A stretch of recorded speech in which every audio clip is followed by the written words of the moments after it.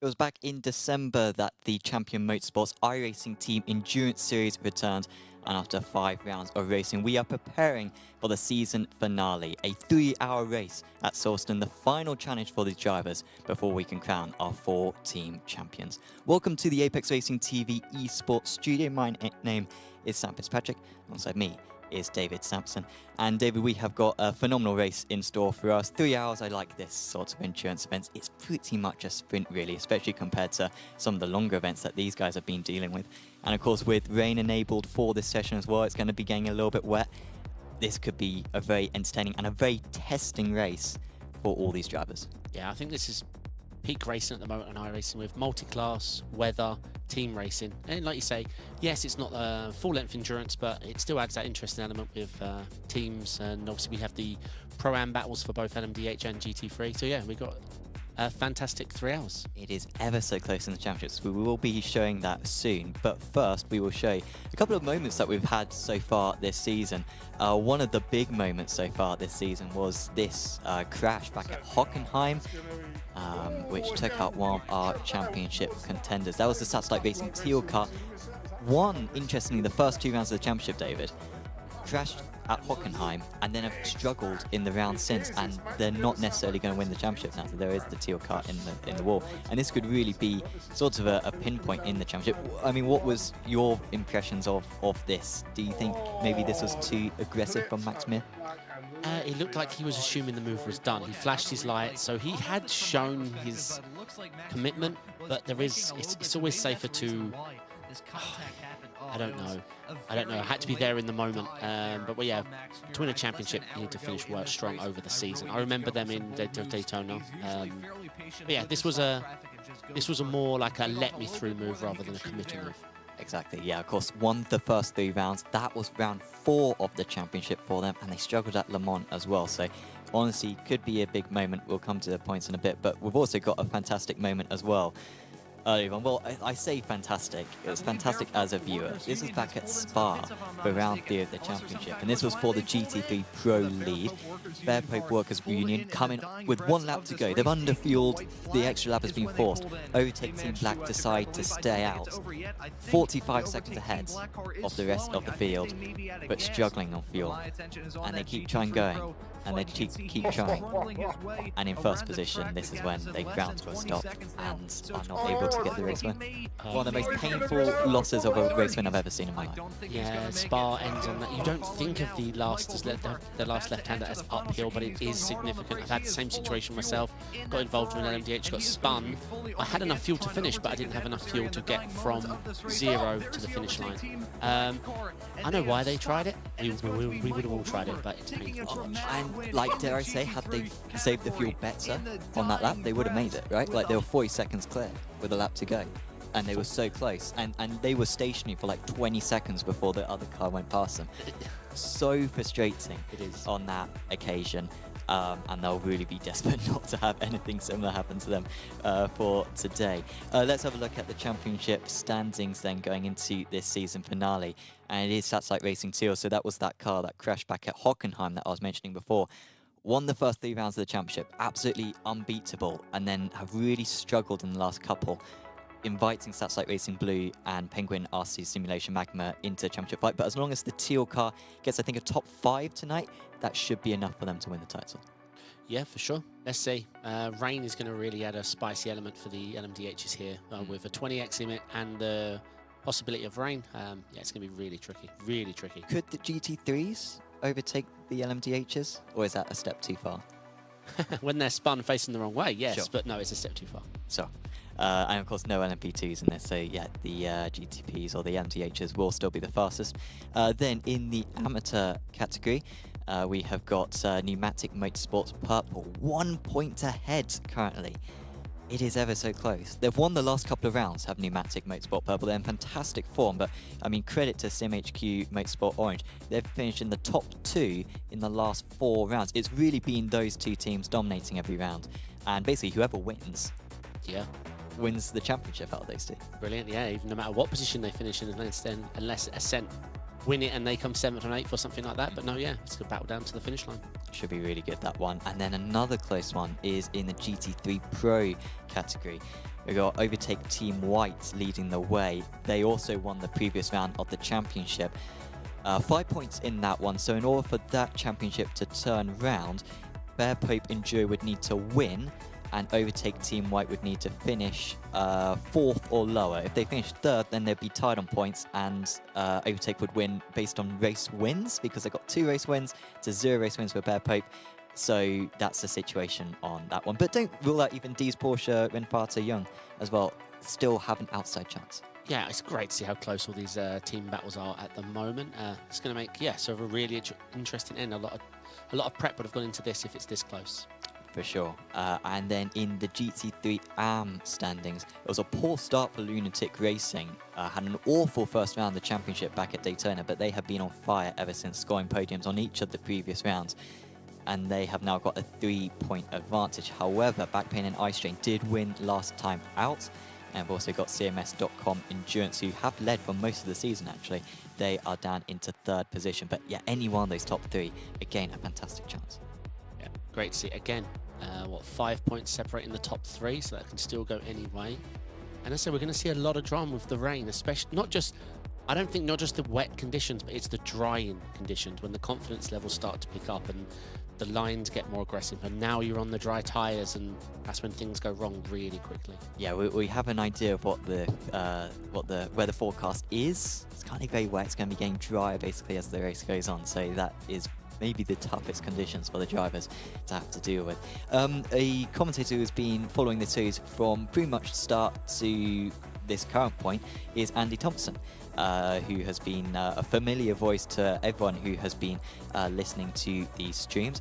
And we should be able to have a chat with Andy for him to give us a quick rundown of sort of what he's seen in the last few rounds. Andy, very happy to have you back on the stream for this final round.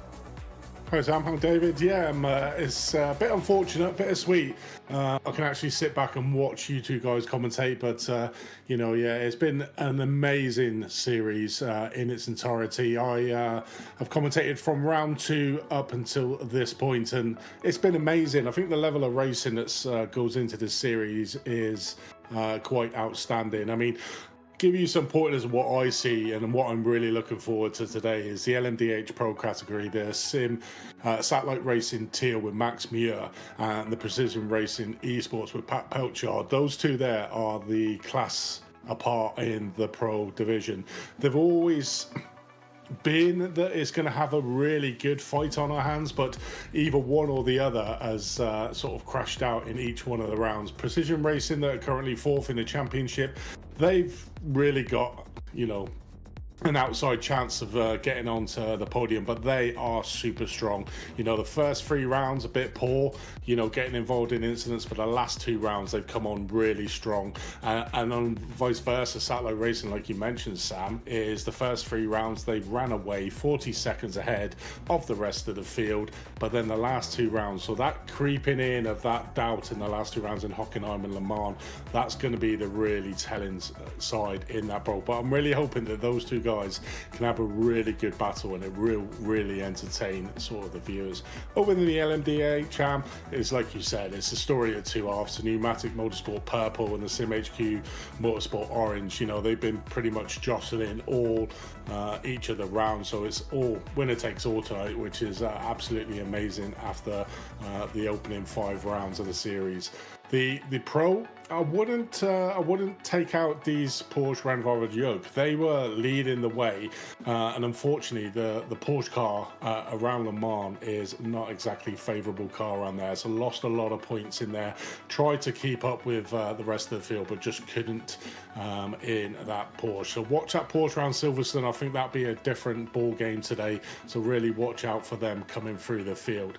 In the AM, it's just been amazing. Like you were saying, Lunatic Racing at the start, had a pretty much terrible Daytona, but so did Backpain and Eye Strain. I think they were pretty much only 1 position apart in that championship. But since then, they've literally been trading the first place. So, you got Lunatic Racing in the Jerez winning that, then back pain and ice rain winning Spa, then Hockenheim went to Lunatic Racing, and last time out in Le Mans went to back pain and ice rain. So it's going to be an entertaining battle there, and don't obviously count out the CMS.com endurance, but it's been a fantastic season and a great track to end it. And to add in, as we haven't had the weather before in any other round, to add in that rain element is going to be spicy, and I'm really looking forward to this round. Absolutely. I mean, like, obviously, you mentioned before that we haven't had the weather so far this season, so it's difficult to predict. But, like, what do you have an idea of any sorts of drivers or teams who you reckon are going to do a little bit better in the rain? You know, maybe drivers who are particularly smart out there, got a high driver IQ, or maybe, you know, are a little bit more cautious, a bit more safe drivers. Do you reckon anyone's going to particularly be of an advantage when it comes to the rain? I think the back pain and ice raid team, I've mentioned throughout all my commentary, is that they are so methodical in the way that they approach their laps. They're not the quickest guys around the track, you know, but they're consistent, and they constantly put in them consistent lap times going around. So I'm expecting them to really take hold of the wet weather, and have done a lot of practice within the team. But you know, it's an unknown quantity. It's going to be a game changer in the fact, if you haven't practiced in the wet in iRacing yet, that's really going to be the telling factor across all of the teams on there. I think the LMDHs are going to struggle a bit more with all that power of that motor.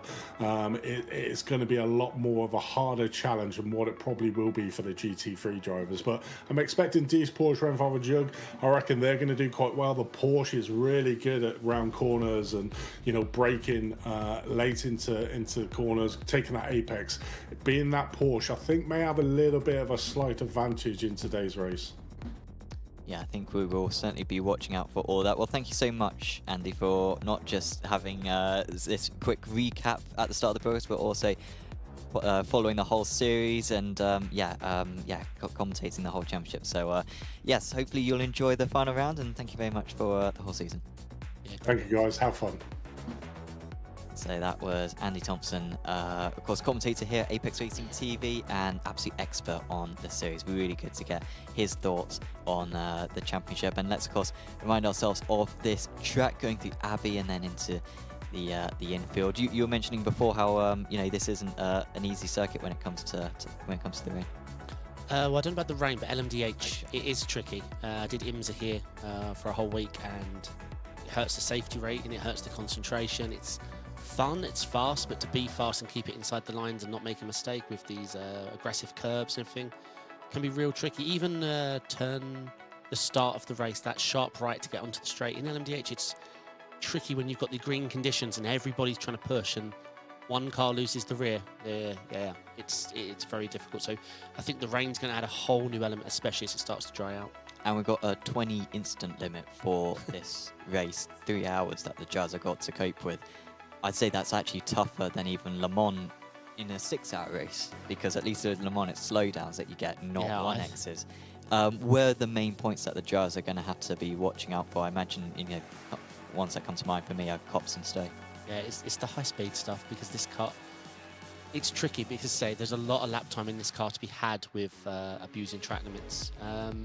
It's going to be, especially at the start of the race when everyone's grouped up and there's dirty air. And I haven't done a lap here in LMDH in the rain, but I can only imagine. If the rear slips and you have to collect it, then on the high-speed corners, you're going to pick up an off-track, just due to the nature of collecting the rear and then get going again. They're going to gobble that 20X. Yeah, gobble. And of course, any spins that you have, that's going to be a few more, potentially any contacts. It will add up in these early stages. Well, that is pretty much the prelude to today. Let's go into qualifying then, because we've got a 15-minute qualifying session. It's 3 laps that the drivers can set, so they can sort of spread it out quite nicely. You know probably a bit more about the rain than me, but like, if they leave it, the drivers, till the end of the session, could that mean that the track will be drier? Correct. Yes, sure. Even if it's a solo qualifying, you see that a lot. Obviously, even with iRacing, now might be some debate on this, but even if iRacing tells you 0% chance of rain, I've seen rain come down later in the qualifying. So I have made that mistake before, because it's only 8 minutes. I'm thinking, okay, I'll do 1 lap at near the end, and I've checked. It says 0% and 8% in an hour, and the rain started dropping down. And so obviously now I've made a mistake, because it would have been drier had I just gone out. Sure. But yeah, the drivers need to be super wary of once they switch to dries and the track's starting to look dry. That's when mistakes are definitely going to happen. Wet tyres in the wet. I'm not saying it's easy. I'm just saying it's easier than dry tyres with 1% rain. Sure. And we are expecting, I think the rain, I think it's still stopped. I don't think it's raining at the moment, but I think it's meant to increase, isn't it? Do we know the Around sim time? The start of the race. I think we are, I'm not sure. I think it's like 9:30 or something now in sim. So the heavy rain 8:52 currently. So that, I think if my memory serves in 8 minutes, it's absolutely going to chuck it down. Okay, so if anything, you want to play it safe. Get out there now. Yes, you want to get out there as soon as possible. And that is what most drivers are doing. They are on their first timed laps at the moment. I believe they've got 3 hot laps in 15 minutes. We have 5 LMDH AMs, 13 LMDH Pros. Shouldn't have said it in that order. 12 GT3 Pros and 10 GT3 AMs. Really good attendance from everyone to stick with the series for so long. I mean, it's 4.5 months ago that this series got underway, and yet everyone is still really invested. We've got a lot of teams, of course, going for the championship, but even them who are not still just want to take part in this racing. And this is, all set to be a really good championship finale as David Williams goes through Maggots and Beckett's onto the Hangar Straight, and just a couple more corners to go. So I was scanning the driver list, and I don't know how I missed a name. Maybe he wasn't in the session, but I do know one of the drivers well, and that's Boris Angel. So I've drove with him in a few races, and he's a very fast dude in a prototype. I have no idea how his team's getting on, but I will check.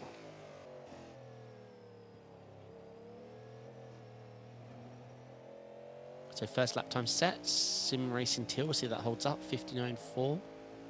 Obviously from this perspective, the track doesn't look too wet.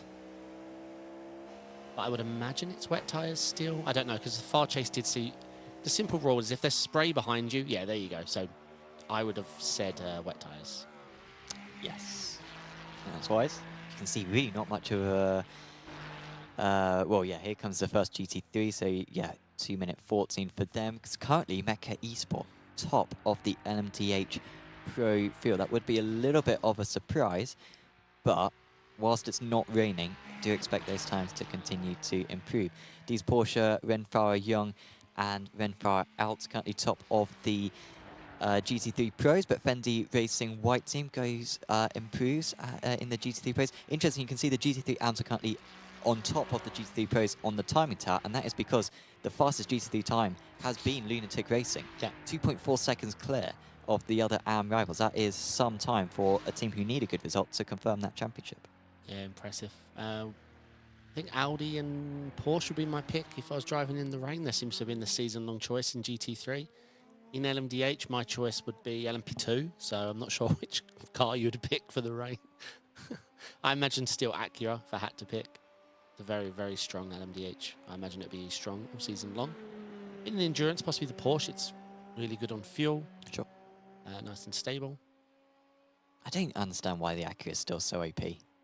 Like, after last season it being so OP, and iRacing just haven't... I don't know. Changed it. It's really strange. Change it every season, have different cars at the top, but no, still Acura dominance in the official series at least. Here comes Kevin Cantonio. Satellite Racing Teal goes to the top. Look at that, 1.6 seconds clear. Wait to see if everyone else will improve by a similar margin. It looks like they are. Precision Racing Bandits now go to the top with Michael Diaz. I mean, it was a second faster for most of these drivers on their second attempts. Maybe their third attempts could well be the fastest yet. Remember, they do only get 3 attempts in this qualifying session. William Woodland around the final corner for CMHQ Motorsports Red. Can he get anywhere near the top? He can. He goes on to the second row. Yeah, maybe in GT3s they might have a different strat, but in LMDH you're just going to want to do your 3 back-to-back because the first lap's nonsense. The tyres are too cold in the wet for LMDH, so generating tyre heat is just a benefit. So you carry that extra fuel and do 3 in a row. I don't know if GT3 should go for 1 and 2. I haven't tested, but if it's rain, I think I'll just want to keep my car out there and do all 3 sequentially and build up some tyre heat, and it gives you more time to adapt with the rain. Doing an outlap teaches you nothing in the wet. You want to be pushing and feeling out the car at all times. Welcome to everyone watching along. If you got any preference or any drivers, let us know who you are supporting in this season finale. If you've got any teammates, if you've got any friends, if you've got any family members, if you've got any enemies, that'd be fun. If you really hate someone on the grid, let us know, and we might show them. Lovely. Tenuto Delta Simtech 144 has just gone to the top of GT3 Pro, ahead of Dees Porsche and Farah Young. Lunatic Racing, interestingly, off the track at the moment in GT3 AM. That's a bit of a worrying sign for them. Albeit they've got such a margin at the moment, at least out of the AM drivers. I doubt they are going to be beaten anyway. Overtake Team Black coming around the final corner. It just seems so slow. Ever so cautious on the throttle there. I'm sure it'll be a decent lap time. However, but I was wrong because they went 5 seconds slower. So ignore that. Sim Racing Teal set. They've just been pipped before I could finish saying it. By an excellent lap, 56.7 from Precision Racing Bandits. And still the GT3 AMs are showing the pros what to do in the rain. Well, Lunatic Racing, to be fair. All the other pros are faster than the AMs, but it's just Lunatic Racing absolutely overachieving right now.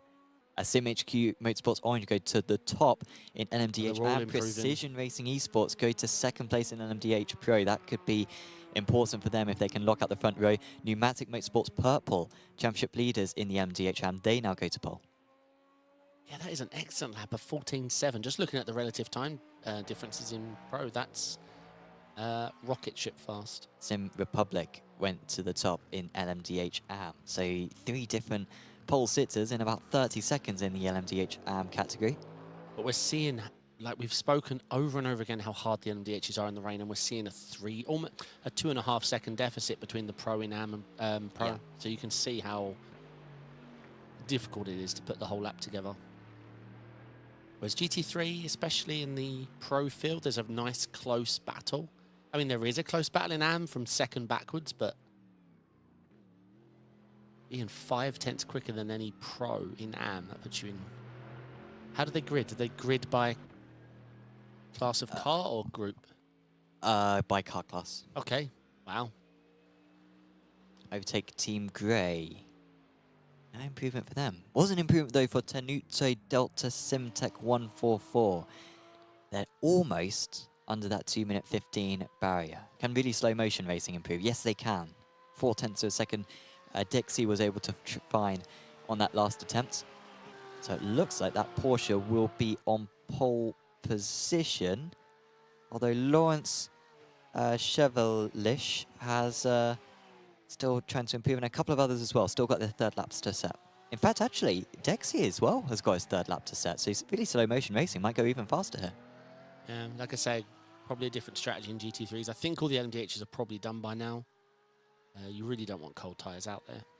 Yeah, it does look like it. Casey O'Brien was the only man still out there in the LMDHs, but he's just towed back. So that is everyone complete now in the LMDH category. We've just got a handful more GT3s to go, and that was not an improvement for Overtake Team Pink. They remain 1.9 seconds off the GT3 AM pole, which at the moment is still the fastest. It's really close in now, GT3, but I do think really slow motion racing will probably pip them on this last attempt. Yep, this is looking like a good lap space. Sectors 3, 4, and 5. Let's see. Yeah, we're still about half a second down. 0.4 down. 0.4 currently down on Nick McCallin's best lap for Lunatic Racing. Really slow motion. Oh, yeah, first sector was slow. Third sector not great either. They've got about half a second to gain, and you know what, Dixie's given up, so I think he realised that his deficit was too large and he wasn't going to be able to get up there. Zain Khan. He is currently 9th place out of the GT3 Pros. But this is not an improving lap for Zain. I don't think this is going to move him up. It seemed like everyone was improving for so long, and now on these last attempts, I don't know, maybe if the rain has come now, it seems to have got a bit slow again. Yeah, that could be possible. Or I'd say the GT3s might just be overheating the tyres. I'm really not sure of the best strategy here. Silverstone's such a long lap.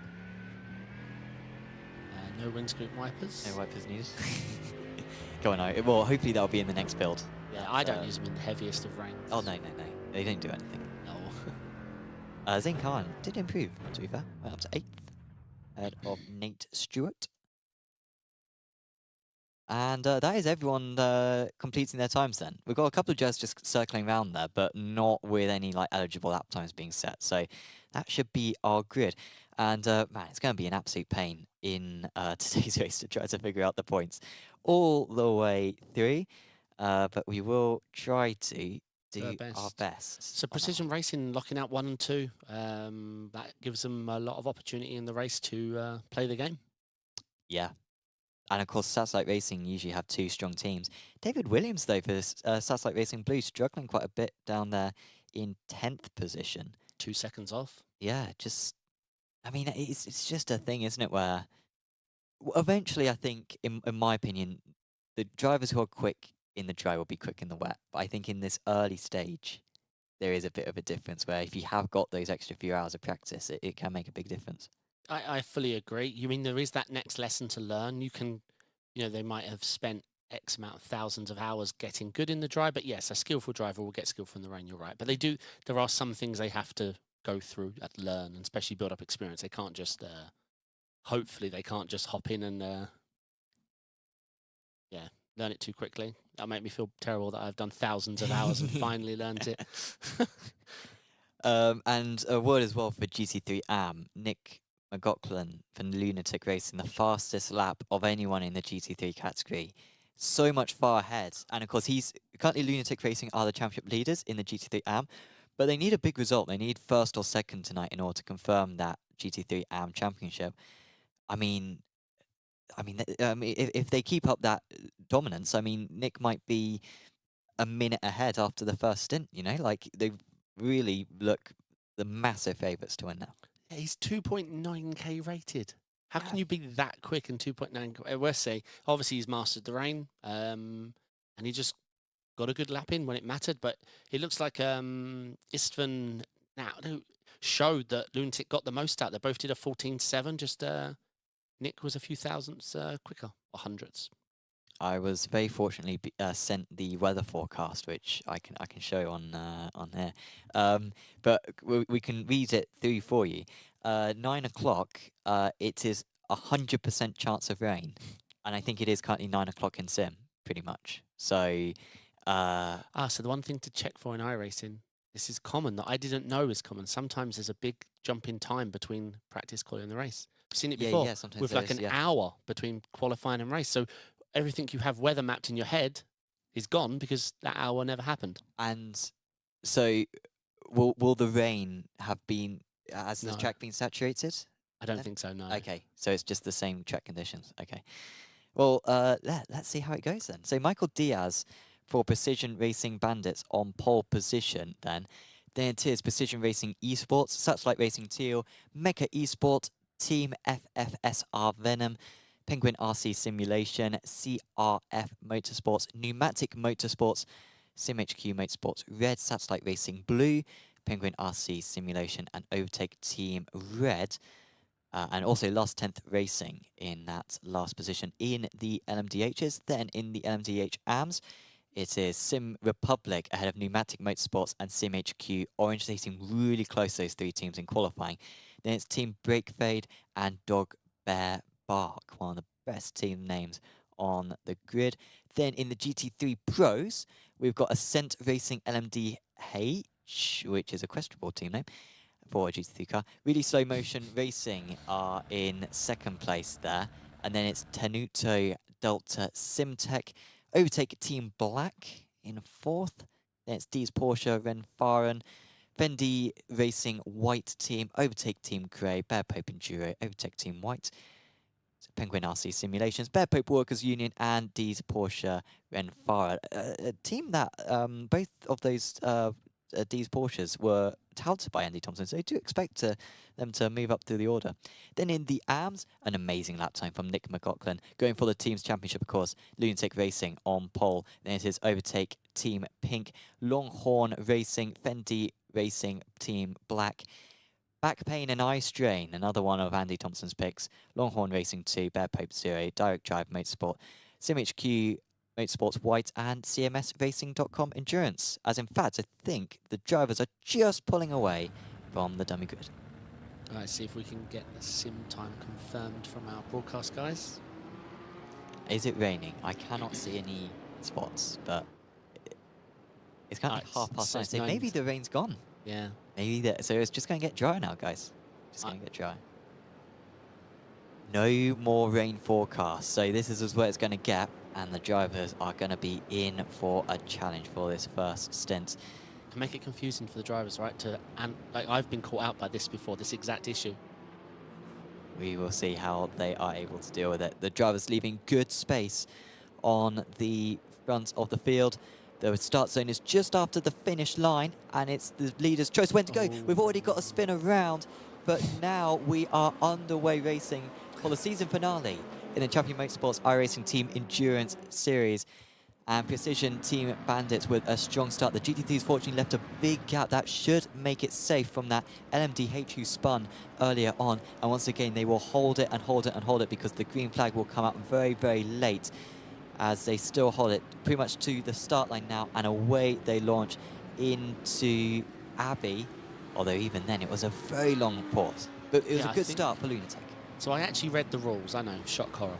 I think they were meant to leave a 5-second gap. It did look a little bit. But I mean, I think it was the right decision in the end, wasn't it? Yeah. I wonder if that LMDH was... Oh, no. No. Oh, that's a big hit. That is a big hit. And that is Bear Pope Enduro. I mean, there's a lot of cars on the side of the circuit with that one. Yeah, he just... He got completely locked up on the brakes. And yeah, he tried to keep it safe, but unfortunately had to use someone else to slow. And...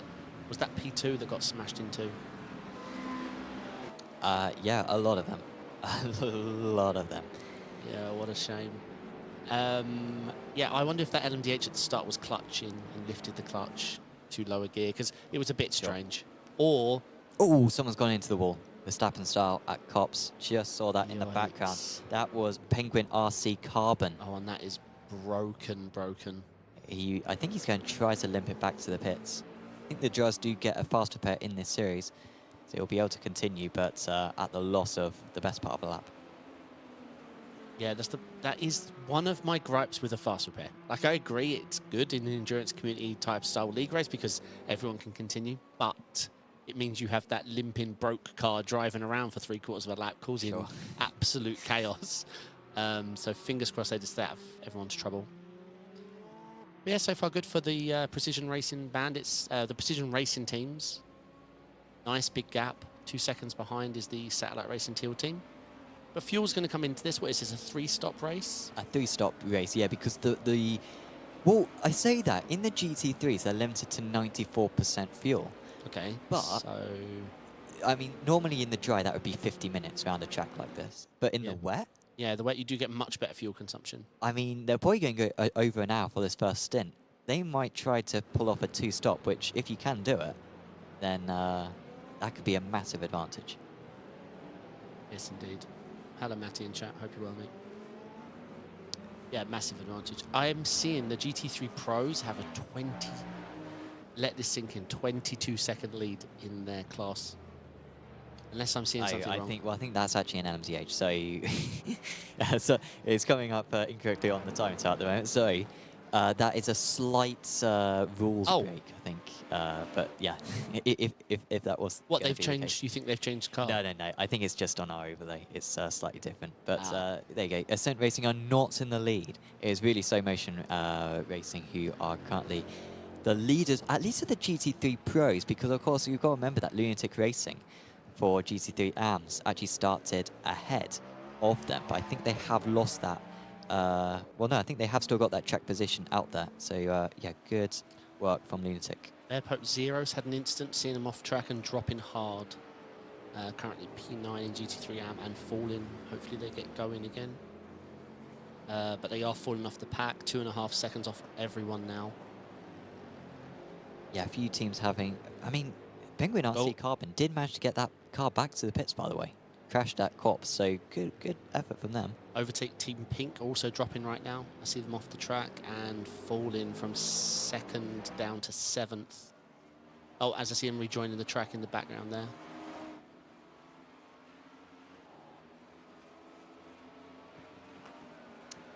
Ascent Racing, currently racing around there. Not sure if he's a pro or an am, is Brian Sohn.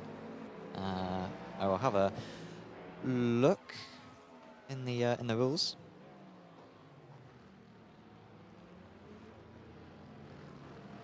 So, see, As yeah, you so can see a bit more of a reflective position there, racing with the other LMDHs. And so far, the drivers with the sort of setbacks, I mean, big setbacks, Penguin RC Simulation Magma and Sim HQ Motorsports Red, they're both in the LMDH Pros.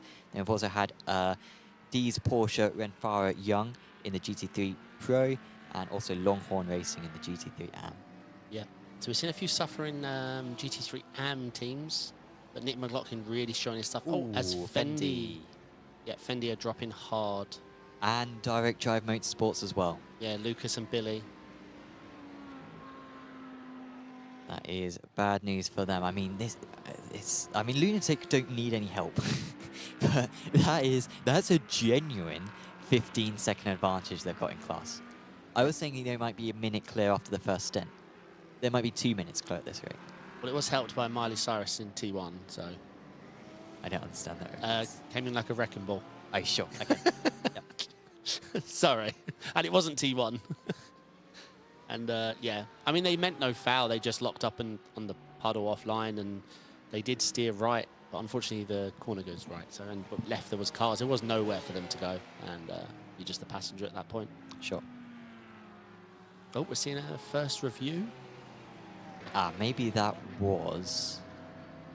yeah, not sure exactly the instant that was. Sim HQ Motorsports White, by the way, I've just got past Backpain and Ice Strain Racing Team in GT3 AM for 3rd place. But yeah, that instant under investigation between Sim HQ Orange and Team Greg Fake. Maybe the instant that we saw at turn 3 on lap 1. Yep, indeed. As already we've got some lapping. I think... Or I think maybe these guys are getting their way back through the order. Yeah, could well be. Yeah, Fendi definitely did have a problem. Sorry, no, that was the AM team that had a problem. Lucas Holler, Fendi, is 2 seconds off the back, down 5 positions in AM, which is a shame to see. Not much change in the LMDH Pro field. The top 5 all remain in their starting position. I've just seen that Ascent Racing... Ooh, change for LMDH AM lead. Sim Republic have had an off. They were leaders of the LMDH AMs, but they have just spun off, and they're going to lose that second place as well. Yeah, still dropping hard. Have they hit a wall?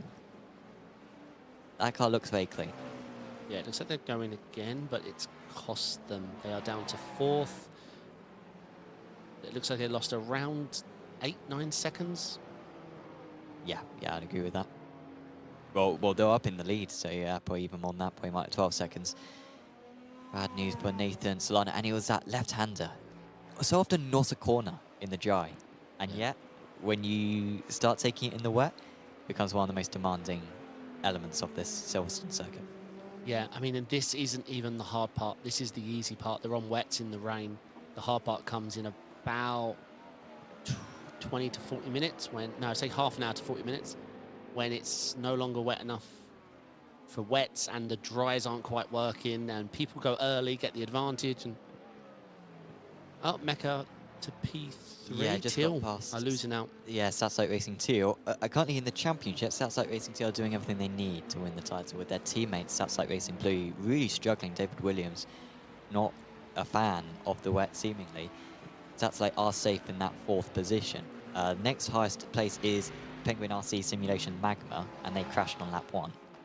Next, then, highest is Precision Racing Esports, because they are up in 2nd place, but they are a long way back in the championship. It would really need SimRace Teal to have a crash in order to reverse those. So that's like Racing Teal looking very good for them at this point in the race. So I was just thinking about the pit stop. The pit stop in LMDH is quite well timed, to be honest, because what have they got left? About 30 minutes until their first pit stop, probably 35 minutes. And well, in the wet, I think yeah, it's probably more like 40 minutes at this point. Yeah, but I don't know. They're going to be scrambling to decide what tyres. Because it probably won't be perfect conditions in half an hour to switch. But do you want to be on them Wet tyres for another 40, probably not. So, I mean, some teams might try shortfalling, fueling, it's or much better to play it safe and go for wet tyres again. 100%. Because if you're going slicks and you lose 30 seconds on your outlap, then you're making an extra pit stop. At least if you go on wets, you're probably going to be... coming out the pits, you're probably going to be faster on wets. No, you are. I mean, you are correct, but that's not what you end up doing when it matters, because you'll tell yourself all stint long, yeah, play it safe, stay wet. But then as you come in, you see the track dry, you're like, no, put the dries on, because I'm being stupid otherwise. Surely it's a dry track and I'm going to be on them for 40-odd minutes. Let's do it. And this is what we did and everyone did in Sebring 12. The track, by the time you come in, is going to look very dry. Sure. This is when you need a teammate scrambling in their rig, setting up the time of day, the weather, participate, and then they can sort of try and engage. But this is the good thing about iRacing, just how random it is. It's very difficult to know how it's going to feel in half an hour's time. Especially you can't, unless you've got AIs, it's very hard to simulate the cars clearing the track.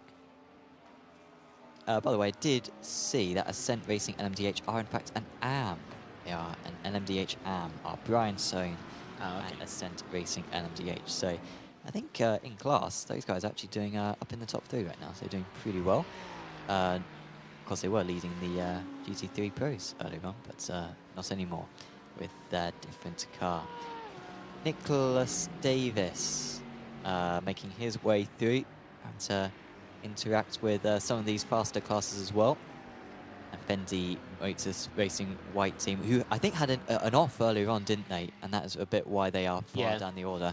Ahead of Tenuto Delta Simtech, who, to be fair, qualified well as well. I mean, both these teams have had some setbacks, could have been higher, and they're fighting right now for 7th and 8th, but do watch out for them to get near the podium by the end. Yeah, for sure. Yeah, they made a mistake, but they can recover this. Just scan up and down.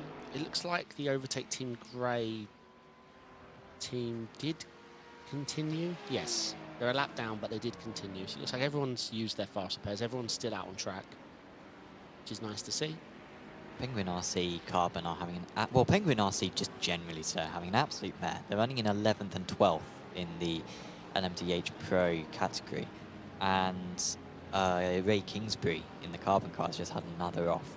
So really not going well for them. There's Brian Sohn for Ascent Racing LMDH. So prediction, Sam. Oh, was that SimHQ who just crashed? Yes, yeah, SimHQ Motorsports White. David Nichols, yeah, he's dropping hard. Still not recovered. No. Now he's not off the track at least anymore. He has not recovered yet though. Still dropping. Got a lot of replays coming up. Yay, let's go. The start frame for this one is quite humorous. Yeah, I don't... 6 cars going the right way, 1 not. I hope we got another camera angle on that. I want to know what happened. Was it clutch? What's your prediction, Sam? Clutch or slamming on the brakes because the guy in front? Clutch. Clutch, okay. Yeah, I think clutch. No. Oh, is it going to be slamming on the brakes, perhaps? Because I think we're about to find out. Oh, so he thinks that they've gone... Yeah. Yeah, NDM. NDM. He touched the guy in head, and that's the iRacing way now. You think, or was it the locking off the brakes? No, it was NDM. So he does touch him, but yeah, that's the netcode that gets calls nowadays. So here's the GT3 start. They really left it long. Really left it long. Oh, that guy down the inside. I hope it's not him who causes the accident, because that was madness in the wet. Does anyone get a tap? Oh no, he got caught out. Yeah, by how early everyone else broke. Yeah, crazy that, right? Lap 1 in the wet. Oh, I'm not excusing you. No, good. Yeah. Michael Hooper, for Bad Pipe. Oh no. A driver who I've seen race a lot. Of course, won the GT3 trophy in Aero in Pro-Am category, if you remember, David. Yeah. Fairly recently.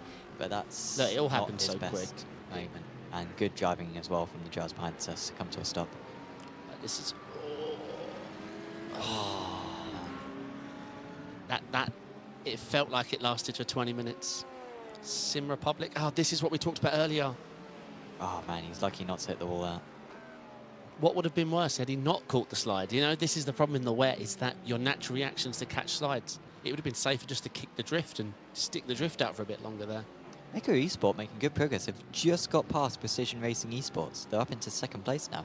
Precision Racing, who really looked like they had a stranglehold of this wet Silverstone circuit. Mecca putting up a good fight against them now. Mecca are currently 12th place in the championship. They're mathematically impossible for them to win the championship on Mecca. So really doing well. I'm not sure what their season totally has been like, honestly, Mecca, but they haven't finished in the top 8 so far this season. And here they are in 2nd place with Kevin Weimont representing them extremely well. Another team to keep an eye on is this Pierre Quignard from Team FFSR, who's just put in not only a 59, but a 59.2. He has the fastest lap of the race, the lap before last. Who was that, sorry? P5 in LMDH Pro, fastest lap of the race. Yeah, there we go.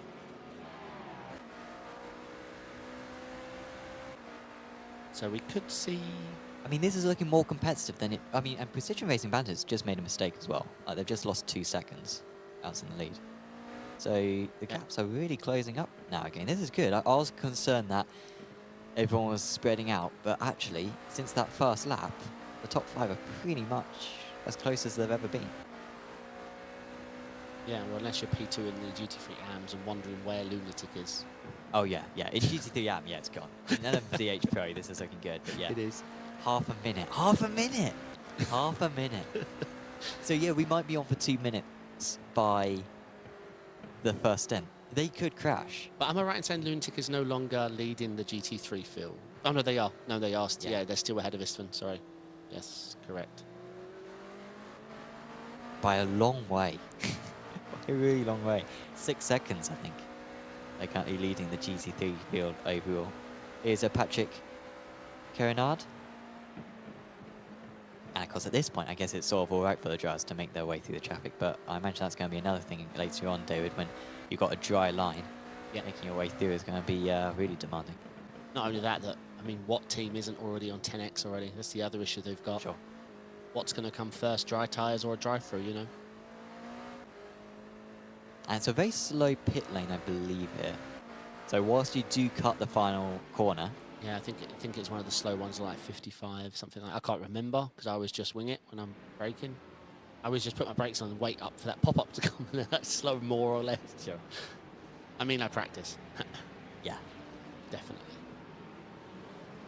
3.7, the gap out in the lead. Seems like Precision Racing Bandits, after that mistake on the previous lap, they lost 1.4 seconds around this part of the circuit on the previous lap. The rest of their lap, though, was strong. And they've been able to maintain that, restore their healthy lead. Still Precision Racing Esports keeping Mecca Esport honest. And running a little bit wide there, costs you so much time in these conditions. Overtake Team Pink, by the way, just going off the circuit. And CMSRacing.com Endurance move up to 4th. Yep, just saw that. Yeah, Overtake Pink hasn't recovered. They are dropping. They've just lost 2 more positions. Still not going. They've just lost out to Sim HQ Motorsports White, who had that incident earlier. And yeah, they've still not recovered. Daniel Ash, Overtake Team Pink. I think he's going again now. Yes.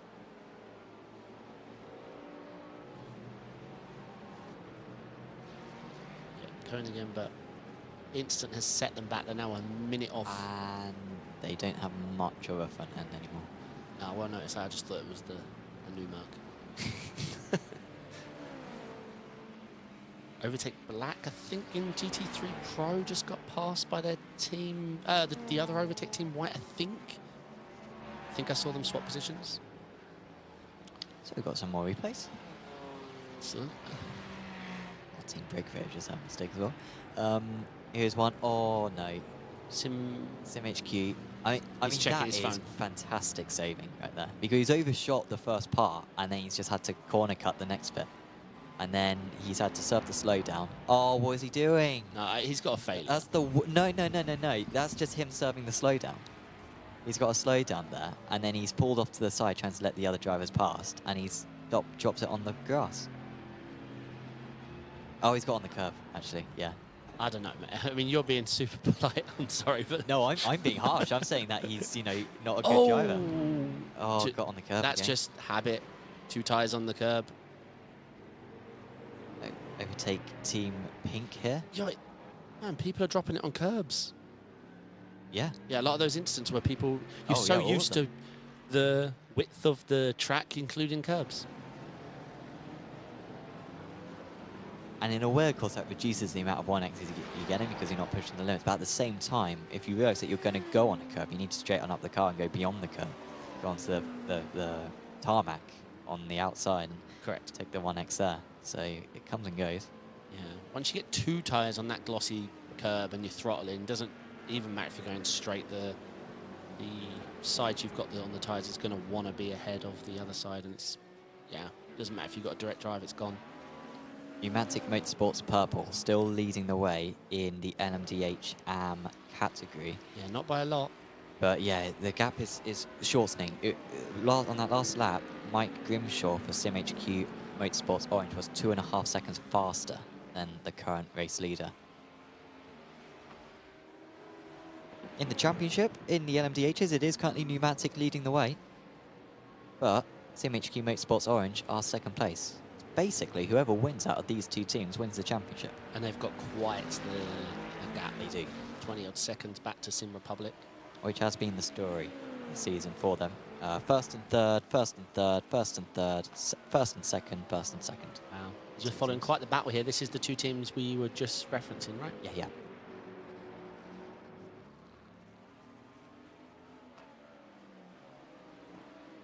Yeah, very tight. But I wonder if SimHQ is just fuel saving.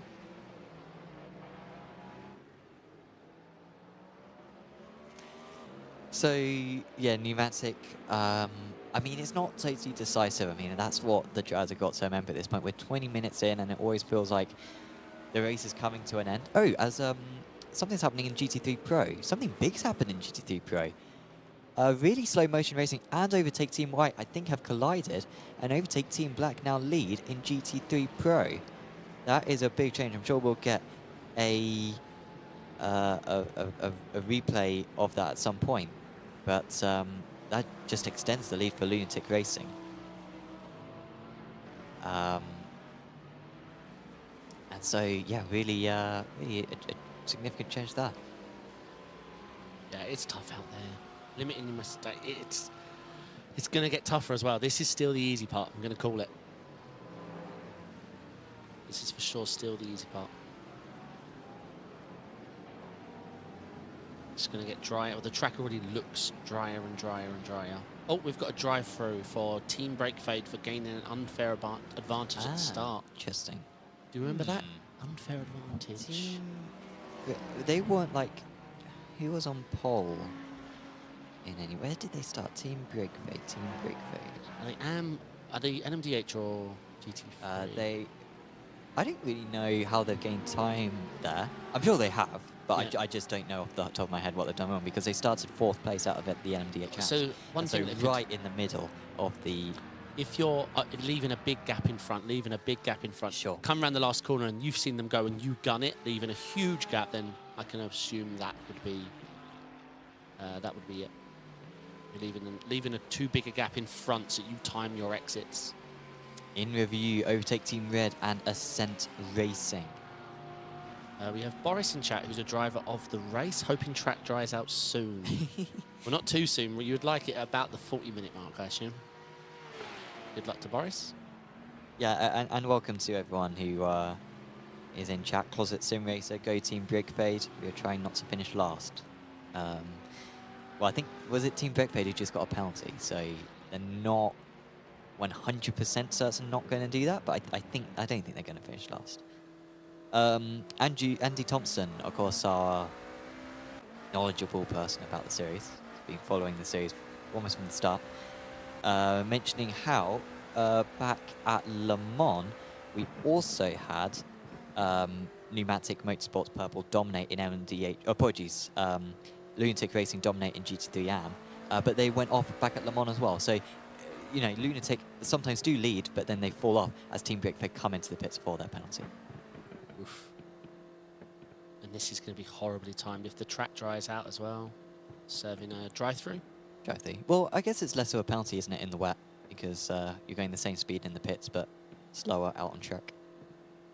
That is an optimistic way of losing 50 seconds.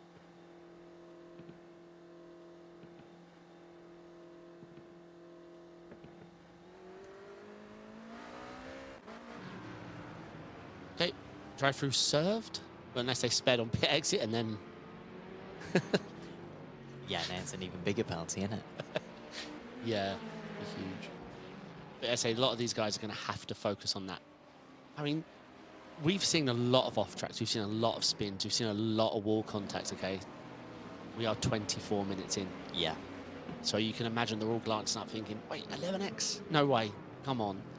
It's been a long 24 minutes. I mean, sometimes time can go different ways. Obviously, this has been so far a very entertaining race, but there's been a lot of it. And it feels like we've been for a while just because of the amount of action. But yeah, we really are. Less than a sixth, we're about an eighth into the race. Really close now in LMDH Pro. Top Yes. 4 separated by 2 seconds. Still Precision Racing Team Bandits leading the way. No changes out of... who's that? That is that's slow. Bandits. And that was Precision Racing Teal going into the back of them, I think. Yeah, Michael Diaz is... What on earth happened there? They just were in the middle of the track. Our race leaders out of it. And Mecha Sim Esport now lead the way. Precision Racing Esports second place. And Satellite Racing Teal, I think, with significant damage. Yeah, Precision Racing Bandits. I haven't seen... Look at that. Oh, he's going to struggle to get around this one. You've got to slow more than that, Max. Look at that loose tyre. Oh, he's still able to turn right. I'm surprised he was even able to turn at all. Oh, I cannot believe the tyre. Where is Precision Racing back? I assume they're on track as well. Yeah, I assume he's driving back as well. But I know he towed back to Bandits. They got absolutely walloped from behind. Well, I'm looking forward to the replay there. I was looking down. You was mentioning the 2 seconds, and I was just about to talk about P5, and I missed it. Well, yeah, we had, a SimHQ Motorsports Orange have gone off. That's big in LMDHM because that is one of our championship contenders. It seems like it's just a spin, though, for SimHQ Motorsports Orange. There they are. They're back going again, but that is a welcome relief for Pneumatic Motorsports Pub. Remember, in that championship, whoever wins out of Pneumatic and CMHQ wins the championship. That's so a big gap. That's a significant event right there. What happened? Was it a spin? Or do we not I know? assume it was a spin. I just saw them off the track. 8 seconds. Whoa. You gotta love the rain. For us. Sorry, Oh, for us. yeah, for us, yeah. Makes it super easy. Yeah.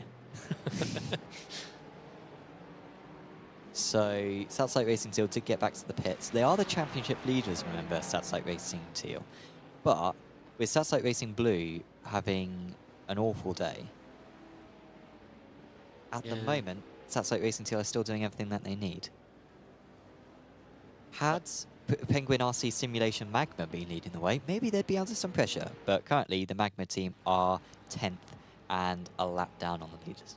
Well, we're going to see right now what was the better option, towing or driving back, and it taking 5 minutes. Oh, no. So was that the both AM leaders? I'm not sure, although there was a pause. It's in GT3. I'm not sure about that move. Last 10th racing being spun here. Oh, where's the GT Wow. going? Yeah, Yeah, in but that did he angle. understeer? Oh, What? Why is he? But I think the car he was stationary was. Why is he stationary there? I don't understand. Is that a blinking thing? Never seen that from a blinking thing. So who was stationary? Was that? That was the race leader, I'm fairly sure. Precision Racing. Yeah, Michael Diaz for Precision Racing. So I saw a blinker. The blinker was a GT3, but then yeah, But the car station was an NMDH, right? correct. Yeah. So Sim Racing Teal didn't drive into the back of them. Well, they did, but They I did, meant yeah. not in a negative way. Oh yeah. Yeah. They had no chance of avoiding. Yeah, I No. don't know if our producers could get get clarification on why The leader stopped. Yeah. why the leader was stopped in the middle of the track. I don't know if it was a spin or whether it was something else. But they 'Cause it were looked stopped. stationary. Yeah, They were moving backwards faster than they were moving forwards. That thing was not. That was a statue. Yeah, and I didn't even see brake lights either. I'm not sure. Oh, so we're hearing that it was maybe hardware. So actually, I think he literally did just come to a stop. It wasn't a a mistake. What could foul that makes you stop? Either Well, A, you're if- not in the car, well- B, the brake 100%. But maybe a frozen screen as well. What do you Yeah, just but think? your car usually careers off the road into a wall if it does that. I'm not Sure. sure. Oh, It's a wait, Ryan O'Connor in chat says Diaz dropped connection. That's what happened. Ah, So the car had rolled previously, and then that's where it came to a stop. sure. Because I'm thinking, oh, if he came to disconnect here, his car would fly off. But obviously, that's the outcome of him disconnecting. What a shame. Yeah, we had a really good fight going Yeah. on for that top 4, didn't we? So often happens. Mecca must be wondering how on earth this occurred. We can see it on the preview screen. Oh. That didn't look like a disconnect to me. We disconnected afterwards. No, that did not look like it. I mean, I'm not saying he did it nefariously. I'm just saying it didn't look like a disconnect. But to me. yeah.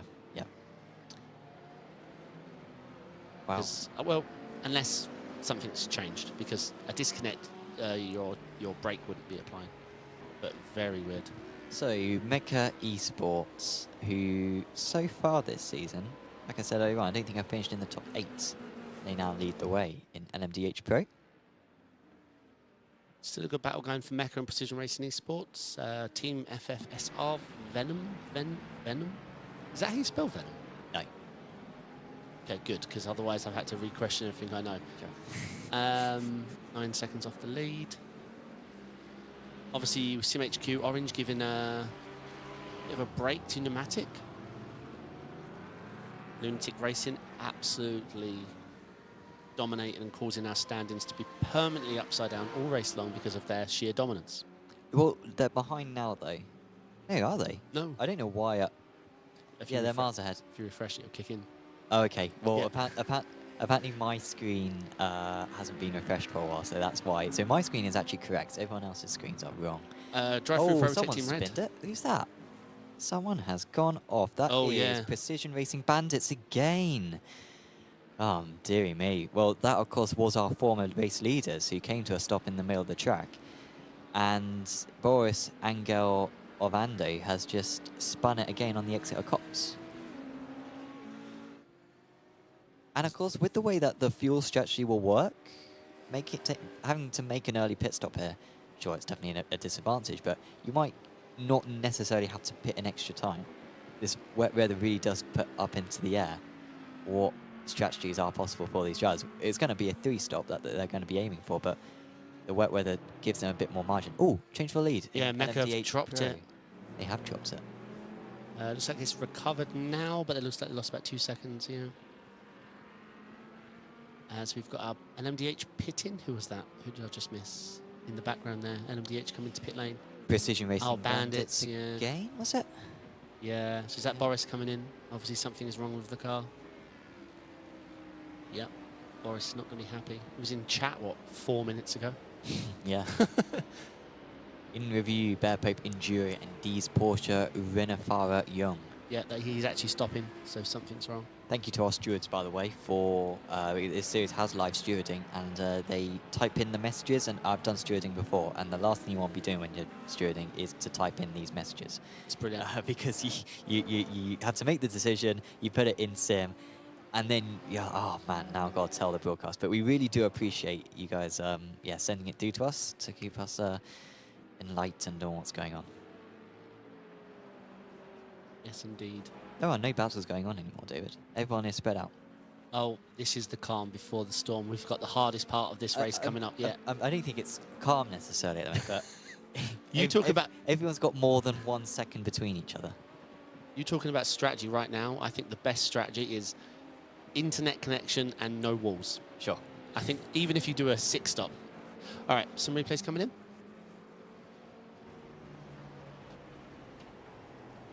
So this is precision.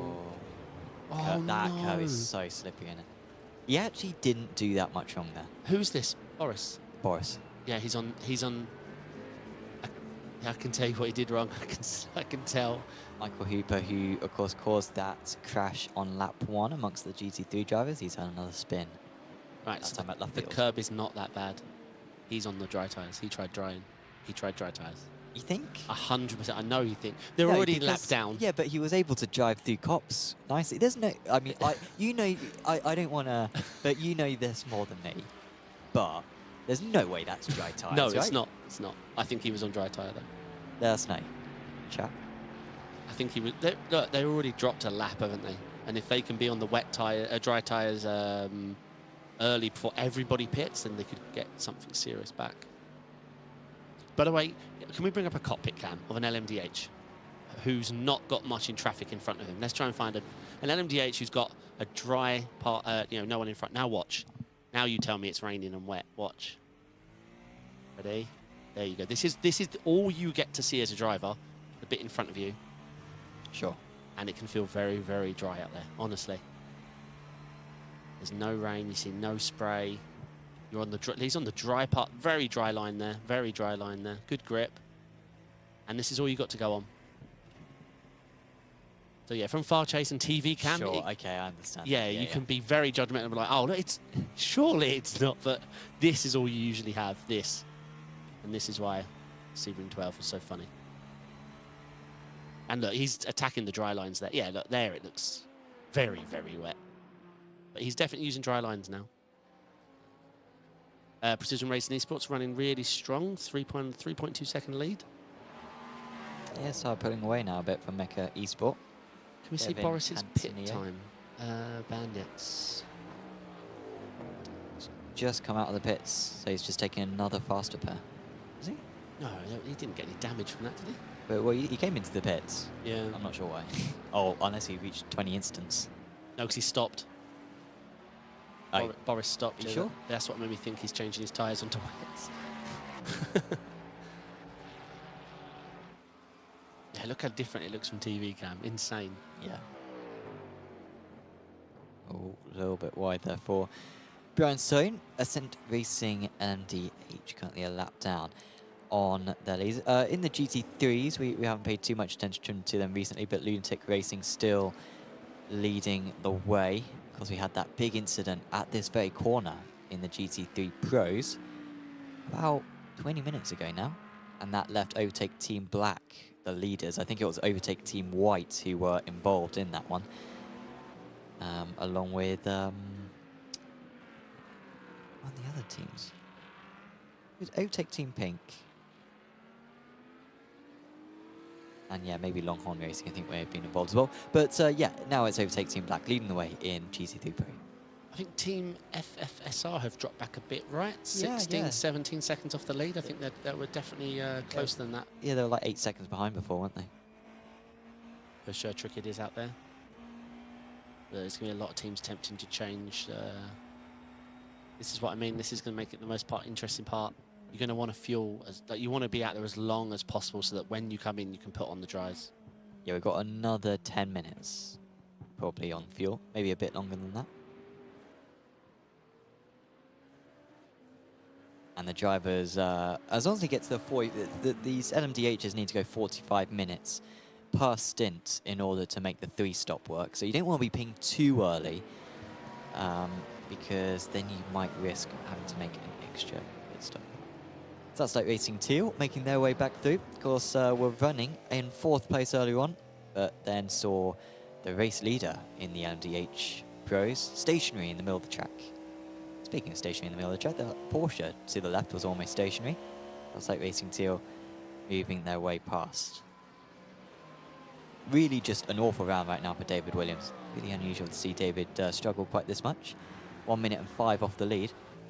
And remember, it's the Satellite Racing Blue and Teal team slide for Satellite Racing Teal. He's having to pick his way through mid-corner through these GT3s. Yeah, it's still looking very tricky out there, especially negotiating the traffic. Sometimes it can catch you out of your closing speeds in the wet. Well, if you can call this wet, it's definitely getting drier. We've got wipers on for Nathan. Is it raining? If you go back to the cockpit cam. Oh, no, that's spray. Okay. Well, I'm not sure. I'm not used to sitting yeah, in a chair judging from a TV screen. So what, you don't usually use a TV and you don't usually use a chair? Well, a monitor and a racing seat. Sure. So I would say there is a difference. Yeah, there's no spray. There's no spray. We're all good.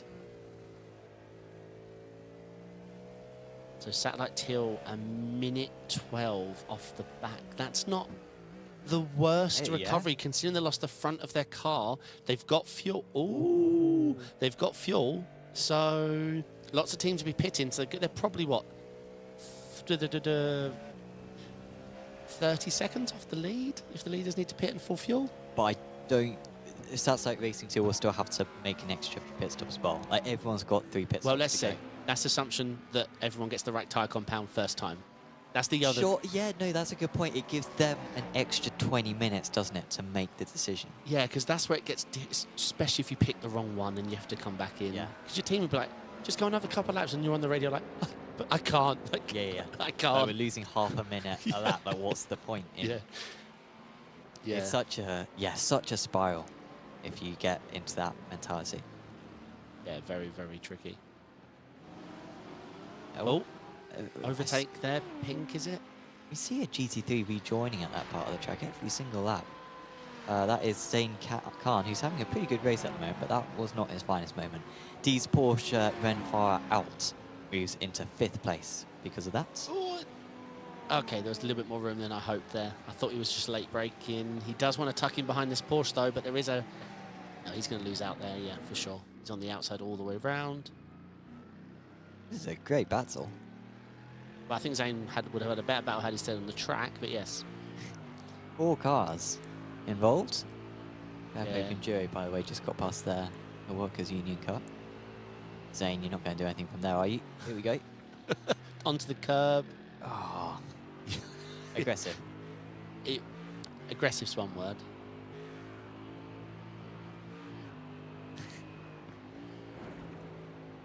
So he's still following in the spray. So you navigate Maggots, Beckett's, and into Chapel. Yeah, it looks... I would rather be out there in the GT. It does look a lot of fun in the wet. I like the LMP2 in the wet. I'm not the biggest fan of these LMDHs in the rain.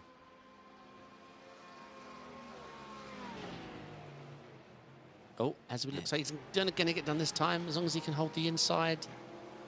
Nicely done. Aggressive for a... Ooh. Porsche thought about giving him a nudge. Is he going to get this sent done? Oh, no, No, yeah, no. I mean, the fact that 3 cars weren't involved in that is the positive news in that. Yeah, he's... I mean, what is his I rating? 6.2k, and he's sending... Oh, he's sending it on... Wait. Oh, right, yeah, because GT3 Pro is our lowest division for this race. Sure, yeah. I'm getting myself all muddled. The AMs are superior, but yeah, that was a penalty, for sure. I'm not a steward, so I'm not actually saying that's what happens, but... Oh, that's going to be tight again on the hairpin, but left enough room, fortunately. Did the overtake Team White. Apologies. So the overtake Team White is yeah, the middle car here. And then I'm not sure who the car ahead is. But they're still fighting pretty hard. Well, I think I think Isaac wants I don't want to say revenge, that's the wrong word, but I think he wants to fight this back. Okay, so that Porsche has now got out of the way of these guys. He was a lap down and wasn't really in the fight with these guys, but he was fighting quite a bit with them. So overtake Team White now with a bit of clean air and really slow motion racing, continuing to gain places. Of course, remember, Dexy was fantastic in qualifying, wasn't he? But he got taken out at on the lap on, and that is why he's so far down. Taking a bit of a banana line there. What's that, to pick up a bit of water? No, it doesn't work. iRacing's already confirmed that you cannot call wet tyres. Sure. I didn't think it was a thing. No, it would be nice for it to be a thing, but no, if you drive into a puddle, you can't cool your tyres. Sure. He didn't word it in such a way. Drive onto the grass, you know. That heats them up. Well, now it heats them up. Yeah. Yeah. So the way Greg worded it wasn't ruling out that it's something that I'm sure they'd like to do, but doing it without, yeah, I don't know. It's not easy. So we're on board with really slow motion racing. Precision Racing pulled out a 10-second lead So Team FSR definitely did lose time somewhere in the last 20 minutes or so, about 6-7 seconds. Looking at the LMDH AMS, Pneumatic extended that lead that we had for, I believe it was 8 seconds for a rather long time. Now it's 11. But that could be easily done in traffic and just weather management. I would say most teams right now are just prioritizing running these cars as long as they can on fuel to give them that extra lap of decision on what to do.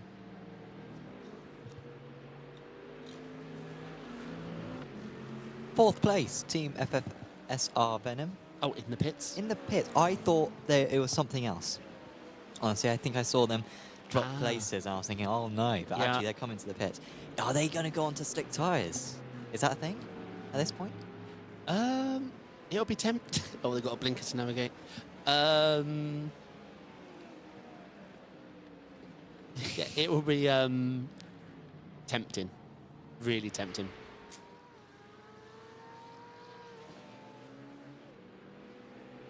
Yeah, it's a big decision for these drivers. The LMDHs won't be able to go much further than this on fuel. I mean, usually they go about 45 minutes on a tank. With the wet weather, they can certainly extend that out a little bit longer, but not a whole lot longer. Here, Stats like Racing Teal, they have already made a pit, so they don't need to pit anytime soon. They can continue going around there. And when everyone makes pit stops in front of them, they will not be far off the lead whatsoever. It was a big shame what happened to them. You know, we initially thought, oh, we've got more pitters, I believe. Well, that was just FSSR still in the pits. It was quite a long 40-second station. Oh, no. I was looking down. What happened? These two somehow avoided a sideways LMDH that careered in front of them. They were almost facing each other. Kingsbury. Here we go, we've got a fast action replay for you. Oh no, sorry, it was Brian Hussein. Apologies. Oh no, he went into him. That could be a penalty. Well, he did deploy the cows for that corner, mate, a little bit. That was a heavy, it looked very heavy. I don't know, I'm not a steward. Sure. I'm not a steward, and I haven't done any laps in this dry, wet condition, but it looked like it surprised them both. Yeah. Yeah. Fastest up of the race, by the way, that last time up, Satellite Racing Teal. They were able to get ahead in all of that. On that last lap, they were 2.8 seconds faster than the race leaders. Also, Mecha Esport just had a really bad lap. The gap's now up to 9.4 seconds between the top two. Really strange, actually. Wow. Wow. And Teal cannot be affording that because they've already used their faster pair. Max needs to calm down here. Do we know how many fast pairs they get? I think it's one. Right. Our producers might be able to look in the in-sim sessions to confirm that one. Or I could look in the rules, to be fair. Yeah, I think it's just the one.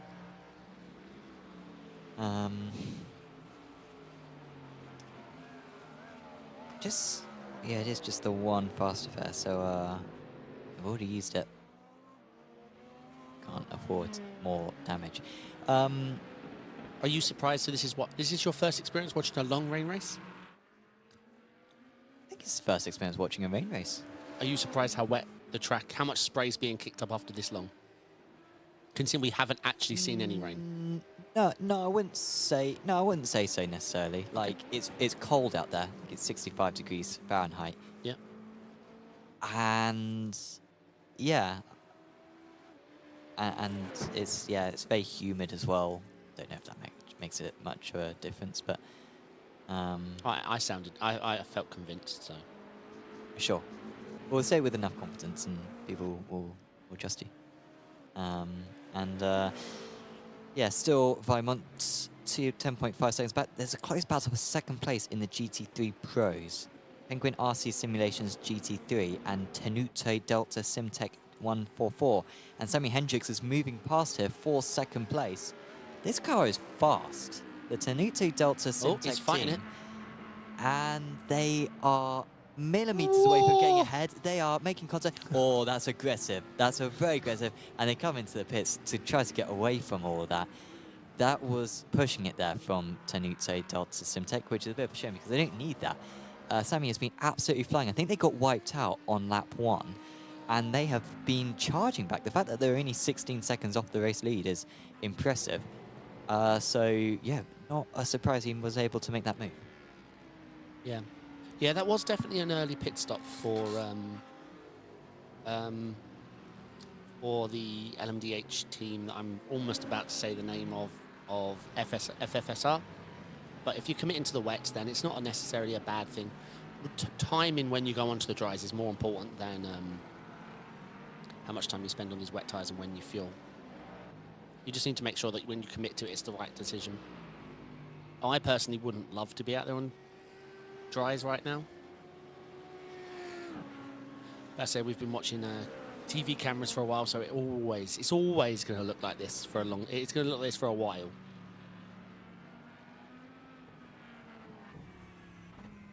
So Lunatic Racing, yeah, a minute now ahead of their nearest AM competitor. And can I work out the gap between 1 and 2 with the Pro?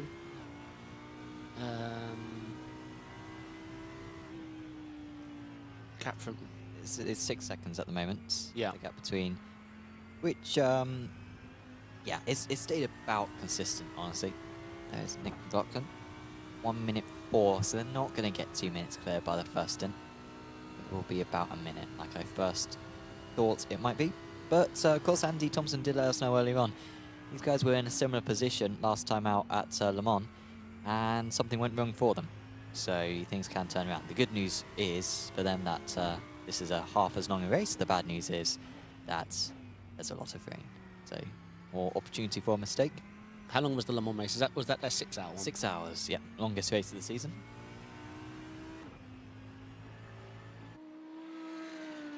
And these GT3s still could go for another, at least another 10 minutes. It's really going to be important how far they can go in this first stint of the GT3s, because they might be able to convert to a 2-stop. Everyone would have been expecting the dry, a 3-stop in the GT3s, because they're limited to 94% fuel tank capacity. But in these conditions, they might go over the hour. And if they can do that, then they have a chance at pulling off the 2-stop. Zane in chat is saying, and the weather says it won't clear until the end of the race. I thought it cleared before the start.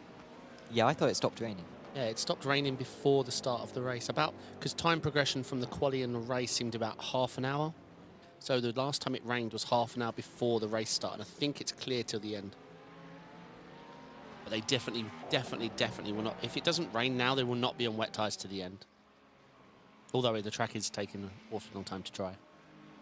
And like, if you're part of a team at this point, you've got to be thinking, because sometimes teams might be alternating drivers. This is not the time to alternate drivers, right? You want to keep the same driver in until it dries out, and Correct. then change. The fastest driver is the guy who has experience of the changing conditions. That's the bigger problem with these changing conditions, that it might be in a situation that none of you have practiced. Zane Khan there for overtake Team White. Remember, these guys were fighting for the lead earlier on. Were involved in an incident at Club Corner. He's up to 3rd position now on a good comeback. Aggressive in parts, but yes, on for a very strong comeback. I cannot believe this pace of Nick. Let's see how his teammate holds up. That's a lot of pressure. Yeah.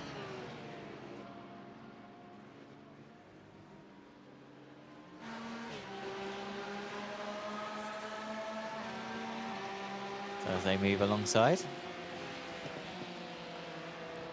This is close through here. I think they were able to pull ahead with really slow motion racing. And of course on that last lap there were a second faster was Isfan Dexy.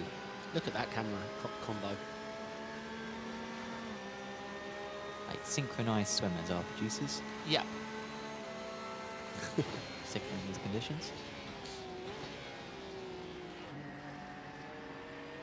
Although when you've been driving, following someone in the rain for a while, sometimes, for some reason, your brain will tell you it's smoke, not spray. Because sometimes they can look very... Oh, that's a bit deep. Very deep, yeah. It's all right.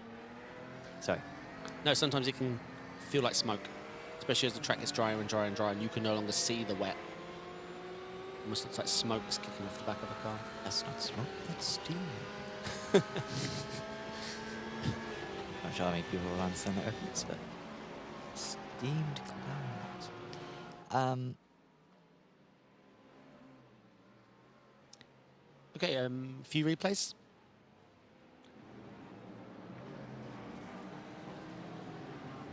So this is Zayn Khan. So Zayn was clear of those drives that we were watching him battle earlier on, and then so I think that was a little while ago. And then that was the send, and they got very lucky. Well, that car didn't, but and this driver just managed to get their way through. FFSR Venom. Oh man, that is unlucky. Fortunately, they were able to get into the pits. And Fendi Racing having a huge slide. I said it was an early pits. And yikes.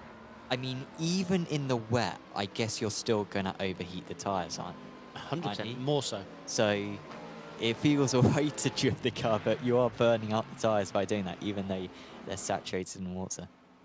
Correct. These wet tyres are getting less and less efficient with the drier and drier it gets.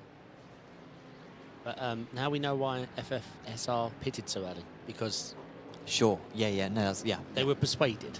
Yeah, because the LMDHs still haven't pitted. Correct. I did think it was early, yeah. Yeah, they've gone already 10 minutes longer than they would have done in the dry. See how much further they can go. I doubt they're going to do a two-stop. Really doubt they're going to do a two-stop. But, I mean, if they go beyond the hour and it doesn't dry out later on, then... So, first time doing rain officials that went from rain to dry at Suzuka. This problem caught everybody out. Your fuel calc tells you a number to put in. You put it in, come out the pits, and now it's dry. Now I had to save something like 3.5 litres of fuel because all my fuel calcs were telling me, well, you're never going to make it. I was like, but I did everything correct. Yeah. And then your brain realizes you're burning a lot more fuel, and lap times are dropping. The amount of laps in the race could even drop. Could change. Yeah. You could get an extra lap in. Correct. Yeah.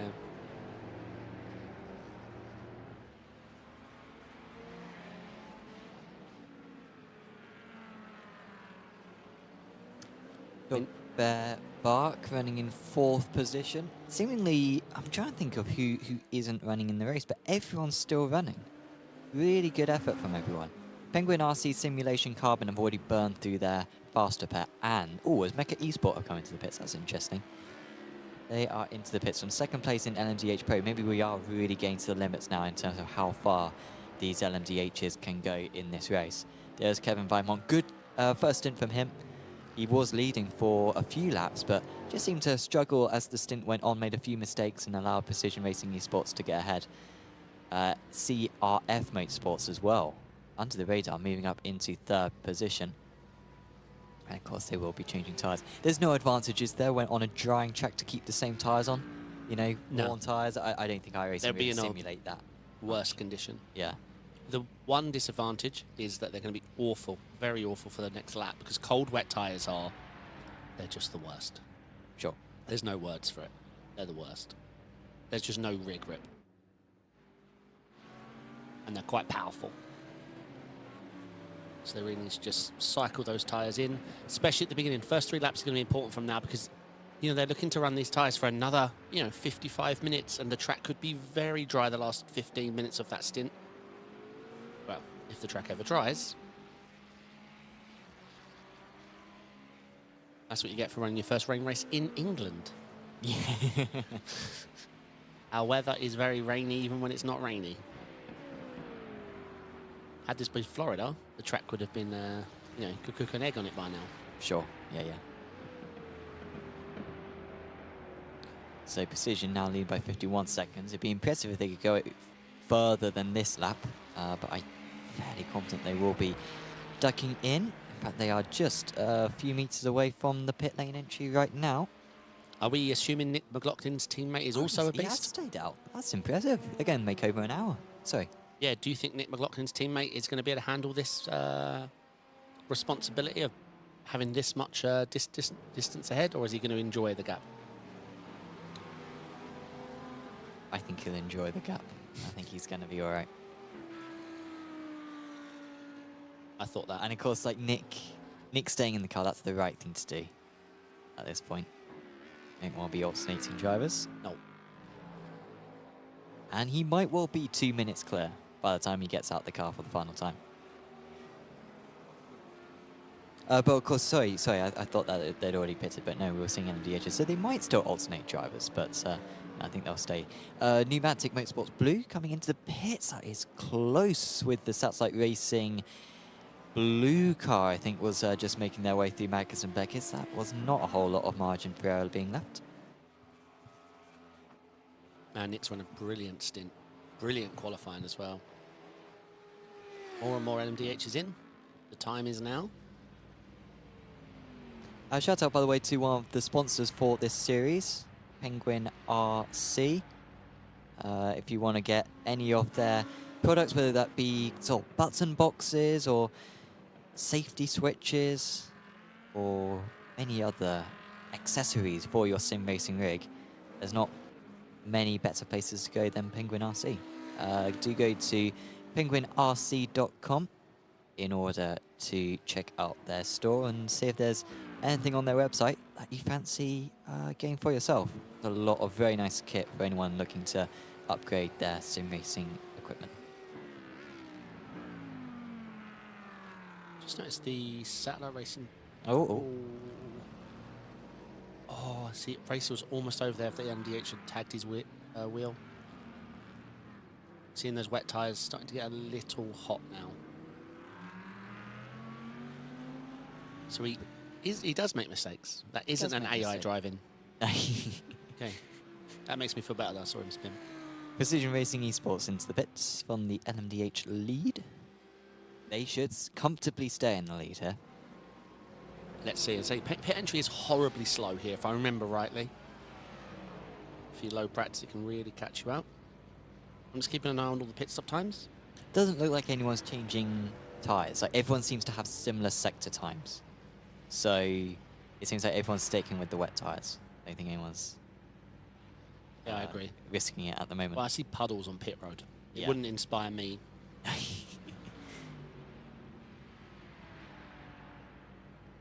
Yeah, 38, 39. They should be leaving in about 10 seconds' time. Satellite Racing Teal all lead the race, but no. Satellite Racing Teal decided to come into the pits. That's unusual. Of course, they pitted for repairs about 20 minutes into the race. I'm not sure why they've pitted quite so early in this stint now. Unless they just didn't put much fuel in it earlier on. Yeah, that wouldn't make much sense unless they predicted. You know, they said, okay, look, don't put it all in because surely in half an hour it'll be dry. Yeah, and maybe. Well, they were stationary for 24 seconds earlier on. That's basically tyres, right? So maybe they put no fuel in. Maybe they just put tyres in. you get fuel for free though while you're tiring. Sure. But I mean, we don't know. Maybe they didn't take... Maybe they did take some fuel. Maybe they didn't take any fuel. I mean, it would make sense for them to take fuel. No doubt about it. But. Yeah, I'm not sure. Yeah, they should have taken, regardless, they should have taken fuel. So that's a bit of a shame for them, really, because, yeah, they would have been leading. But they're going to be mega tempted to put on dries now if they've screwed that up. Mega tempted. Sure. We thought it would be dry half an hour ago. It's just going to be dry. That's our policy, that it is currently dry. CRF Motorsport, by the way, just a 57.0. Fastest team out there by about a second and a half. Ben Ford in the car. I think he's only just got in as Ben, if I recall correctly. So he is on fire. Watch out for the P4 man in LMDH Pro. And a penalty for overtake Team White for avoidable contact. We did see that at Club earlier on. It was avoidable. Yeah. Now his argument will be, look, they had a blue flag, get them out of the way. I agree. I completely understand his... Was it even a blue flag, though? That guy was, Sure. yeah. He was a lap down, but yeah, still. Can't drive into people regardless of their flag status. They were running, or they are currently running in P3 in the GT3 Pro category. Very much a chance at winning this race, but that has taken a big hit. That'll promote really slow motion racing team to 3rd position.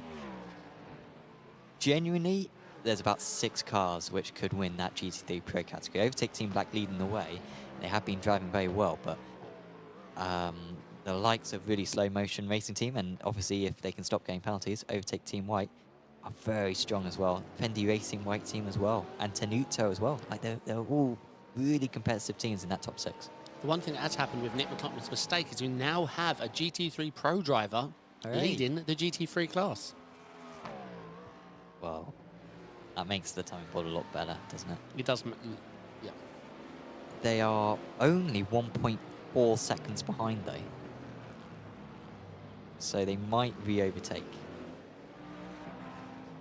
Oh, but they're just coming to the pits. Okay, no worries. First in.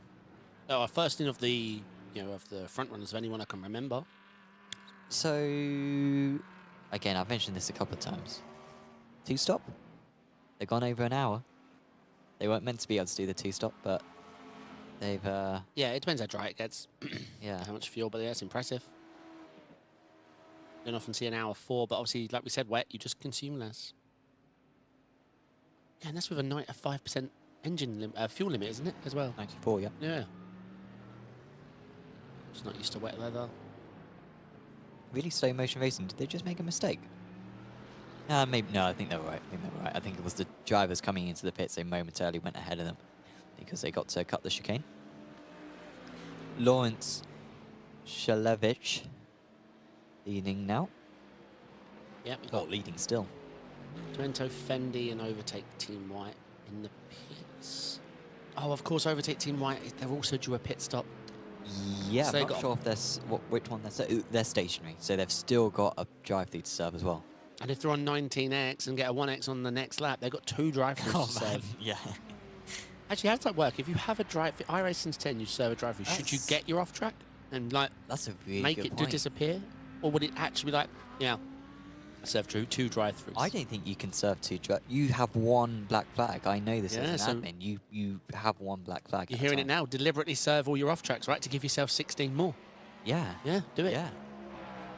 We think. We think. I mean, you may as well go for it, right? You're going to get the penalty anyway. Like, if you're 5 away, you're not doing 2 hours with a 5. Oh, so someone's crashed. Who was? We're going to get a replay, by the way. Yeah. It's, I shouldn't be PT3. looking. Yeah. No. So Zane Khan. Oh, Max Mir. What? Max Mir's now crashed again. This is. He's missing the front of his car. I mean, this is deja vu. This happened 40 minutes ago, and he does not have a faster pair. No. But That- LMDHs aren't the longest time taken cars. So, of course, our championship leaders in LMDH Pro, he's just put in 3 purple sectors as well. I mean, he has been flying, but we saw this earlier on. We were watching Max earlier on. He went wide at Cop's corner after just saying the fastest lap of the race and nearly binned it into the wall. And he's just been pushing too hard as Max, honestly, considering the conditions. He's driving angry after being taken out earlier on through no fault of their own, and he's now going to be stationary for minutes. This could change the LMDH Pro Championship fight. I've just seen the accident, and it reminds me why I Oh. drive LMP2. Yeah, we'll be showing that in a bit. What is it? So going into this round then, Stats Light Racing Teal were 11 points ahead of Stats Light Racing Blue. Man, maths. Eats it. I think at the moment Teal would still win the championship because Blue aren't doing well. But if Blue get up a few places, it could change. Got some more replays. All right, we've got some exciting replays. These are some fun ones. Zane Khan. Wait, That was a very slow LMDH ahead. it was. I actually thought that was more on Zane when I first saw it, but no, that LMDH looked like he was going way too slowly. Yeah, I mean, the Porsche almost stops. And here we go, the non-stopping LMDH. Yeah, it just... That's what happened to you. Break offline on a puddle. That's what an LMDH does. You don't think he had slicks, he had wets, you reckon still? Yeah. That's just a horrible feeling, mate. That wasn't that big an impact though. When I saw the car, I thought, well, that's in the pits for the next 15 minutes. But looking at that, he hit a soft wall. It's just the bodywork came off. So actually, maybe it won't be too bad. He is still stationary. He's been stationary for 2 minutes. But I don't think he will necessarily be stationary for a whole lot longer. Yep. On board with Fendi here, battling with... Is that Zane, judging by the damage? I assume that's Zane. It's one of the overtake cars. 285. Oh no, sorry, was that Marius Blendia? I think it's Marius Blendia, apologies, 283. He's just overtaken. Is 2 laps down, is Marius? Yeah, I mean, my best guess on damages would be it's in the front of the car and some side damage. Like, optimistically, 4 minutes. Optimistically. Sure. It is pretty good in prototypes. Because we could always get a caution at some point in this race. If more than 4 drivers are involved in an incident, then that can trigger it. But I think the admins, especially at the final round of the season, are going to be hesitant to put out a safety car unless they absolutely need to. They don't want to have the championship being decided by that means. I don't know. Worked for F1. They've got a lot of views. Yeah. That came into my mind near the end of me saying that sentence. Yeah. That was madness to witness, wasn't it? Oh, It one didn't of matter the who best you was. moments It was weird. of my life, I think. Like, it's the stuff of dreams.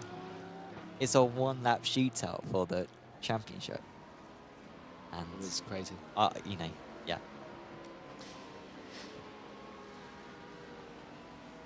I do still occasionally watch back the clip, actually, of that lap. Yep, same. Every few months. Just get on. Good times. I was in Discord with loads of people and we were chatting, but none of us could believe what was happening. It was like a movie. Yeah. Oh, yeah, for sure. Yeah, movie is definitely the best way of playing it.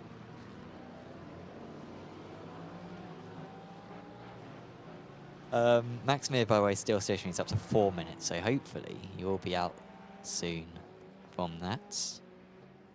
We will be trying to work out the points as the race goes on. But if that's like Racing Blue, currently 6th place for David Williams. They've had a nightmare tonight. Not been good for Stats like Racing Blue. But if they can get 3rd place, then that might be enough points for them to overhaul the championship. Oh, actually the rear of that car is quite broken, isn't it? I thought it was just the front, but the rear looks a bit skew-whiff as well. And Bandits never came back out? Yeah, Or did shame.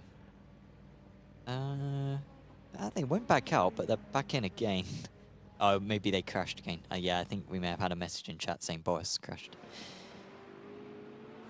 In the GT3 Pro, I feel like we haven't mentioned it for a little while. It is Overtake Team Black leading the way. Everyone's made their pit stops now. Interestingly, Overtake Team Black had a really quick pit stop. They only were stationed for 29 seconds. So whilst Overtake Team Black are 28 seconds ahead, really that's only 18 seconds ahead because they took less fuel. Seems like everyone else took a full tank of fuel, whilst Overtake Team Black maybe took less fuel, thinking, oh, we're not going to make the 2-stop, let's just commit firm to a 3-stop. So there's a slight change in strategy amongst those front runners in the GT3 Pro category.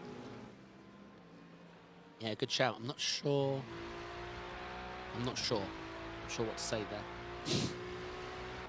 What they could have possibly tried. I mean, maybe it's another one of these things. It's going to be dry in 40 minutes. Let's not put loads of fuel in it now. Let's put less fuel in it, but I don't know. It's silly. Fuel weighs so little, just load it up whenever you can. Drove through for Stats Like Racing Blue for avoidable contacts. That was what happened at Club, wasn't it? Hit that back marker when their teammate were also around them. Yeah. That's not good for them. Of course, like I said before, they could win the championship tonight, Stats Like Racing Blue. But that is just going to cost them more time. It's not going to cost them a position, but it's going to leave them with even more catching up to do on the front runners. Yeah, it makes it extremely difficult. Not undoable. Really depends on the pace of the second drivers. It's easy to get locked in on team names and their pace. But when they change drivers, Sure, these very true. these still changing conditions. I assume there's a minimum drive time. They can't let Lunatics Nick run for 99% of the race, then jump in the other guy for a lap. Yeah, I imagine there's rules. You'd hope. It might just be iRacing Fair Share, which is very lenient. Yeah, 3-hour race, really, iRacing's Fair Share, you only need to do about half an hour, don't you? I can work As it a out. second driver. There's a formula. Yeah, it says it's hours divided by drivers divided by 4 randomly. So you need to do 37% of a stint, basically. I think that's how the math works. 37 minutes. No, it's 37 minutes. But isn't that 37 minutes or 0.037 of an hour? Hold on. Not so Sam. confident about your formula now, are you? No, I should have done. I Meanwhile, should have I'm used just minutes. speculating. Oh, it's about half an hour, innit? I'll tell you what it is. Okay. OTEC Team White, by the way, I think they've served their drive-through, haven't they? And they've just got past D's Porsche, Renfara out again. All right, Sam's showing off. Yes, it was 0.37 an hour, so it's 22 and a half minutes. I mean, iRacing fair share, 22 and a half nothing, minutes. is That's it? ridiculous. Isn't it? It's time divided by drivers, and then divide the result by 4. Yeah, I think it's 6 drivers over 24 hours. It's still so insignificant if you've got 5 drivers. So insignificant. Less than a stint usually.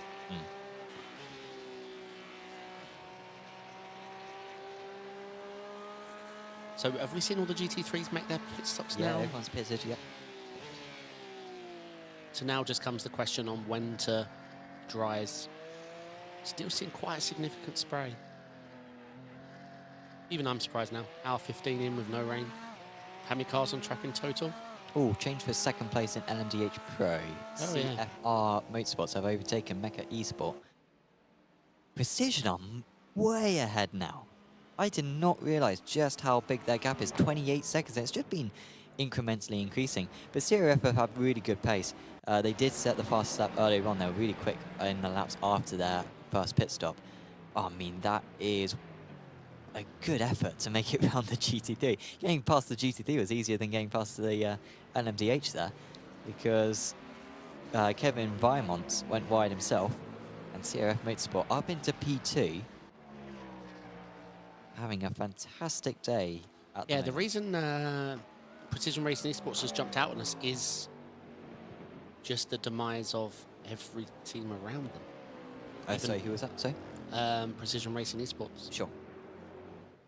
Because we saw FFSR hitting early. I'm not sure why they're 36 seconds off, though. I mean, they were 8, dropped to 12, had the incident, boxed early, so that puts them, in my mind, at less than 20, so... Also, they had quite a short pit stop, did FSSR, so they should have made up a bit of that time back.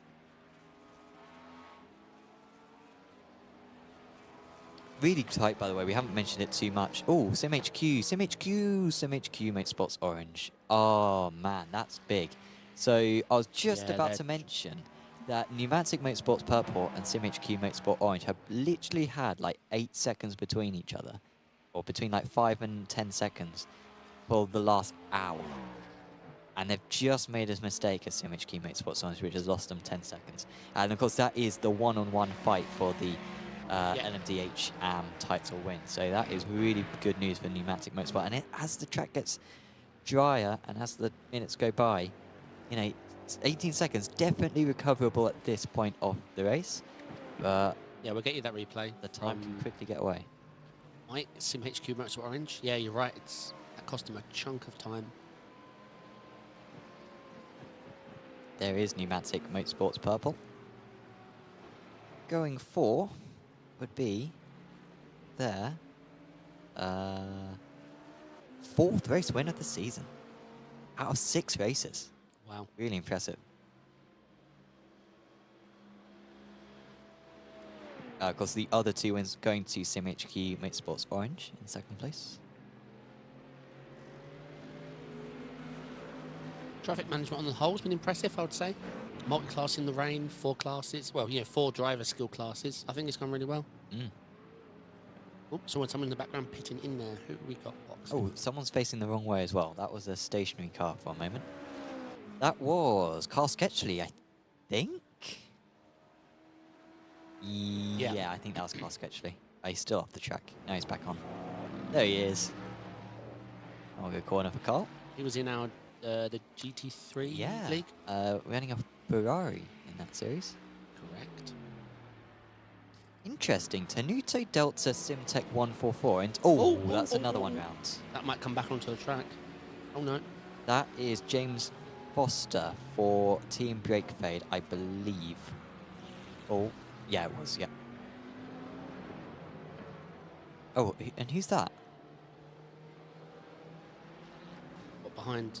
Oh, yeah. Did they just move past someone? What's all going on? SimHQ. Oh, it was SimHQ. I was thinking it might be SimHQ. They've just lost another 5 seconds.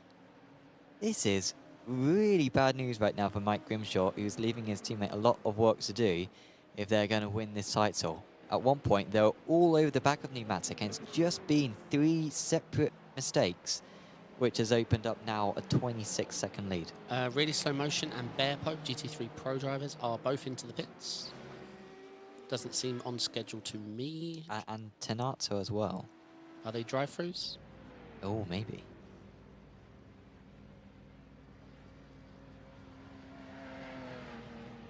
Well, Bear Pope is stationary.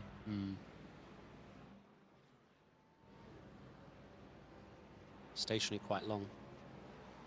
I didn't clock their first pit stop, so I assume they were just one of the people that boxed early for an incident on lap 1 or 2, you know. So they're just off cycle. I think they've just taken tyres. Well, no, I don't. Well, I don't think Bear Pope took tyres, but I've just seen Really Slow Motion Racing and D's Porsche Venfara out. 21 and 22 seconds stationary. That's tyres, right? That's how pretty much how long tyres take. I wonder if they're maybe making the... I mean, and now we've got overtake Team Black. I think everyone's changing to dries now. Yeah, those... We get a shot of another GT3 car on the outside rim of the tyre. What colour is it? Oh. Oh, man, Jesus. What? Not a good race for Max. And Max had just set the fastest lap of the race as well. He spent 9.5 minutes in the pits, came out, fastest lap, and then just spun it again. But fortunately, didn't reach the wall that time.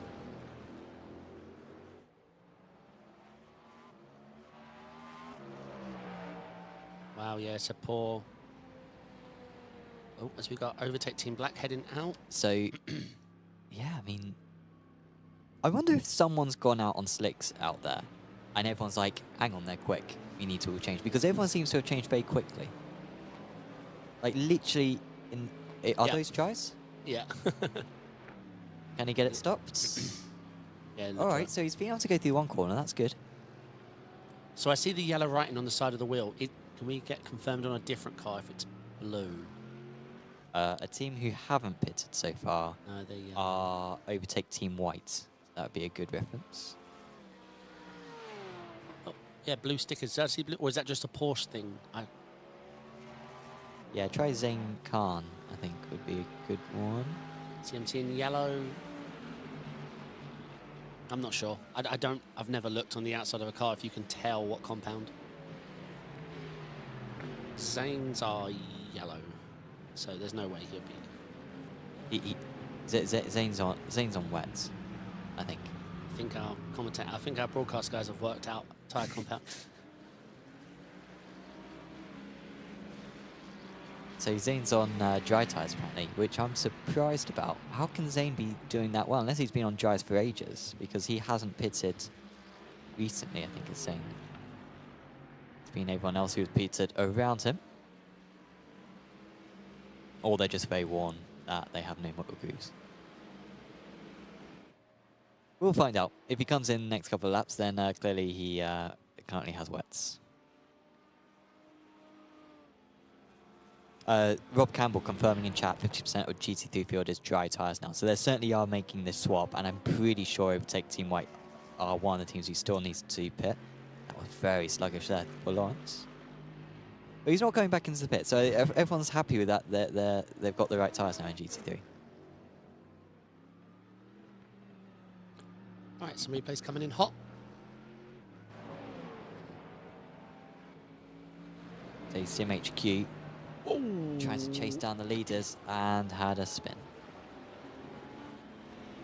And nowadays it takes so long to get out of that gravel trap in the wet. Yep, gravel in the rain is very tricky to get out of. You have to like throttle slowly as the car like digs in. So team brake fade, yoicks. And then we're gonna see the other car come across and spin in sympathy or in contact. Oh, they got on the wet bit. Well, they were just, yeah. I mean, the other team, I still think bad rejoin because they made it look like Sure. they careered. Well, I don't know if the car was under control. Whoa. Max Smith for Stats like Racing Team Teal. And Every time Max purples, he spins that I've seen. sure. Whenever he's set the fastest lap and there's a couple of sectors are going purple, around he goes. P2 to P6 dry tyres GT3. Yeah, but yeah, oh yeah, no, yeah. I'm pretty sure Overtake Team Black are on dry tyres, aren't they? I think it's the white car which hasn't pitted yet. Unless I'm just going loony. I swear the white car was like 40 seconds behind a few minutes ago, but unless they took him earlier on. In which case, what a blinder for a team who had to take a drive-through, I think, recently, right? Overtake Team White, Zayn Khan. A penalty, yeah. A penalty. No, that was Black. Black. You think? I think Black got the penalty. No, I think it was White. Oh, I'm not sure. Fendi Racing Team having a slight off, but it seems like they're all right. Oh, has Lunatic just overtake Team Black?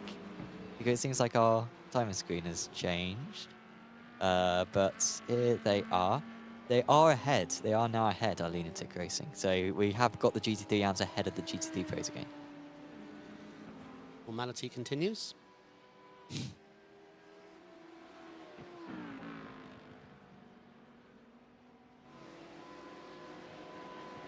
Oh, I've just realised I got the last pit lap. Yeah, so White didn't pit recently. So certainly the leaders. Certainly the leaders are definitely on dry. Yeah.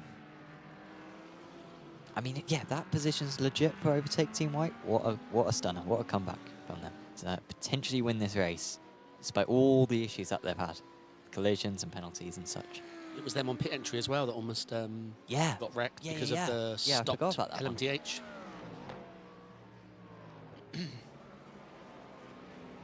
Max Mir just... Oh, no, I thought he set the fastest lap again. But no, he has got the fastest lap still, but he didn't set it on the last lap. Yeah, he's looked fast, class of the field, but obviously a lot of mistakes. Obviously the first time excluding the first time the front of his car got removed, there was nothing he could do about that. Complete passenger. So he is currently in 11th. He's scoring 20 points if we end like this. Let's face it, he's 3 laps down the next car. He's going to need a favour in order to score any more points than that. They came into this round 11 points clear. So if the blue car, if Stats Like Racing Blue can finish in 2nd place in this race, then Stats Like Racing Blue win the championship. That's basically the scenario at the moment. Unfortunately, for Blue at least, they're not doing very well. Who was I thought there was a third team in NMDH Pro that was in contention. There was, but that was the Magma car, and they're currently in 7th, so they're not doing well themselves. Right. Precision Racing Esports technically have a chance as well, but like they need other drivers to not finish in order to. I mean, they're getting a big haul at the moment, but yeah.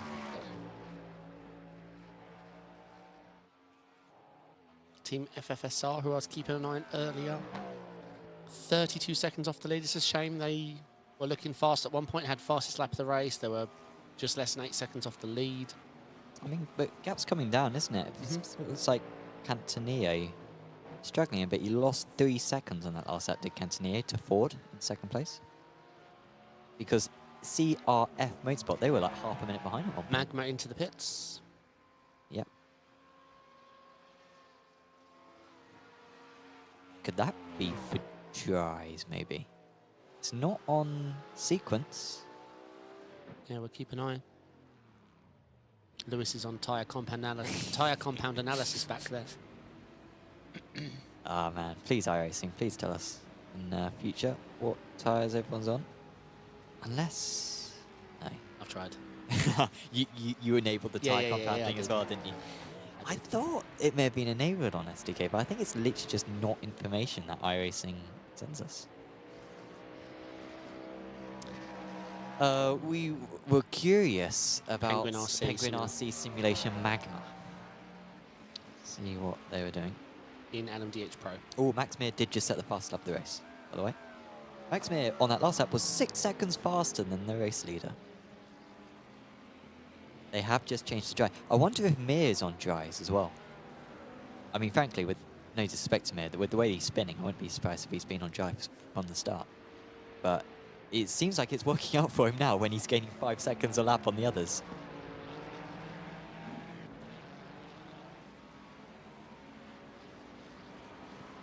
Max Mir is on dries. That explains the pace So differential. they've got to 51 change to seconds. dries. I mean, they're 5 seconds a lap faster. Yeah, that does include Cantonier's mistake. I would say the field are running more like mid-54s, but still, that's 3 seconds. I'm surprised seeing that the GT3 seem to react so quick. It's easy. I'm surprised that these GTPs are taking a bit longer. But no, you are right that, like, yeah. Yeah, the GTPs are just very difficult in the Sure. wet. So much power, terrible brakes. Mir gone another second faster. He's up down to a 50.6. Yeah, he's absolutely pitted. When did he pit, by the way? What lap? 30. 32. I'd love to say what lap we're on now. I think we're on lap 38 now, 39? 45.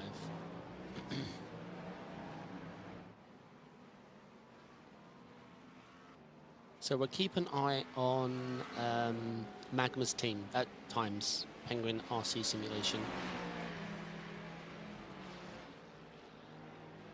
Overtake Team Red and a slight off. Oh no, I think Overtake Team Red may have just towed back. That is a shame. That could be significant though, because if it promotes Teal up a place, that'll be an extra point for them. Change as well in LMDH. Oh no, sorry, GT3 Pro. I think Tenuto Delta Simtech 144 have just made a mistake. They were running in P3. I think they've just lost out. Yeah, they've just lost 11 seconds in the final sector. So mistake there for Sammy Hendricks and Tenuto Delta Simtech 144 down from 3rd into 5th in GT3 Pro. Mecha Esport into the pits. Okay, yeah, Mecha coming in for slicks. So now the hard part begins for all the drivers, especially in GTP. It's going to be really interesting, Yeah. especially if you're tempted to change driver as you've done half the race. I wouldn't want my first lap in an LMDH to be Silverstone dry tyre when it's still a little bit of spray on track. Sure. Let's see. That promotes FSR up to 3rd. This could be big benefits here for Mecha. They've nailed this. Coming in Well, one let's lap see. earlier. Yeah, because what, Magma are 2 laps down, but they're out there on the dries. I mean, Max Mir once again was 5 seconds faster than the race lead on that last lap. Yeah, The but dries obviously, as impressive his lap time is, 49.3, he's 5 laps down. Pace alone doesn't undo that. Oh, for sure, yeah. I mean, don't get me wrong, 5 seconds a lap, he's beast right now. He's loving the dries, he's got them up to temp, and more importantly, he knows what to do. He's got experience. You know how you were talking about the Magma car? They Yeah. did just go off track. Yeah, So is it a they're fresh, loving it. Is it a fresh driver? Is it Blake? Was it Blake before? It was, wasn't it? I think it was, yeah. Yeah, we'll keep an eye on their lap time. But yeah, they're dropping. Very close, by the way, for GT3 Pro 3rd place. I was saying before how Tenuto Delta Simtech 144 lost that 3rd place. We're down to 5th. But now Fendi Racing White Team are under pressure from really slow motion racing. That's 3rd and 4th in GT3 Pro. Nicholas Davies holding off Istvan Dexy currently. Yeah, we're thinking Penguin RC Magma are on dries, Mecha on dries, and obviously Satellite Racing Teal on dries. We'll keep an eye on how that evolves. Overtake Team Red into the pits. Although, no, they're done. Their fast repairs are over, and they are serving time. Yes. Yeah, it's about to hit 3-minute pit stop. By the way, Istvan Dexy was able to make that move for 3rd position in GT3 Pro. So really slow motion racing up to 3rd position now.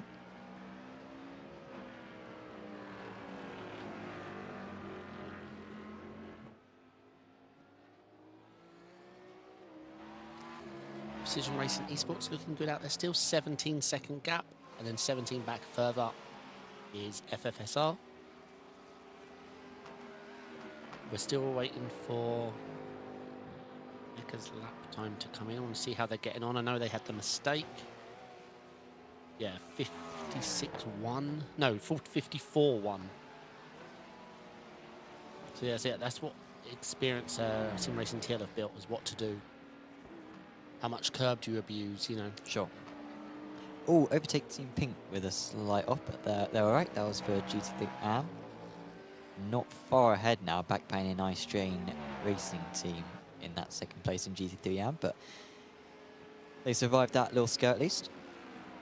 Obviously, the overtake team has still got a lot to be happy with in GT3, where they're currently sitting 1 and 2 in Pro and P2 in AM. But it looks like their LMDH team is all about. Oh, we've got some replays coming in. So, a recap of everything that we've seen so far, a reminder of what happened at the start. Excellent. First up, with this little bit of echo contacts. And sending them around, SimHQ Red. Hooper for Bear Pope. Spelt disaster for many of our front-running GT3 drivers right from the start. Some of them have recovered really well, to be fair. Sim Republic spin as well, making their contact. And this was Zane's first murder, I think, at the club chicane. Yeah, another one to come. He did have some remorse, and that was the bizarre incident we had of drivers going out. That was first and fourth. Yeah, Sim Racing Teal into the back of Bandits. Oh. That was our 1-2 in the champion. No, 1 and 4. That was Khan again with the same move that he's getting quite good at. He's getting good at, is he? He's getting good at that. That was the early pit stop by Fassar once they realised they had to. Yeah. Oh. Take Team Red. I didn't remember seeing that one, but... Well, they're out now. Maybe that was it. And this was Zane again? Yeah, that was nothing on Zane. No. It's that area of the circuit. Oh, this is Max on dries. Satellite blue. I'd have had a GT3 there, clipped him and then throttled through. Get out of my way. Yeah, move it, boat.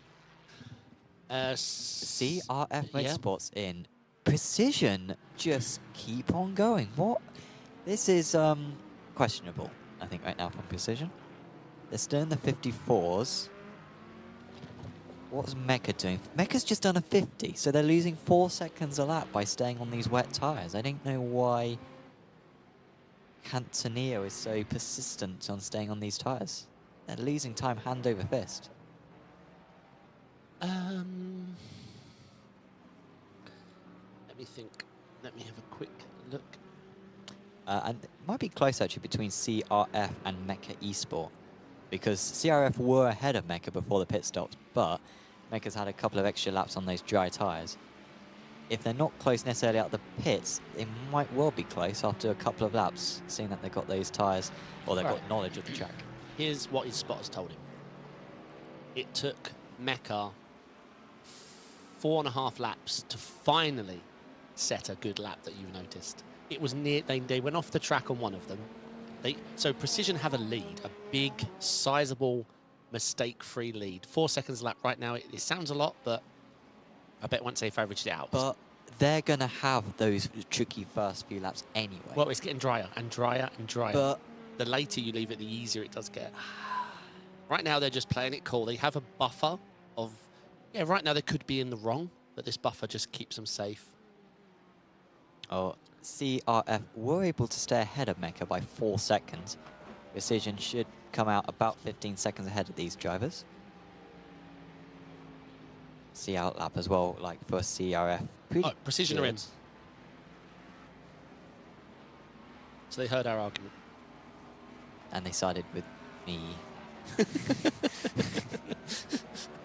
Well, if they were siding with me, they would have jumped into a into a time machine and gone back. They're playing this well. Playing it safe. Isn't it funny how things change? When we talked earlier. You was talking about playing safe is the winning. Yeah. Stay on wets. I mean, don't risk going exactly. on to dries. I told you when What it are you comes doing, to it. guys? Yeah, exactly. When it comes to it, It's try. let's let's win it on lap 50 of a 3-hour race. But I mean, Max Mir, I know Mir is he's now into the 47s. But Mir's going 7 seconds faster. He has taken off the front of his car 1.5 times on these tyres. Yeah. So it's But not. I think that's Max's fault. I don't think the tyres can take responsibility for that. I think Max has got to take all responsibility for the nightmare they've had. By the way, so quite a quick pit stop there actually for Precision Racing Esports. So they keep the lead. But the gap has come down. It was as high as half a minute at one point. It's down to 18 seconds now. Yeah, I'm not sure why, because CRF, yeah, they were on the tyres early, but they haven't been setting the pace. I mean, to be fair, I think most of that time was brought down when they were both on the wets, wasn't it? FFSR in the pits as well now. They've been in the pits for... it's quite a long pit stop for FFSR. FFSR took a driver change. Robin Bertoletto is into the car. Bit of a longer stop, but not abnormally long. Oh. They're quite fast pit stops from the front three.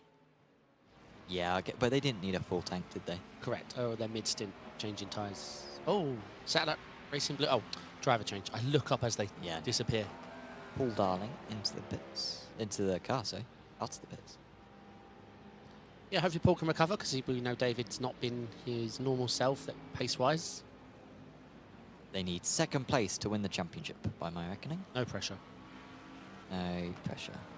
Assuming that Satellite don't gain any place. Oh, actually, Satellite gained a place, so actually they might need to win. Yeah. And Teal are going to gain a lot more, mate. You think? Yeah, I think so. By the end, pace they've got. Yeah, but they're 2 laps behind the next car. True. It's Silverstone as well. Yeah, true. Let's have a recap of what's going on in GT3 Pro now that pretty much everyone's changed tyres in the LMDH. Lawrence Shelavish has been in the car since the start for Overtake Team Black. They lead the way. Zayn Khan was the first to go on the dries in the GT3s, and it's worked out brilliantly for him. He's now 10 seconds behind despite being involved in 3 collisions and receiving a drive-through penalty and taking the front of his car off. Might still win this race, but the gap between the two of them is staying fairly consistent. They are pulling away, though, from really slow motion racing. It's Van Dexy who was taken out on the first lap of the race. I think Overtake Pink have had a problem in GT3 AM. They are losing, they're losing hand over fist right now. They've lost 10 seconds in the last 2 seconds. And that is climbing now 20 seconds. Something is very wrong. They're not... Are they showing off the circuit necessarily? I'm not sure. They're not on the timing board, so it's difficult to say. Yeah, Overtake Pink. Okay, they're recovered now. But they definitely lost a bit of time. Let's see. Oh, no, they're going to spin recover in. No, that's fine. Oh. The slowest. Oh my god. Yep, so that happened. Only had to wait. This is why I saw him dropping so much then. That was a strange old instant. He sorts of Fisher right there. He sort of took the bait by going onto the curb. Oh god. Hour 14, you've lost it. That's all I've been thinking about for the last 70 seconds. Sim Republic into the pits, LMDH AM.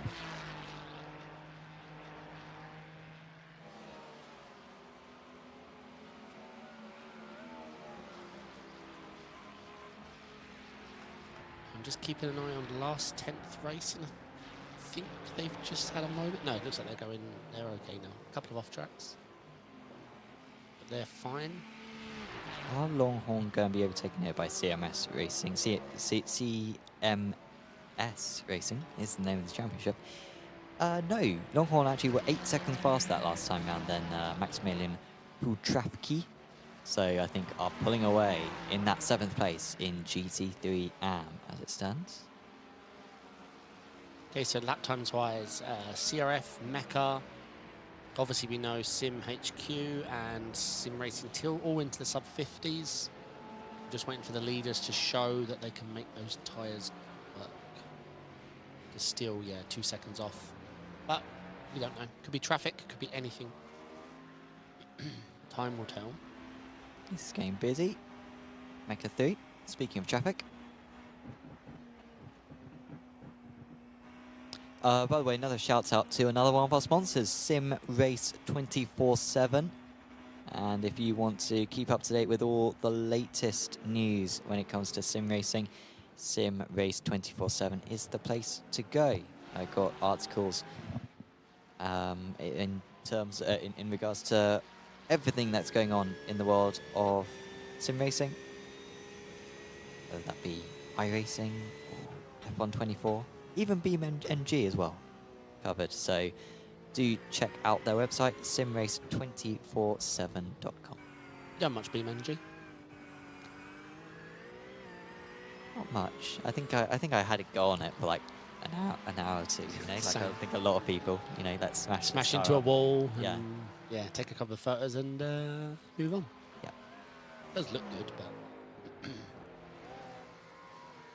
So it looks like overtake Team Red. Did they get it fixed or are they out? I think they're out. That's unfortunate. Yeah, you're right that they are out of the race. Their timer, oh wow, that was close. 3 wide for a moment. I thought he was going to put a little bit more to the left there. Was the Penguin RC carbon car. Rui Pinto in that car. They must be swapping back and forth. He was definitely in the car at the start. I remember seeing his name. Or he's just been in Oh, maybe for, he's just been in from the start. maybe they're doing 2 hours and 1 hour.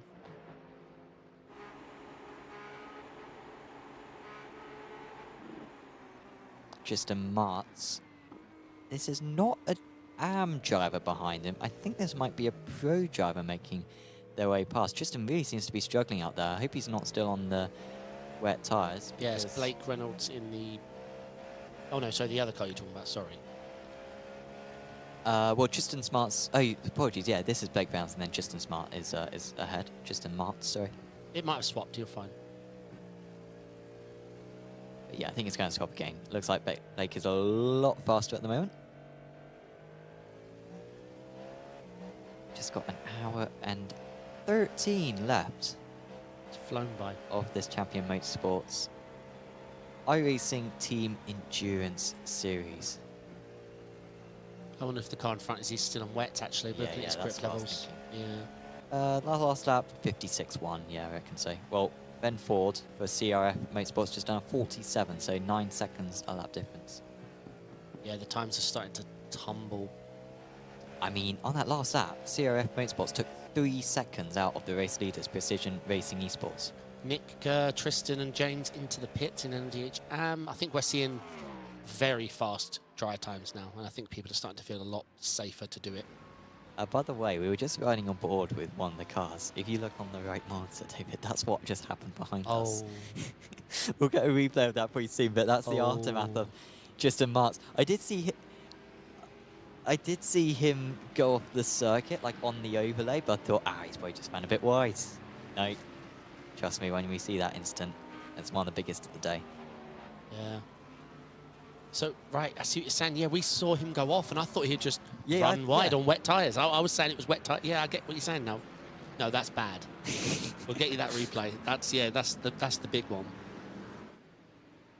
Oh, CRF just going a little bit wide themselves. I mean, I'm constantly looking at the timing board, but CRF just lost about 2.5 seconds by going wide on this lap. They're still losing time, CRF.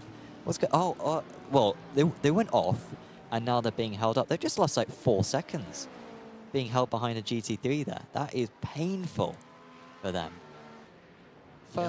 Second sector times. Oh, the GT3's flashing as well. Yep. Yeah, I think something's happened. going on. Yeah.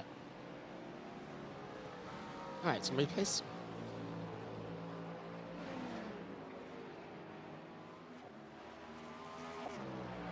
So just sliding along, I mean just skating off the track.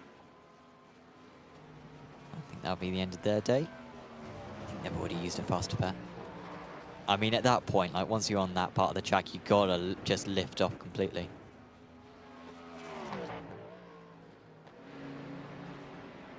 Yeah, that all happened rather quick. And you can start kidding yourself that the track's dry, you're on dries, but that curb is wet. I don't know if we're going to be able to get a replay of what happened to Ben Ford on that last lap. I'm really curious. Ben lost 6 seconds in a few corners, and yet he's not lost any time on that lap. The lap times are totally, like, weird right now. Like, Cantonillo and Ford, I think, have just both made mistakes on the last lap, which cost them, like, 6 seconds. I mean, Cantonillo is painfully slow right now. He's just lost 2.7 seconds in the first sector. That's like 2 corners. Yeah, I'm seeing It's that. really changing I think the problem constantly this race. Remember, now we're getting to the point where GT3s are starting to drive on a different line with different speeds. We're going to notice the traffic getting harder and harder to pass. Before, it's been the delta between the two cars was a lot larger.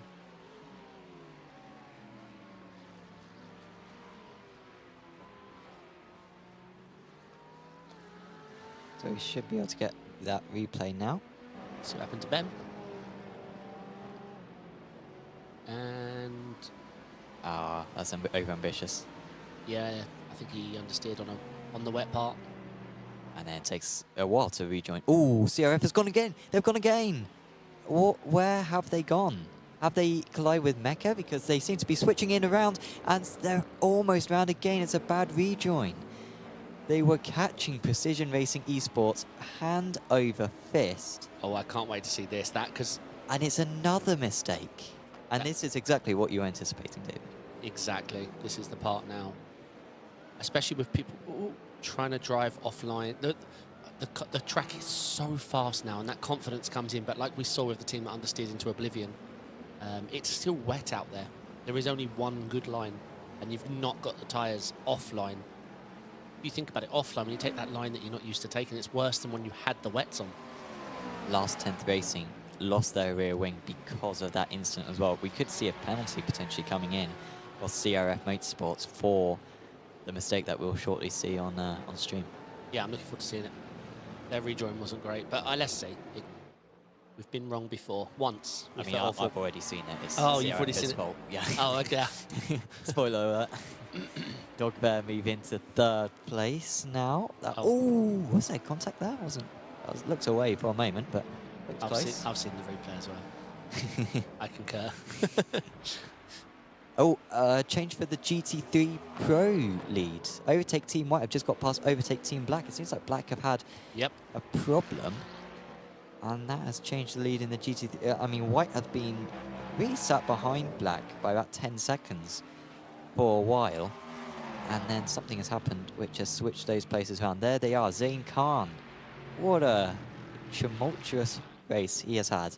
But he now finds himself 5 seconds in the lead. Brilliant word usage there, Sam. Do you want to repeat it? What? Do you want to repeat it? Tumultuous. Tumultuous. Great word. Thank you. Thank you for putting me on pressure as well. You know I'm a wordsmith. It is a good word.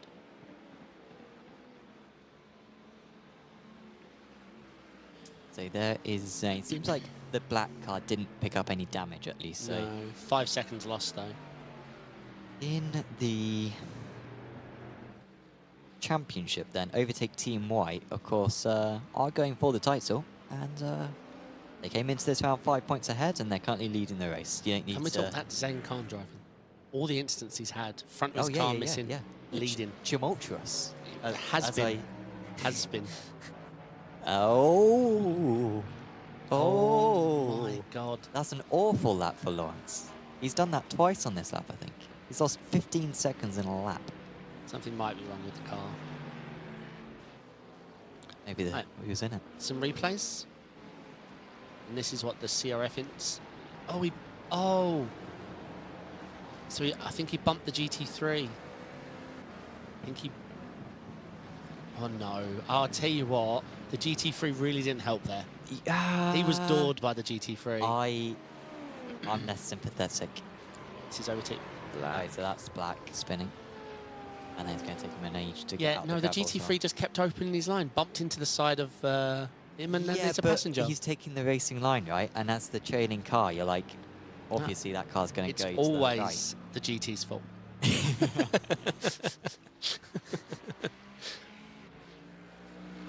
So we're going to play it again. Okay, another replay. Right. The GT3, watch. This, just stare at the GT3. The GT3 just... bonk.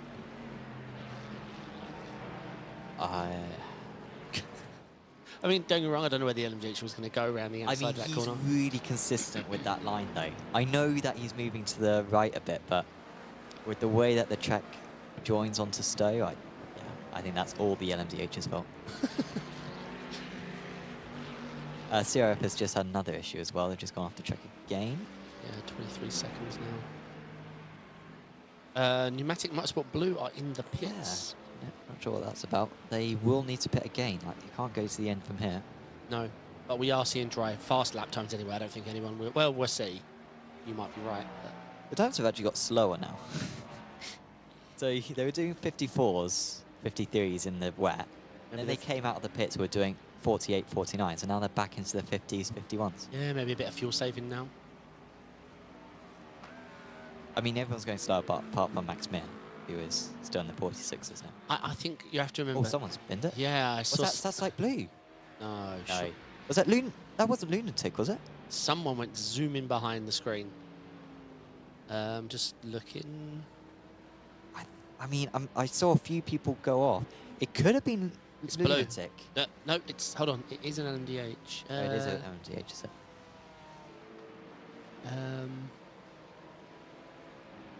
No, sorry. I'm thinking it's MDH because of pneumatic stopped. Sorry. Lunatic seemingly are all right. I mean, it looked like whoever went off was going to reach the wall. It did.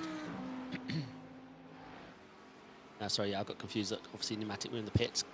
Oh, Lunatic aren't far we ahead, missed a though, 4 are wide. they? It was 4 wide Right. for a second. Look how Lunatic's gap is only 10 seconds now. They've lost like a minute and a half somewhere of Lunatic. Check-in. I mean, this is like Ferrari right now. We are checking. Slow button on. Wait, back pain and eye strain. Yeah, they're they- 8.5 seconds behind. I see them 1.8. No, that's wrong because that's taking into account like the Pro and the AMs and stuff. Like that. But no, on the overlay you can see it's only 8 seconds. I'm not anyone in chat. I haven't been checking chat very well, honestly. Please do keep updating it. We do appreciate it. Does anyone know what's happened to Lunatic Racing? I saw they did drop behind the leaders of the GT3 Pro. Wait, you're right. Last lap time, they lost 20 seconds. But 21. But they lost like a minute before that as well. Yeah, and then 6, 7, 11 this lap, Sam. So that's almost 40 seconds accounted for right there in the last lap and a half. Sure. Man. So, and this is for the championship as well, isn't it? Lunatic came into this round. He would have to 3 be a points ahead of lunatic back. to blow a minute lap lead, mate. Thank you. Better than yours. Yeah, I No. was fishing for mine. The idea is maybe they're trying to make the hour. Yeah, but the next stint will be even harder than this one because there is no Yeah. wet out there. Like the next stint is going to be. This is what I was about to say before this kicked off. We're talking about making the hour in MDH and have to pit again, but remember the NMDHs are not going to be able to go an hour. This is crazy, man. This is crazy. Lunatic Yeah, they are dropping pace. Yeah, were it's a minute and a half ahead. he's losing 2-3 tenths a corner. Look at this, 4-1. So they're still on wet tyres. That's why they're losing like 5 seconds a lap. This is, and I don't say this lightly, some of the worst strategy I've ever seen. Wait, They should have just pitted like half an hour ago, like everyone else did. Lunatic are on So- wet tyres. They're on wet tyres because they're trying to make it to the hour so that they only have to do one more stop. But they've lost 2 pit stops worth. They're going to lose the lead here. And Yeah. they're trying to get into the pits, but the LMDH was blocking the way, and they are now in, but they can't get to the end of the race from here. You're No. not going to get to the end of the race from here, so they're going to have to make the extra pit stop anyway. And sure, they got a change driver. I think they may have just lost the championship here, because back pain and ice train only need to win the race in order to win the championship. Yeah, it's crazy.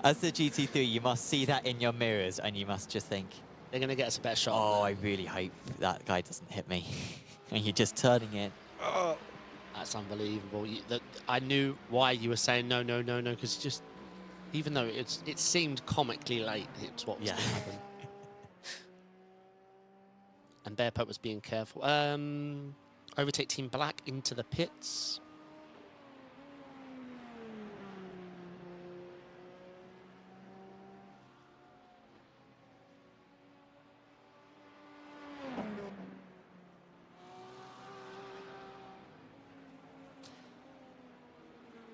Still got these guys in the lead. What was the difference last lap? They pulled out by 3.8 seconds that last lap, did Precision Racing Esports, but it seems like one of them is 3 seconds faster than the other one each lap, but it changes every lap. Therefore, the gap hasn't changed too much. CRF are still right in there. 20 seconds back. They've had their own issues. I mean, shout out to Overtake Team White and Zayn Khan leading. And not just leading, but ahead of... I don't know how. And ahead of Lunatic as well. Like, I know they're an AM team, but it's impressive feat. Sure. Or they're a lap ahead of... yeah, they are a lap ahead of Lunatic now. Oh dear. To Delta Simtech have just had an off. Oh, I see. Dropping hard. That's the second time that they've spun out from 3rd position in this race. They're back down to 4th. They might be overtaken by Overtake Team Black, who recently pitted. I also have some heartbreaking news. I believe I'm right with this. The incident with the LMDH that we saw with them coming back onto the track and tapping Bearpot Zero. Bearpot Zero in the pits without a fast repair. Ah. So it looks like their race is over due to that comical grass slide. I'm forgetting what happened to Overtake Team Black earlier on. Are they that far behind just because they made an extra pit stop? And why did they make the... They lost 5 seconds to White. Then they did have some near curb spins. Yeah. Their car didn't look right.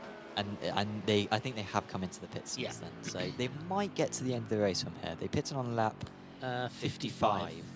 Yeah, so they are the most recent of the pitters in like no other team apart from like Overtake Team Grey. But that's pushing it on fuel. I'm not. And I fear that they're making the mistake that you did at Suzuka when you first went from wet to dry, where they're like, oh well, we've been going an hour and 5 so far on fuel. We'll definitely do it now, and it turns dry, and you only go 55 minutes. That is a GTP going way off the track, by the way, just ahead of us. Yeah. Not. Oh. I have no words what they're doing. Isn't it crazy the people that think they're being safe are causing danger? I think that was Penguin RC Carbon who were doing that. Uri Pinto in the car. Paul Darling for Satsite Racing Blue. Bit early, isn't it? Unless they're just going straight through the pits. Ah, drive through. Yep, well, at least that means that they've got another 16. Yep. Get it over and done with. I mean, that didn't look like it lost them that much time, right? He seemed to absolutely thunder down that pit lane.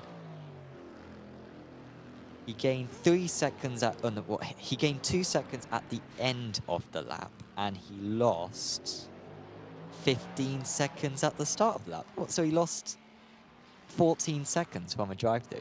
Yep. It's not too bad, is it? Not bad at all. Under review, Longhorn 2 on Overtake Black. So, yeah, that could be painful. Oh, maybe that's why Overtake Black are a bit further back. Maybe they got hit by Longhorn 2. Or maybe the other way around. These pop-ups we're seeing at the top, they're coming in through SDK? Yep. Nice. Yeah, there's a little web page that you can open, and then it sends messages through. Well, that could pop up saying, hi, Samsoid. Love your channel. Stuff like that. Yeah, so if the stewards are listening to us... I'd love to see that. Yeah, say, hi, Samsoid. Love the channel. Keep up the good work. Yeah, they've been brilliant. That would make my day. Right, back to serious things. I think Mecca have put on a good show. They never looked at the start like a front-running team. They stayed out of trouble. Good strategy calls on tyres. 11 seconds off the lead in Pro. I think they've done a great job. They have spent probably about most of this race in second place. Yeah. Second place early on. 50 cool. Precision, but the other Precision, and now they're second place to the other Precision. Yeah. They had to deal with Precision Racing Bandits, the Magma team, both the satellite teams. Like they've stayed in it. 10 seconds off the lead. Oh, do we see a GT3 fly off into the background there? I didn't see that myself, but it wouldn't be the first time.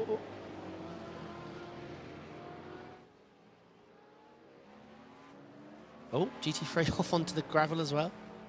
It's all these background shot things. You see cars disappearing off into the background that I love. Race leader. Precision Racing Esports. Why are they off the track? Correct, and they are being... No, they're in Oh, trouble. it's going to be close. It's going to be close. Here they come. Mecha Esports. See, I gave the shout out to the team. 2.2 seconds left to catch. Yikes. This team were, at one point, about 35 seconds behind. That was only about half an hour ago. And they are very close now. Yep, just out of trouble. We'll try and find out what happened to Precision Racing Esports. So they got onto the curb. Whoa, I just saw, yeah. And took a lot of curb at Brooklands and Nuffield. This is it. Still very wet out there if you're not on the line that's dry. Down to less than a second. This is a big moment of this race. They've got to stay out there for another... Well, you know what? These LMDH cars could probably get to the end of the race from here on a tank of fuel. So if they want to change drivers, they could do it now. If Kevin Cantanillo, who has been in that car from the start, wants to get out, because he does not look comfortable. CRF into the pits. They are going to make that final pit stop. Ben Ford is going to get out that car, and we're going to see a new driver in that car for the first time. Right, a couple of replays coming in.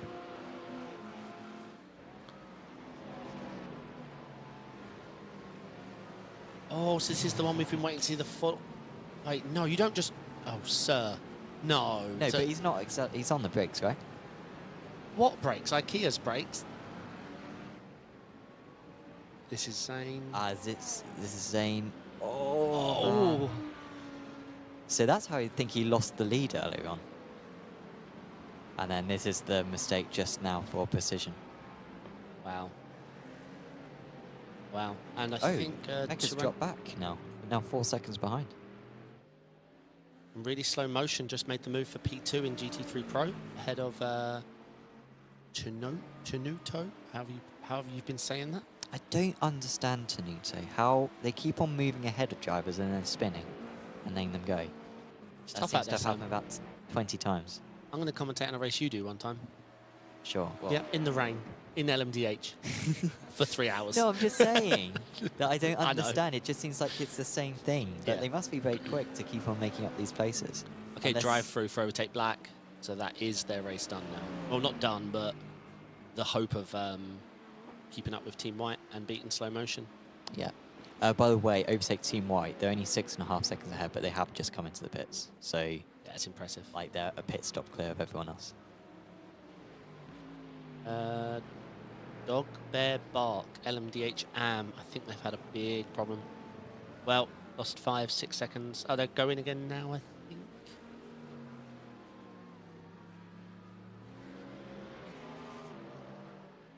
Yeah, they lost a lot of time. Oof, that's going to affect some big names in the race. Really slow motion and CRF Motorsports. Yeah, they are really slow. So that's different classes, right? Yeah. Yeah, really slow motion, a P2 in GT3 Pro and CRF a P4 in LMDH Pro. So yeah, some big... Oh, was that when the Porsche that you accused of coming across going into club and the LMDH went around the outside? No, I didn't. Was it that one? I confirmed. I was confirming the Porsche's mistake, yes. You were confirming? Wow. Yes, confirming. Massive use of the word.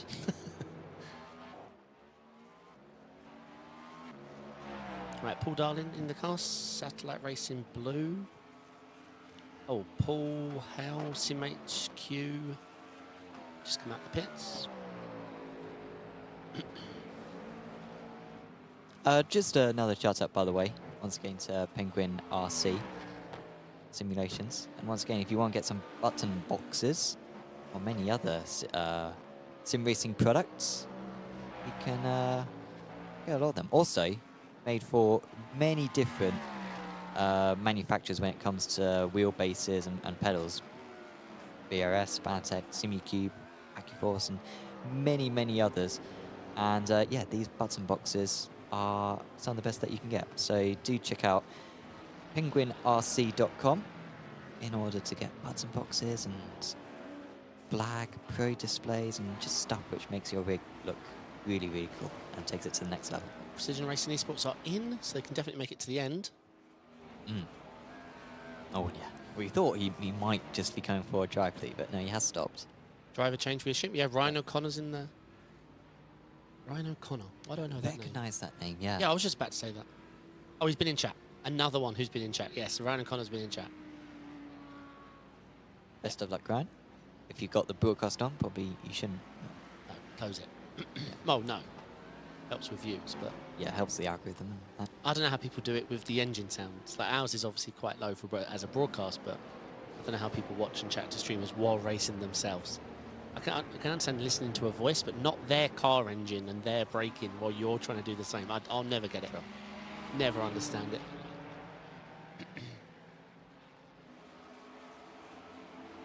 So we're following Back Pain and Ice Train, who are going for this. Leading GT3 AM. yeah, 21 seconds now, the gap. And everyone's pitted. I'm not sure if Lunatic can get to the end of the race. Like, I'm skeptical that Lunatic will get to the end of the race because they pitted like with over an hour to go. Yeah, they pitted 17. They're not 17 laps ago. And you can see, no, they. Oh well, not 17 laps ago for them. Oh, 17 laps, yeah. yeah, okay. But like, yeah, it was with like an hour and 5 to go. And you can't go that with the limited fuel tank that they've got. So I think they've messed up at Lunatic. And I think they're going to have to pit again for a splash. And if they do that, they are not going to win the championship because they're not going to win this race. I don't even think they'll finish P2. They'll be lucky to finish on the podium. Well, they've got 1 minute 20, haven't they? Yeah. Yeah, true. Rob needs some good laps. And on that Yeah, last lap, he true. lost 9 seconds. I think he had a spin. But Back Pain and Ice Train, I don't even remember seeing their name. And now Yeah, I mean, they've sort of just been quietly in P2. up 4 positions, that's why. But remember, Andy told us earlier on that he thought Back Pain and Ice Train, they're very methodical, they're not the fastest team, but, you know, they think about their racing a lot, and I'm not sure if we've seen them have an off today. I think they've been one of the cleanest cars out there. Yep, I agree. 2.3k driver we're talking about as well. Driving the car, Vincent Marsh. Yeah, I assume Vincent got in at the last stop. Oh, I was about to say it's the first time I haven't seen spray, but we just saw a little bit off the BMW, but it's almost nothing now. Yeah, almost down to nothing. Maybe the last 20 minutes of the race we won't see any spray on the, you know, drier part of the track. Obviously, the offline is still going to be wet hours after the finish. Did we mention... We did. Ignore me. What else is going out on circuit? Tenuto Delta Simtech got back ahead of really slow motion racing. I don't think we saw that. We saw, or we at least you notified us, David, about slow motion getting past Tenuto. Yep. But it swapped around again. And really slow motion still have that penalty to serve, I think, don't they? No. Yes. No? They're under investigation for an incident with... What team are you talking about? Which one? Really slow. Yeah, they're Really they're slow. they're in investigation with And you TCRF. think that they might get a penalty from that, whereas I think it will go the other way. Oh, no, it's in the wall. It's in the wall. It's Van Dexy. That is That was not the commentator's first time curse. we have seen that. And really slow motion racing, who started out so strong, took pole in the GT3 Pros, and they're going to have to make an extra pit stop. Oh, what a shame if they've got a fast repair. Yeah, there goes Travis Deegan. Good camera work from our producer.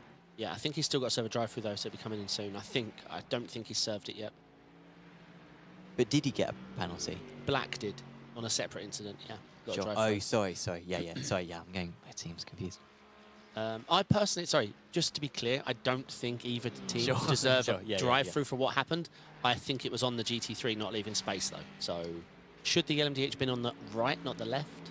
What's happened to Team White? Overtake Team White. They've just lost the lead now to Tenuto. I don't know, but they're still dropping. 13 seconds and dropping. Yeah, something's wrong with Yeah, overtake well, Team they White. got back underway, but we are going to have some Yep, replays some now. replays. Right, this is the onboard with... oh no, don't do it. No, that was really slow motion. Unfortunately, that did happen in slow motion. Okay, so tracking overtake Team White. Yeah, it's serious. 13 seconds now. So Tenochu, who we were just saying had dropped to P3 or 4, are now leading the race.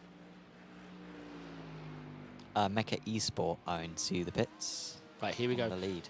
By my math, they're going to be a few seconds behind. Oh, you think? I think they're going to be ahead. Actually, Precision, because why they were ahead before. what of Precision? Yeah. It's going to be close because they need a full tank of fuel, like absolutely full. Yeah, let's see. It's going to be tight, I think. Yeah, because Precision's pace hasn't been good since they came out of the pits. They have been overtaken by Team FFSR, but FFSR do need to pit again. So it's not really for position that. Mecha, to be fair, they're still stationary. Maybe it will be close. Yeah, except... Let's see. Thomas Cyrus getting into that car. Driver swap. Oh, yeah. No, that's FFSR. It's gone by. And yeah, Precision, yeah, they're miles ahead. Why? Yeah, because Precision were only stationary for 31 seconds. Why were Precision able to take less fuel? Oh, no. I feel like I think Mecha have messed this up. They're still stationary. 55 seconds now. Yeah, it's too long. It should be 50. I think they've sped. You are kidding. Wow. They had Yeah. a great chance. I'm not sure if they would be in the lead. I So think you were right 50. about them coming up just behind, but yeah, If it's a minute 20, I think that's a 40-second penalty speed in on entry. And CRF have just come into the pits as well. Oh, that's a pit lane entry, isn't it? Yeah, minute 21, pit. Yep. So yeah, he producer went can- 20 kilometers over the pit lane limits. Oh my god. Victor Lin for overtake Team White. He's just served a drive-through. But he might get another one for his entry. I'd love to have Lewis confirm his entry there, because Oh, I think you were right to do that, right? what, speed on an end? This is that argument we're talking about, right? A black flag with a black flag. No, but sorry, what pit entry are you talking about? The drive-through from Team White. You could see in the background him sliding sideways on entry. Oh yeah, but I think that's fine, right? I don't He's know. not gone over the pit entry line. Depends on his speed. I was more thinking about his entry Sure. speed. Yeah. And that comes back to argument. If you've got a server drive-through, can you come just flying into the pits? By your logic, No. you can't get a drive-through with a No, drive-through. but when you get a speeding penalty, Oh, yeah, good point. you get the penalty straight Stop and away. I hold, think. yeah. No, it's a stop and hold anyway, isn't it? It's Yeah. not a drive-through. Really tricky to keep up to date with this GC3 Pro battle. So, overtake Team White are all right, aren't they? They're still leading. They're under an... no. They're not... hold on. Check in. Yes, they... Well... no, black are legit leaders. Black are legit leaders. I've forgotten what happened to White a few moments ago. Something happened to White, didn't They just had to serve a drive-through. I think, mate. My God. it's Yeah, all White happening. did just... Yeah. Yeah, I think so. Yeah, anyway, black and white both are fueled to finish the race, pitted 2 laps apart, and they're first and third. Bear Pope, Western Workers Union do have to pit. But yeah, I cannot believe it. Mecha's one strength was stand out of all this rubbish that everyone else has been doing, and they speed on entry by... Yeah. We're going to get Bear Pope Workers Union into the pits. That's no surprise. They were one of the few remaining teams yet to pit. Yeah. Bear Pope Enduro, who are further up in the championship. Where are Bear Pope Enduro? 6th. Yeah, it had Michael Hooper, who we've seen crash twice in this race. I cannot believe Lunatic can't lead it. It blows my mind. They had a minute lead after A an minute hour. and a half. Yeah. It was a minute and a half. But then they just stayed on wet tyres for half an hour. So they're losing 5 seconds a lap for half an hour. Honestly, because we missed it by about 20 minutes when they changed. So I think they just, they were way late on this call. They stuck with the idea that fuel pit stops matters more than pace, and they were so wrong. Like, I don't know astronomically how they made that. wrong. Because they can see, forget the AMs. The AMs are they're in a different postcode, so you can understand, like, but they can see the pros passing them. But it's that spiral mentality, I think, where they thought, oh, We've already committed to it. 10 minutes, it's too late, we just got to keep going.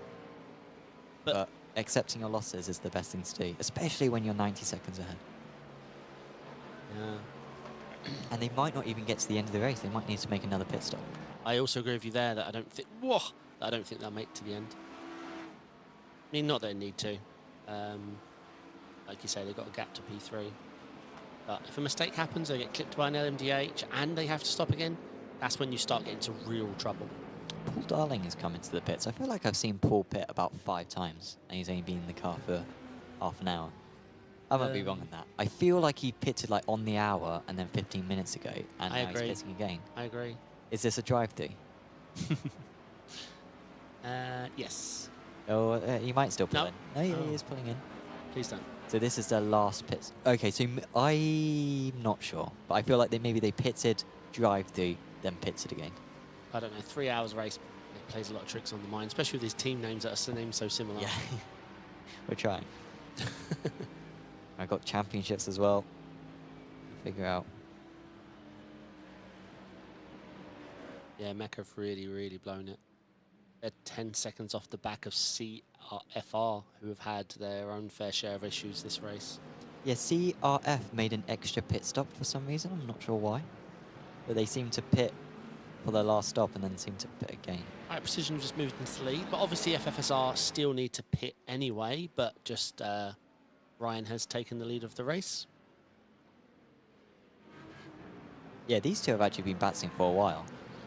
Precision got past recently, but they had been passed about 10 minutes ago as well. Yeah, they need to pit anyway, so they're fighting nothing. This is how they got past then. It was actually a mistake, I think. Yikes. But Team FFSR might finish second place in this race. They're 42 seconds ahead and are not going to have to take much fuel at their last stop. That might be a bit optimistic, but they're not going too far. Look, it's a bit sunny now as well, I think. I think they will be behind, sorry, but yeah. Yeah. Probably. They can't go much further on fuel. They've already been going over 20 laps on this tank.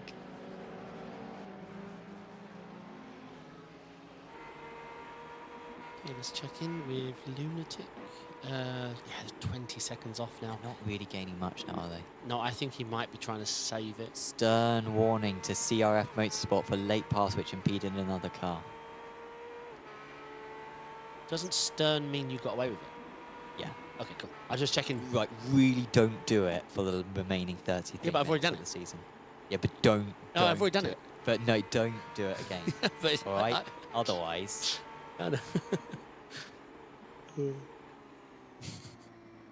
Imagine if one of the teams came back and said, "Oh, well, actually, I've already done it, so stern warning to you." Penalty. Oh, no, I got confused. Yeah, someone binned it. Oh, Who's that? Might I thought be that was Darling. my eyes.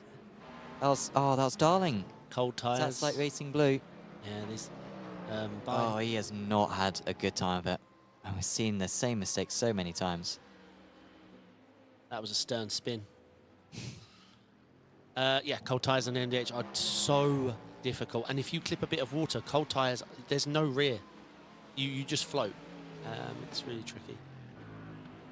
Look at the gap now in MDH AM. Oh, so Nolan Kinslow is now in the Sim HQ orange car. they have made their last pit stop. That's why the gap's up to 1 minute 30, but Pneumatic Motorsport Purple, when they pit, they will probably stay in the lead.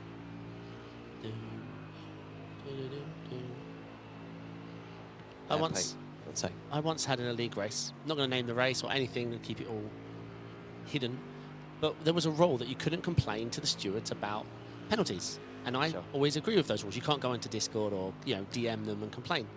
But I was complaining on my stream personally to my teammate, and they still it and sent it to the league, and the league gave me a drive-through. But that's still a public platform. When no, you're come on, right? I was. Come on, I didn't actually complain. I was talking about it. Like, of course. But you can't say, "Oh, I was talking amongst my teammates whilst 200 people watched." Yeah, it's 400, but. Oh no. So you think the penalty should have stayed? And do you know what, ironically, the only way to fight it would have been to complain about a Do you cut your losses? Yeah. I mean, Michael Hooper has just made the most bizarre overtake ever. He's got past there. Yep. But by taking the most elongated route ever. And did the Renfarer alt card just come into the pits as well? I think they came into the pits. I thought, nah. Nah, yeah, they're in. I don't want to be racing with this guy. Maybe they got damaged, honestly, from that impact. I'm not sure. That was messy. Yep. Lunatic have caught up? Wasn't it 19 seconds? Last lap, it's now 12? Am I reading that right or am I reading that wrong? Apologies. You are reading that right. Bam. I just still can't believe you agreed that was a penalty though, mate. Unbelievable. I thought you'd have had my back there.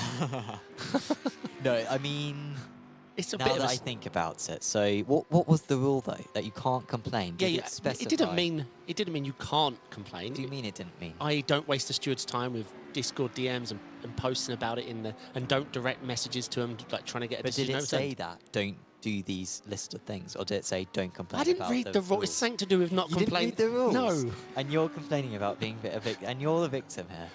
I was the victim. Yes. I Cannot think believe they it. were lenient. Oh my god.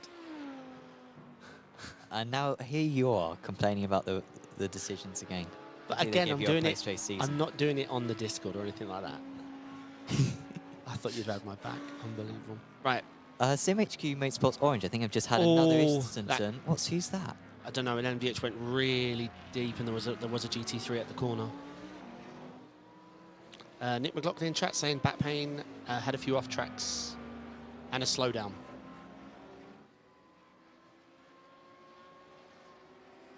May have been Brandon Guillot. May have been the GT3 involved in all Yeah, that. I mean there was a GT3 there. Yeah, I think Brandon Guillot may be a good one to look out for. Overtake Team Red are into the pits. I mean they're 24 laps down, but they're in. So we were going to report it. God damn it, we're going to report it. Nolan Kinslow has had to tow back to the pits, it seems like. So I think the LMDH AM championship fight might be over. What, SimHQ Motorsport Orange? Yes, yeah. Because they just come into the pits, and then I saw them, I think, go off the track and then tow back a moment ago. So that might be it. Pneumatic Motorsport Purple, I think, will win the championship. Oh, we'll get a replay of that. That's sad. Ah, here we go. Oh, no. Oh, no, what's the GT3 doing? Oh, no, it's not the GT3's fault, to be fair. No. Oh, oh no. Bam. He's dead forever. Yep. Wow. That's permanent. Yep. Oh, he's trying. No. Four-wheel drive, right? Those cars? No. Plus he's missing most of the car. Might be easier if you get into the rest of it, not that bit. Pneumatic Motorsport Blue have just made a mistake. They're off the track. Not sure what's going on with them. Yes. They're off track as well. They It's dropping, yeah. could be overtaken by Statsite Racing Blue, but they are back on track now. Team FFSR Venom. What a great final stint that was for Robin Virtuletto.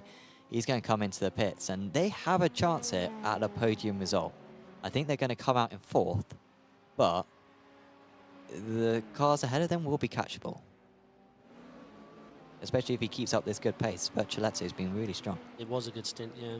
think he's going to be a little bit behind CRF, but let's see. They have the fresher boots for the last 26, 25 minutes, 27, 20, 20. I'm regretting. Something. Yes, 20. Oh my God, 6. Well, Thank you. 15, 16. I think they're going to keep in second place here, Team FFSR, because I don't think they're going to be stationary for a whole lot longer. 25. Come on, guys, you gotta go now. Oh, here we go. 28. 28. Oh, they're going to be ahead. They're going to be ahead. Here they come. Oh, wow. And CRF, they're going to be the ones with the work to do. 3 seconds. A 2 lot seconds. of traffic, though, to deal with straight out the pits. Yeah, 1 second. And there it is, the battle. It's the car behind that LMDH, that car, yeah. So you can see the gap Oh, is... he can't get past there. I mean, the gap's gone. It might be overtaken as soon as Brooklyn's here. Here comes Tamboy. Is he fighting a lapper, though? Surely the lapper's going to back out. Yeah, back out. No, oh my God. Oh my God. Okay, so they're both past the lapper. Oh, he's going to nip underneath. No, long way round is going to be the way to get past the GT3. Need to make sure that we don't use too much of the curbs. Yeah. And he is going to be able to make a break for it here because the GT3 is going to stay ahead. Obviously, he does need to be careful on cold tyres. If he took tyres, how long's left in the... Yeah, he would have. Yeah, he's definitely taken tyres. As tempting as it would have been. Pit stop was insanely quick, though. 28.47. Yeah. I wouldn't be shocked if Ryan O'Connor still needs to pit in this race for Precision Racing Esports. Watch out for that. I think the leader might still need to pit. 68. Because he took a really short pit stop as well. I don't think he will do, but I wouldn't be shocked if he does. Yeah, here we are with live pictures. They're videos, by the way. Come on, man. No, I'm not on your team anymore. Yeah, this is close. But yeah, like you say, great job from FSR. That last stint, obviously I know it comes on the heels of Mecca's mistake and CRF's incidents and stuff, but still, putting it all together. This is going to be a good battle, though. Half a second. Ryan, oh, wait, I see Ryan towing on my screen, but I see him on the feed, so I'm sure everything's okay. No, I think he has towed. Oh.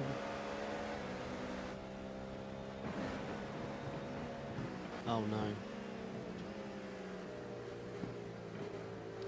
Oh no, right, we're getting into That's that. our So this is leader. now the lead battle. Our Yeah, broadcast team knew this so was the one to watch. It took me a while there because obviously we've got 2 precision cars, and I was like, oh, that doesn't matter. No, Yeah. it does matter. They're the leaders. Leader by like a minute. Unbelievable. Wow. Okay. Hopefully we can get Ryan in chat to confirm if it was an iRacing crash or... Well, we'll see if there's an incident. We'll see what's going on. But yeah, I mean... Yeah, oh, well, it is going to be a crash. we will get the replay shown to in a minute. Wow, what an exciting... we were concerned when we, like 20 minutes in, when 2 of our top 4 crashed out. And here we are. See, 3 drivers still with a chance. I gave FFSR a shout out like an hour and a half ago, noticing pace, consistency. Sure. They've done really, really well. Did I think they're actually going to win it? I don't want to take that credit. No, I just thought they were doing well. Well, I don't think Robin's made a mistake, has he? Since he's got in the car. No, fantastic job. He's been really good. The team's been very solid. Plus, they do have the fresher tyres here over CRF. If he just needs to just hit his marks, it's not easy to pass. So just hit his marks, use that extra tyre wear as a big advantage.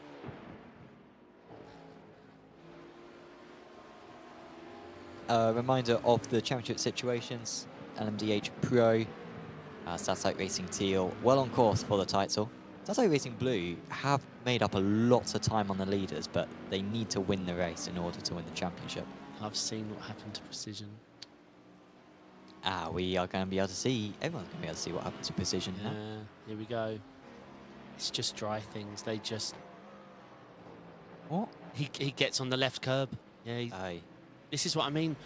Look at to him it looks dry. And on that curb it's but soaking. you shouldn't be touching the curb there. But honestly, Sam, when you've been doing this for half an hour, however, it looks so dry from cockpit, like beyond dry from cockpit. Sure. Like it looks normal, like you're in a test drive session that's always had sun. Yeah, Look. yeah, you see absolutely nothing there, do you? And your brain just lets you Sure. do what sure. you've been doing always. No, I get that, yeah. Honestly, it caught everyone out. Like when we had a lot of incidents, and there was a lot, and I was talking about this in Sebring when I was streaming, there was a few people in my chat like, yeah, but rain isn't that difficult. I'm like, I'm not talking about rain with rain tyres. I'm talking about dry with a dry track when it was raining. Varied sunsets. If you're 1 foot to the left on the entry, it's a river that you just can't really see. It's deadly. What a way to lose it.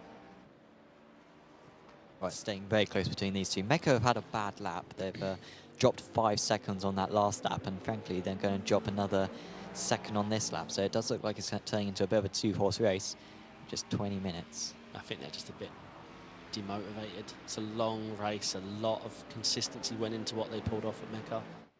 All of it to just go down. And yeah, because their last pit stop, they lost 45 seconds. Yep. So they'd be... Oh, off goes the leaders. And that is easy for CRF to move past. Oh! But have they now had a tangle?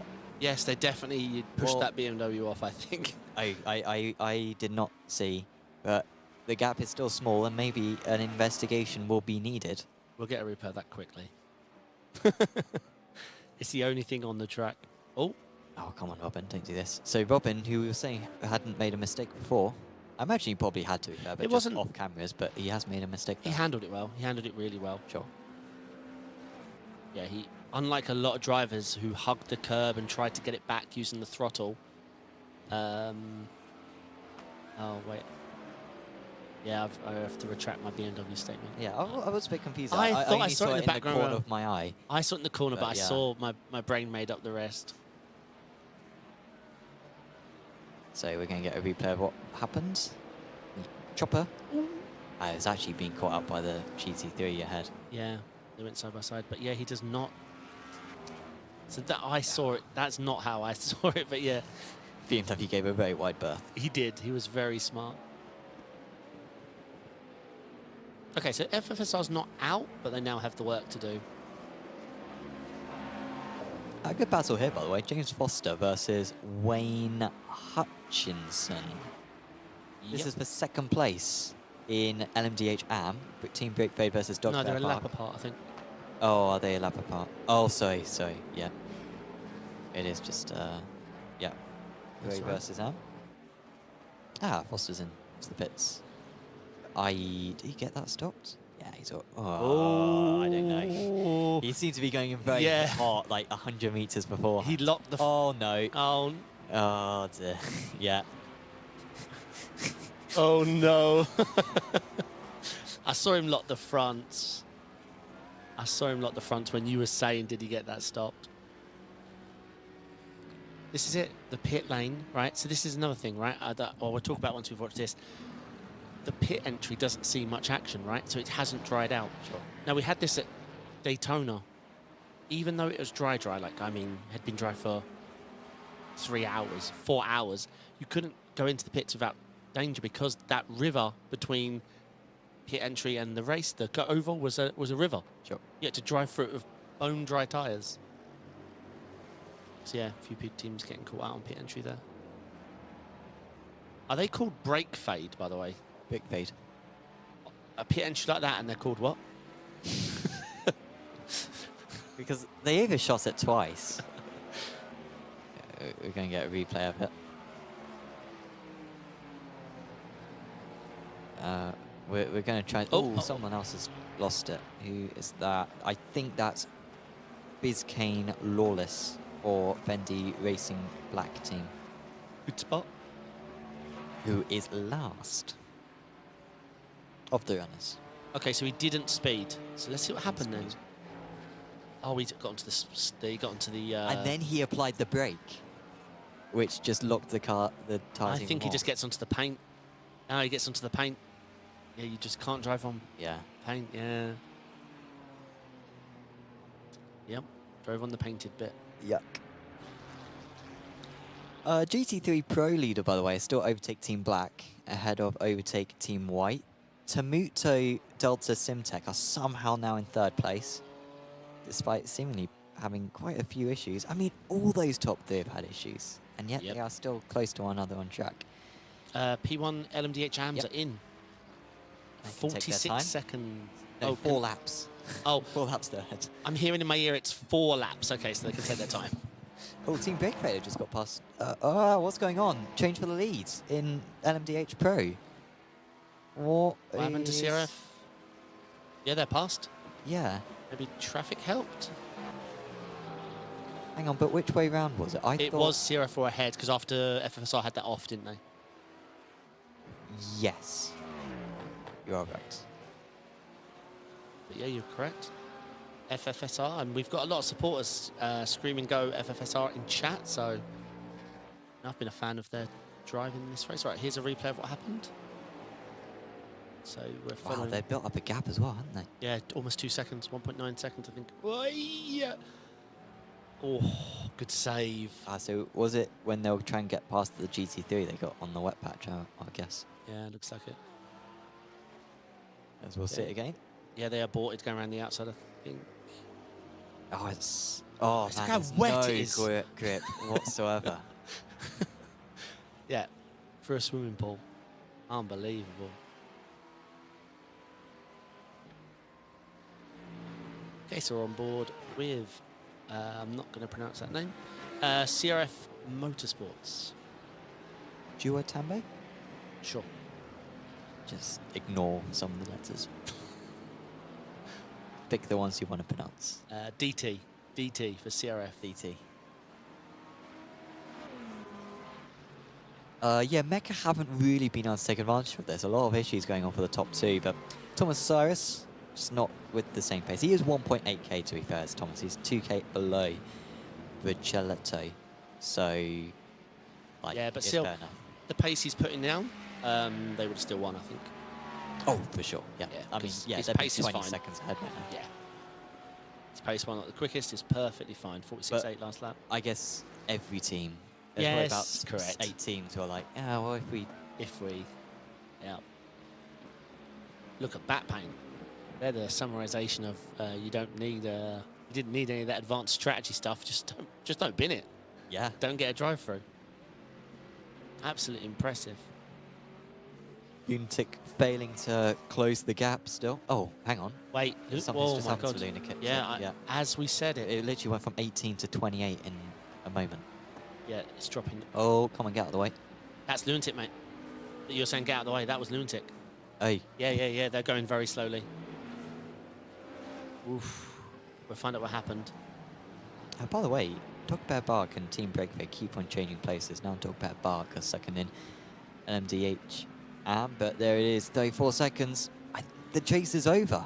Backpain and Ice Chain are 13 minutes away from an astonishing championship, which, considering that they were 90 seconds behind an hour and a half into this race and made it up in 30 minutes, is quite something. Yeah, we're going to get a replay, but I'm getting confirmation they got 30 kudos points for a 720 reverse flick. Nice. Yeah. Do you play skateboarding games? No, but I know who man. Tony Hawk is. I loved those games as a kid. Loved them. It's a great replay coming up. Yep. It's not a 720. Is that a 900? Or was it a 540? Oh, you're right. Damn it. Because he's facing the wrong way. 540, yeah. 540. 540 reverse click kickflip.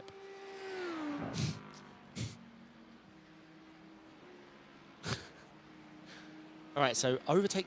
By the way, we thought Team White would get the charge done and re-get that position back, but 14 seconds off now. Yeah, they're actually falling back into Tenuto Yeah. again. Tenuto are flying along. Oh, leader's gone off in LMDH Pro, and it's another change. CRF are back ahead. And look at that. They're almost spinning round with Chilete. Oh, my God. It's another change for the lead. Yeah, there's been 4 in the last 4 laps. Unbelievable. And that was a big loss of time as well. 3 seconds, I think. But yeah, the shame is the front two are doing nothing right with their gap, and unfortunately, Mecca are not at all eating into it. We ride on board with Pneumatic Motorsports Blue. They've been in a battle for a while with Satellite Racing Blue, who recently came into the pits again. What, Paul's been into the pits? Apologies, Paul didn't not come into the pits recently, but of course he has been in the pits quite a few times. And Ryan O'Connor for Precision Racing Esports is at the head of these drivers. On that last lap, Pneumatic were 3 seconds faster than these drivers. Did we notice Penguin Carbon have been in the pits 9 minutes? I don't know if we noticed that. They've been in the pits a lot today. I don't think they're going back out. I thought they would. I'm impressed they've got it this far, because I feel like they used their faster fare very early and they have been involved in a few incidents. Shame.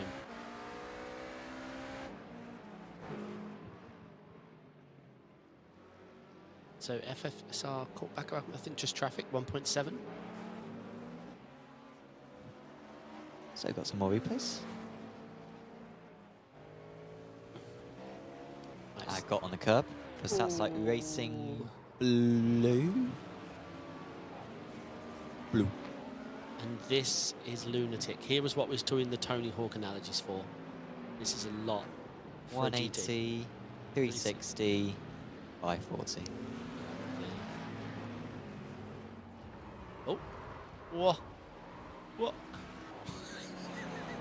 I like how whenever the rear tyres make contact with the curb, and this is... Oh. I mean, it's the same mistake that their rivals made a Yeah. few moments ago. Trying to get past a GT3 on in the swimming pool. Well, what do you do? Like, if you brake super early and park it behind the GT3, you get past For anyway. sure. Yeah, yeah. So you know, you put your armbands on and hope that this time through the swimming pool you're going to be fine. So lots of battles out there in LMDH kicking off. Oh, okay.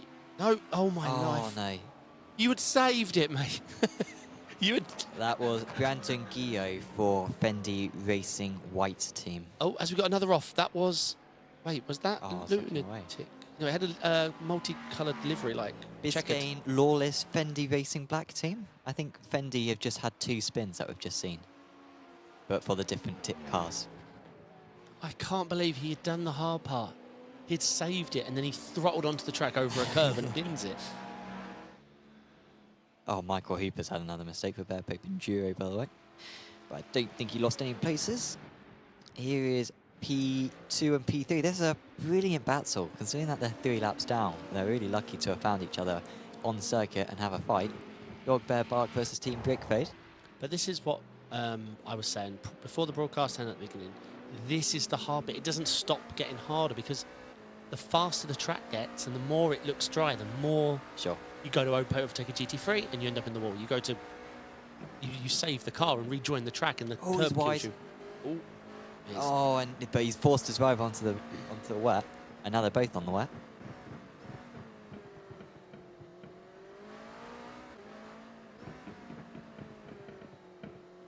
FFSR 2.2 back.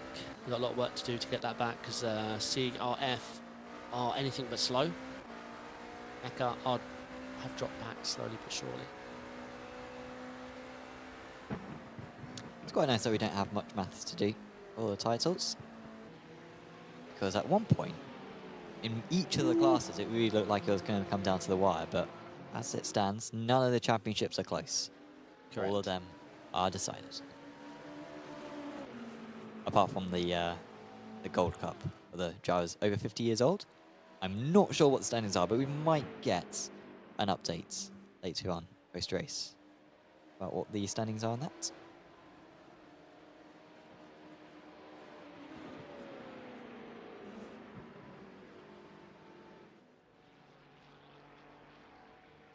So 7 minutes to Ooh. go. They are following very closely. Dipping into the draft.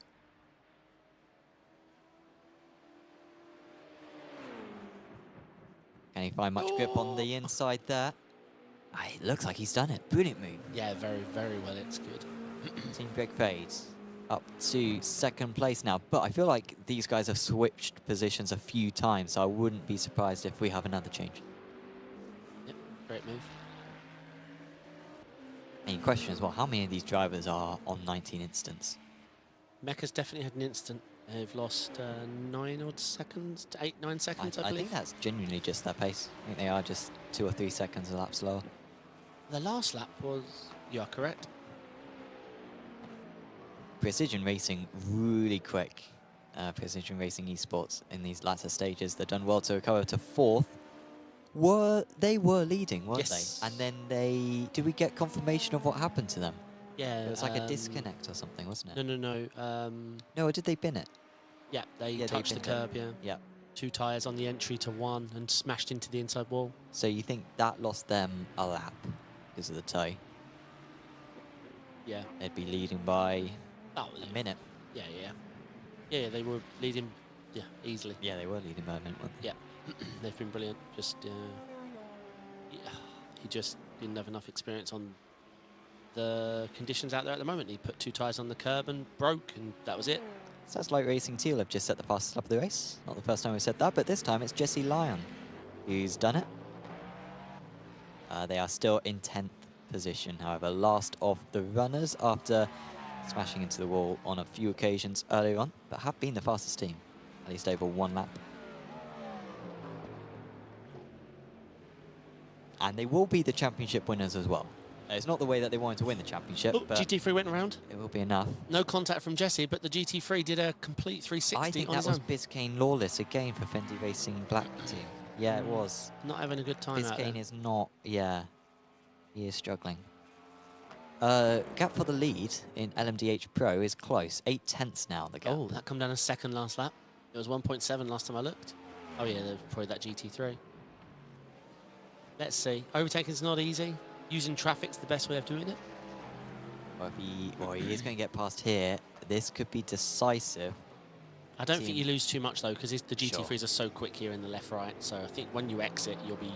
But still, through this final kink, he's going to have... Oh, no, he got Oh. underneath. That was good work. That was very good work. Oh, no. Got underneath at Right. the expense. Careful back onto the track. Careful. It's never the prototype's fault. If we Right. send it, they No, should I just mean, move that more. was fine, Yeah. right? I don't know. I saw the latter part. It looked but like yeah, he it was looked like well alongside. I think the GT3 just didn't want to die. Not much traffic for these guys, at least not immediately. 2 more laps to go after this Oh. one, I think. Overtake White have been passed by Tenuto. Yeah, well, that's been coming, hasn't it? So Yeah. Tenuto now up into 2nd place, 12 seconds off the lead. I mean, they're not going to be far off the lead by the end of this race, and they've already got a gap as well. Wonder if that was a mistake from Overtake Team White, because they've dropped quite far back very quickly. Would not be the first team to have gone wide at Cops. And Oh. that is exactly what they've done. You have to lift, you have to lift, you have to lift. They've been really smart there. Yeah, done well. They Yeah. crashed there earlier, right? Yeah. Who hasn't? I think mate? that was the white car which crashed there Who earlier. hasn't crashed there? Yeah. You touch the curb, you end up either in the left wall or the right wall. Pneumatic Motorsports Blue have just crashed, it looks like. Yes. That is in 6th position in LMDH Pro. But we might just catch this. Becomes one of those other undertake moves. Oh, no. Oh. Just didn't turn on the... Correct. Where it did it. Correct. The LMDH just trowed into to poor. That looked like Speak David Lunatic. They crashed into. Ah. Lunatic could crash now, and they'd still win the race. Because they're 3 laps ahead. Wait, hold on. If Lunatic just got caught in the incident, why are they gaining on back pain? They've just gained. Oh, sorry. Yeah. Oh no, now Lunatic would drop him. They have caught back pain though by 7 seconds. Yet they just got hit. So What was the gap before? 13, 12, 13. Well, it's now 48. What am I? 0 am I? Yeah, you're looking at the wrong interval. Yeah. Okay. I don't know why they're 48 seconds behind, though. I can't remember what happened there. They did lose 5 seconds on that last lap, though. Okay, I'm looking at the wrong number. Sorry. Ooh, 1 more lap to go after this one. God, it's gone quick. It has. Not for the drivers. I'm sensing because it looks like it's been a really tricky race. It's been wet all the race long. We've got some more replays. as Dogbear Bark has just moved back up into second place. I told you that they might swap back, and that's what's happened. So Dogbear Bark back up into second place in LMDH AM, but it looks like it was a mistake from Team Brickfade because they were very slow heading onto the hangar straight.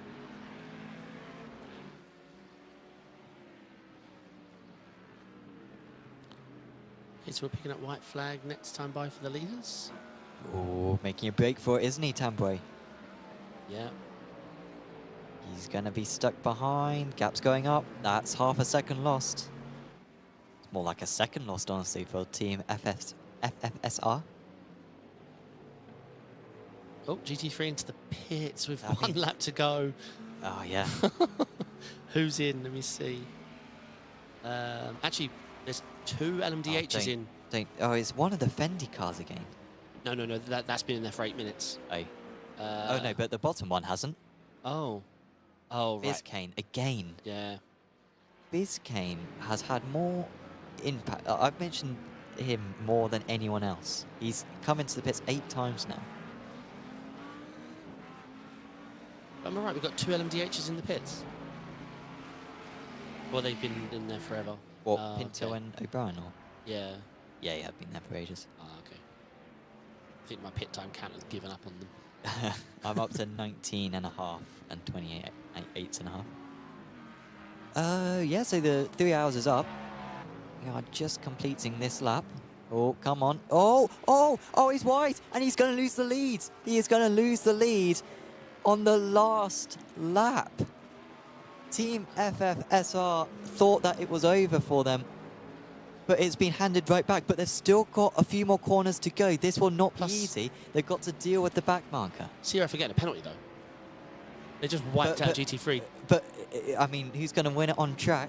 I think you might be right that surely a penalty will 100%, yeah. happen. But, I mean... Come on. This is still close as to who's going to get it on the line. We'll see RF send it. They're going to be driving angry. They've gone into them again.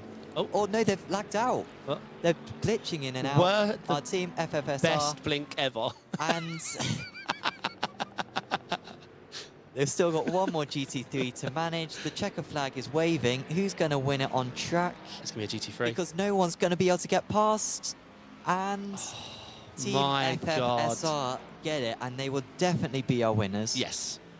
CRF might get a penalty. Wow. It might drop them down a place. But a chaotic end. Do you think there's going to be contact there? They both came around the corner touching while there was a GT3. Oh, I thought he was just going to pass straight through him. But that's the best blink I've ever seen. He would have got hit. 100% he would have got hit. There's the overtake Team White car. That was the one who lost out. Yes. Lunatic confirmed, P2. Shame. To see them that far off is insane. And here comes Backpain Ice Train. They've done it because they are a lap ahead of Lunatic Racing. What an incredible championship win this is for Backpain and Ice Train, who have won alternate races throughout the season. And crucially, they're going to get the last race win of the season. They came into this round 3 points behind, but they're going to level up on points. It's going to be a tie in the GT3 AM Championship, but because they've got 3 race wins to Lunatic Racing's 2 race wins, it's going to be enough for Backpain and Ice Train to come through, and they will be the GT3 AM champions. We did not see that coming an hour and a half ago.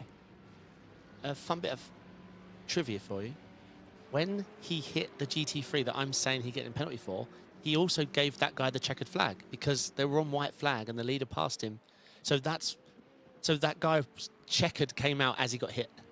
So he was facing backwards on the gravel with a checkered. Sure. Yeah. Okay. Yeah. Crazy, but yeah. Because that's why everyone but Backpain was checkered. Backpain had been the only one uncheckered. Sure. Pneumatic coming across to win in LMDH AM. It was comfortable in the end, and they are the team champions as well in the LMDH AM category. Brilliant job They from them. were pushed all the way, but credit to them. They barely made any mistakes.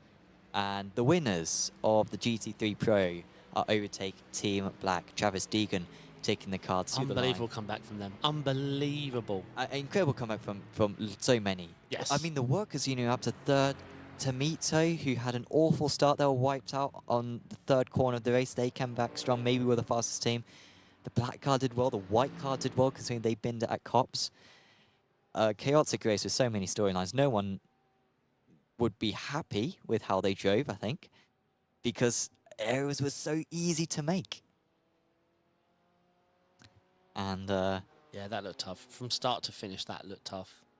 we will have a chat with a few of our drivers. We will hopefully get the top 3 from each of our classes, but then we might also get some championship winners as well. So we'll have a lot of interviews to go through. We'll wait for them to come in.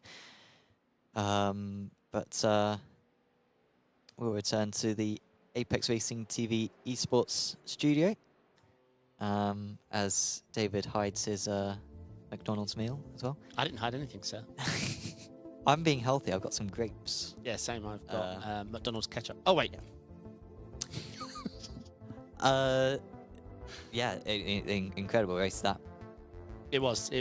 I wonder if we get a replay actually of what happened. We'll go through the results first, but Yep. that Cop's corner, you could see it from a mile away. Yeah. It's always just so nerve-wracking. In the car or out the car, you see it and you're like, that's going to be tricky to get through. Yeah. And it was. Yeah. And it was. So, yeah, let's have a look at those results then. 2/10 might be bigger than that post-race because of a penalty will surely be coming for CRF Motorsports, but Team FFSR Venom definitely win. They were like a minute down and 4th with an hour to go. Yep. There's Mecha Esport, Precision Racing Esports, Satellite Racing Blue, Pneumatic Motorsports Blue, Penguin RC Simulations Magma, Sim HQ Motorsports Red, Last 10th Racing, Satellite Racing Teal, who win the championship as well, Penguin RC Simulation Carbon, Overtake Team Red, and Precision Racing Bandits. We've got 13 drivers in LMDH Pro. And in the amateur category, we had Pneumatic Motorsports Purple win 4 laps ahead in the end, but a fantastic battle between Brade and Dogbuck. They changed positions about 10 times in that last down. I'm generally not even exaggerating. Ascent Racing in 3rd, and then Sim HQ Motorsports Orange and Sim Republic. What a shame for Sim HQ, though. Yeah, that position doesn't reflect their pace and the battle they had going on. I'm trying to remember the crash that wiped them out in the end. It was a mistake, wasn't it? I'm fairly sure. I believe so, yeah. Yeah, and they were close all the way through. In the GT3 Pro, it was close again. Obviously, that gap doesn't represent it, but yeah, there was 8 seconds, I think, in the end between... Hang on. Is that right? What happened to... I don't know why our overlay is showing it like that. Tenuto was 2nd, but you can see Overtake Team Black were 1st, and then Tenuto, for some reason, on our timing board has been put down in 8th, despite the fact that they were 1 lap down. So I don't know what's happened there. Post-race penalty, I No, because they were only 1 lap down. Oh. So they couldn't possibly be behind the guys 2 laps down. Oh, I see what you're saying. So I see what you're saying. I don't know. That's an issue with our overlay. But Bear Pope were in 2nd. There's Team Overtake White, Bear Pope Enduro, D's Porsche, Renfara Young, and then the Alt car as well. Then I guess the grey car, because they're 5 laps down, and then Fendi Racing White team, and then Really Slow Motion Racing Penguin RC Simulations rounding out the GT3 Pro standings. And we'll also show you the AM standings as well in the GT3s. And this one was won by Back Pain and Ice Train. What a turnaround. You would have What never... a turnaround. Wasn't even due to an incident. I don't think Lunatic will ever make that mistake again. No, because most of the other champions were decided by a big incident. This was decision by a strategy call. Yeah. Unbelievable. But yeah, well earned by Back Pain. Yeah, stayed out on old tyres for half an hour, did Lunatic, or wet tyres on a dry track for half an hour, did Lunatic. That's how they lost the lead. And then, to be fair, the second stint, the second drivers, Back Pain and Ice Train's second driver was just faster. Vincent Marsh, brilliant job from him. He was faster than Rob Campbell, so He was rapid. he really did deserve that. So that was the results. So Tenuto got a DQ for one of their drivers. Not sure what that was for. A DQ? Drive time, maybe? Who was in the car at the end of that one? Yeah, you're right. If Sammy fair share hadn't been Oh reached. yeah, was Sammy Hendricks in that car the whole time? There was only one driver, so they get eliminated. Ah, okay. Well, that's a bit annoying. No. I guess Sammy just either his teammate didn't turn up, or he thought, final round, right? Promise the league can't override it because it is an iRacing rule. It's one of those. It's the rule you put into iRacing when you create the session. So Yeah. he received a post-race DQ. Yeah. Okay, that makes sense. Oh, and that's why he wasn't put to the back. Correct. Because they're like, all right, the maximum amount of laps you could have done was 80. So we'll say you've completed 80 laps. Yep. And that's why he was 8 laps down, because it's, Unbelievable. all makes sense. Still waiting for some drivers to We got 2. come for. Oh, we do. Sorry, I wasn't. Oh, I got quite a few actually. Oh yeah. Who have we got first? I need to familiarise myself with all these names. James Foster and Vincent Marsh. So James Foster and Vincent Marsh, they were our GT3 AM winners. You know what? I'm going to jack them up because They were back pain. was Foster in that car as well? Certainly Marsh was. I think Foster was as well. Ask him. Yeah. Oh, As we have now James Foster and Vincent Marsh in the in chat with us. Guys, congratulations. I think by my reckoning, you are the champions. It was a one-on-one fight, and you've taken the title based on number of race wins. It must be a fantastic feeling. Confused.com. yeah. Oh. James is not on my team. No. Oh, sorry. We were unsure going into it. So we no, were. it's all right. But Kick me anyway, out. for Vincent, Interview the at champion. least, you must be delighted with that victory. Yeah, it was. I mean, we're very, very happy, especially because coming into the race, it was we didn't know what to make of it. We knew in the dry, the BMW was probably going to be an equal fight with the Audi, and then the forecast came out that we could expect wet weather, and we were not having a good time. But one thing that Zach and I have been very good at in practice has been the transitional periods when it goes wet to dry. And so we were able to get on the dry tires very, very early and make use of the dry tires for the entirety of the second stint. And no, Lunatic has been great competition this season. And I don't know how it looked on the broadcast, but I know in the car it was sort of a nail biter through the entire second stint of, are we going to be able to equalize with them by the time we both take our third stints? And it's been a roller coaster of a season, starting from a DNF in Daytona and working our way up to some wins and making a show of getting the championship at the end of the season. No, we're extremely happy. Absolutely. I mean, we were a little bit slow to cotton on to them not changing to the slick tires, because we saw the gap, it was 90 seconds, and then we checked back in like 15 minutes later and it was 20. What was going through your mind? Because it seemed to us like it was a big mistake from them.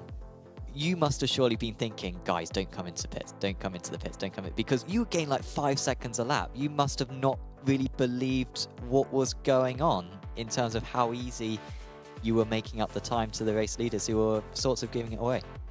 We all we knew was Zach notified me when the gap dropped below 60 seconds, and then my first question to him was, well, what times are they doing? And he told me they were above the 10s, and I was like, they've got to be on wets. And from there it was, we thought they were on the same strategy we were. They just made the wrong call on tires in the second stint, because we knew if we ran a full stint on the wets for our opening stint, we wouldn't have to take a splash at the end of the race, which, had it been a fully dry race, everyone would have had to take a splash at the end of the race.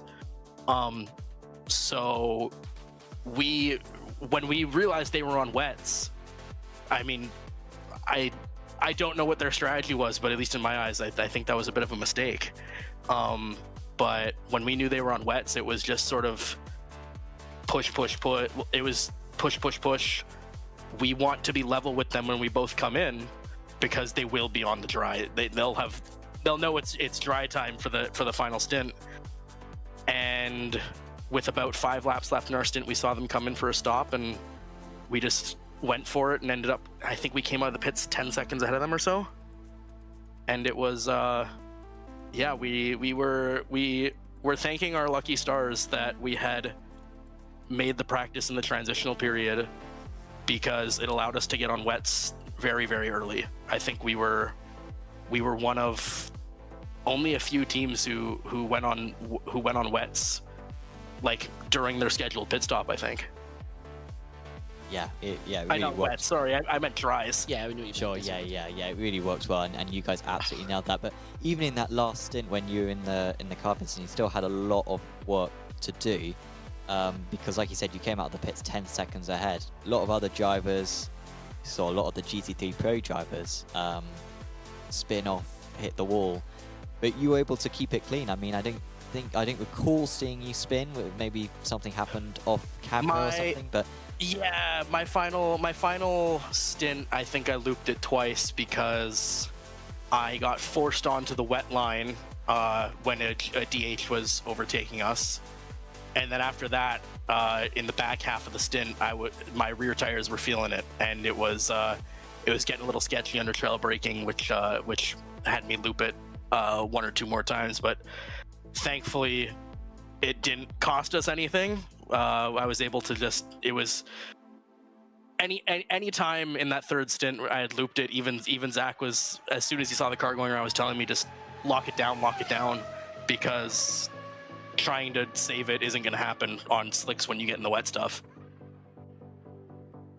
Sure, yeah, and yeah, you certainly seem to minimize that. We just saw one of your instances, and yeah, fortunately didn't lose you too much time. In terms of the championship, I mean, you've already given some kind words to Lunatic. I mean, we were having a chat with Andy Thompson earlier on, who's been commentating most of the series, and he's really pointed out, even before this race started, he picked you for perhaps winning in the wet, because you guys have just been able to really methodically move your way through this championship. I mean, you must be delighted to win it in the way that you have, in terms of not necessarily on outright pace, but in terms of smart endurance driving.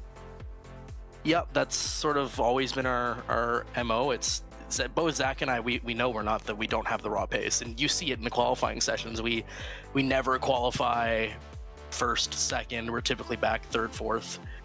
And Zach's got the tire conservation down. I got the consistency. It was very funny in practice last night.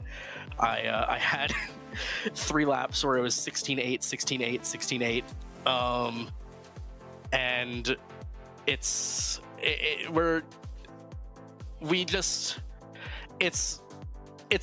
difficult when you don't have the raw pace, because you just have to trust in what you've planned for the race and trust that it's all going to pan out. And it was a very rewarding feeling in Spa, because that is the definition of what happened. And it was a big confidence boost to just sort of trust in ourselves. And thank you, Andy, for picking us. It's kind of ironic that you picked us, though, because it was a wet race, because we set the car up as a dry car. Our entire goal was survive the wet and start putting the hammer down when it dries out, which is what worked out. Absolutely, works brilliantly for you. Congratulations, it's a fantastic result for you, your teammate, and the entire team at Back Pain and Ice Drain. Is there anyone you want to give a shout out to? I want to give a shout out to any of my friends and family, and I don't know if Zach invited any of his friends and family to watch the race, but I know I spread the link around and told them that it would be an exciting final race. We have a lot of championships on the line here, so to any of my friends and family who are watching, I'd like to say thank you. Awesome. Well, thank you for joining us, Vincent, and enjoy the championship win. Yeah, great stuff. Thank you. Vincent Marsh there for Back Pain and Ice Drain. James Foster, should I put him in? I know the team and everything now. Sure. I think we owe him an interview. He hasn't got any other teammates, do we think? I don't have a list of the team members. If you have, I can ask him. Happily ask. Sure. Yeah, go for that. Right. Hiya, James. Can you hear me okay? I can hear you fine. Sorry for the confusion, mate. How You're was all right. that? Was a really, really close battle with Dog Bear Bark, I think's the name. It seemed to be probably the closest battle, I would say, all race long. Talk me through it, mate. How was it? Oh, that was absolutely crazy. I initially had the pace on them, and I think I overtook them twice, and then I hit some wet patches, and it just, once you're on them in slick tyres, you just slide off the track. There's nothing you can do about it. Yeah, So right. I think I caught them up twice, and then overtook it on the last lap. I'd given up, so I was actually saving fuel until something happened with them in front, and then I managed to get past them across the line. So I was as surprised as probably you guys were. Yeah, I mean, we were following your battle, you obviously team break fade with against Dog Bear Bark for, I mean, hours it felt like on the closing. We was always cutting to you guys. Yeah, obviously it's easy to say, oh, mistakes were making you both swap positions, but it was a very tough track conditions. I'm sure the dry line had super grip and the offline had, you know, worse than it was at the start of the race when it was actually raining with wet tyres, because you just don't have any grip on those slicks. No, there's absolutely no grip at all once you're in dry tyres and you hit that wet. Yeah, you don't stand a chance. Yeah. I think I pitted early. I think I still had 10 laps left on a fuel stint, but I gambled onto the dries, so maybe that's where I managed to game this up. No, that's brilliant. It must have been hard to transition the LMDH to the dry, because I know the GT3s did it earlier on, but it must have been a very tricky decision, because you know the first couple of laps are going to be absolutely horrible on those cold tyres. Yeah, it was pretty, but to be honest, I kind of gambled, because once my teammate had left the vehicle, left the car, and then I jumped in, I actually had to reset my computer. So I've had to reset my computer to get back into the session and then get in the car. And I think that's where the laps down have come from. But I was very surprised to see that we were P2 when I finished the race. I had no idea where we were. I was just trying to overtake people. Yeah, SimHQ had a problem. We forget what happened. I think it was a mistake. And obviously your battle with Dog Bear. But yeah, did your team finish with the fast repair still available, or did that get used up? I forget. There were so many incidents for us to review. No, I actually still had it available. I was in a bit of trouble, but yeah, I didn't hit anything. I was off track a bit, but I didn't hit anything. Excellent. Any highlights from the racing view? Like, how was lap one? Like, any things that stand out from you and your teammates, like from the race, that you're going to remember? I think my teammate surviving the start is the long and short of it. I mean, I could hear him screaming on the team radio before he had to disappear. I was just impressed that he managed to survive that, and I was a bit gutted when I had to restart my PC. Yeah, sure.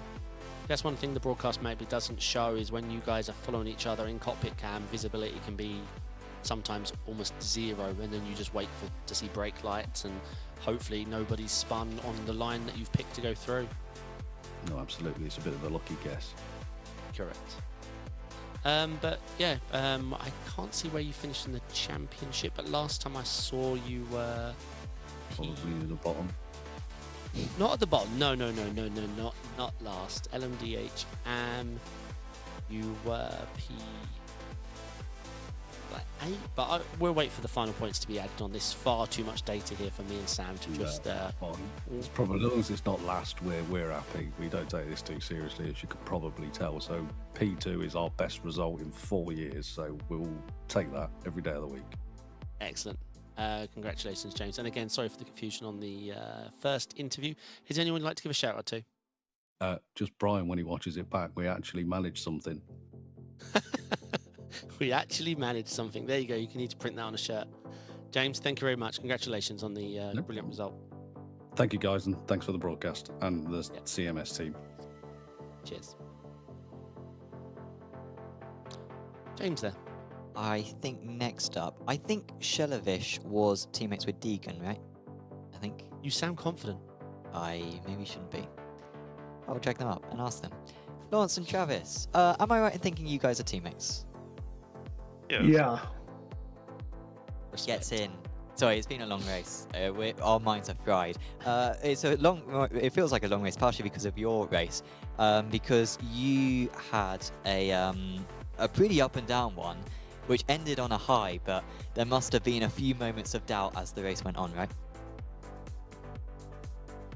Well, I started, and first off, like, there's a huge pileup at the beginning of the stint, and there's like 8 cars or something like involved in that crash. So we were thinking like just drive it home, but with the conditions changing, like it was really tricky to drive. Absolutely. I mean, that was one of the changes that we, identified right at the start of the race. Sort of that transition of getting onto the slick tires in particular, whilst the track is a bit wet. It looked treacherous for everyone out there. Yeah. At some point, we had only like 1 X left, and then you got into the car, Travis. Yeah, and things went okay. Had a few moments. I think I went off a couple times. I think I had 3x, but yeah, if you get pushed outside into the wet stuff, like if a LMDH gets on your inside, you're basically relegated to getting 1x. So I pretty much just spent the rest of the race trying to keep a consistent pace and make sure I was managing my traffic well, so I didn't get put in that situation, because a drive-through would have bumped us down to second or third. So I was just really focused on not getting out into that wet stuff anymore, because it's a death sentence out there. But it ended up going okay, and the pace was good, and just kept it between the lines and brought it home. Pretty fun, had a good time. It was stressful. Absolutely, it looks stressful. I mean, you were sort of battling in the closing stages. You had Tenuto catching up to you a little bit. Were you aware that Tenuto hadn't done the driver swap? Because, they were getting pretty close. They were within 10 seconds by the end. I wasn't. I was really, the only delta I was really looking at was the car right behind us, and that's all I really knew. I wasn't sure about anything aside from that.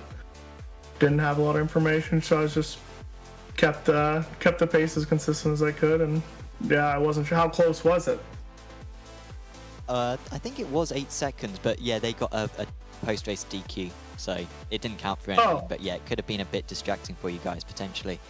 Had you been concerned about them.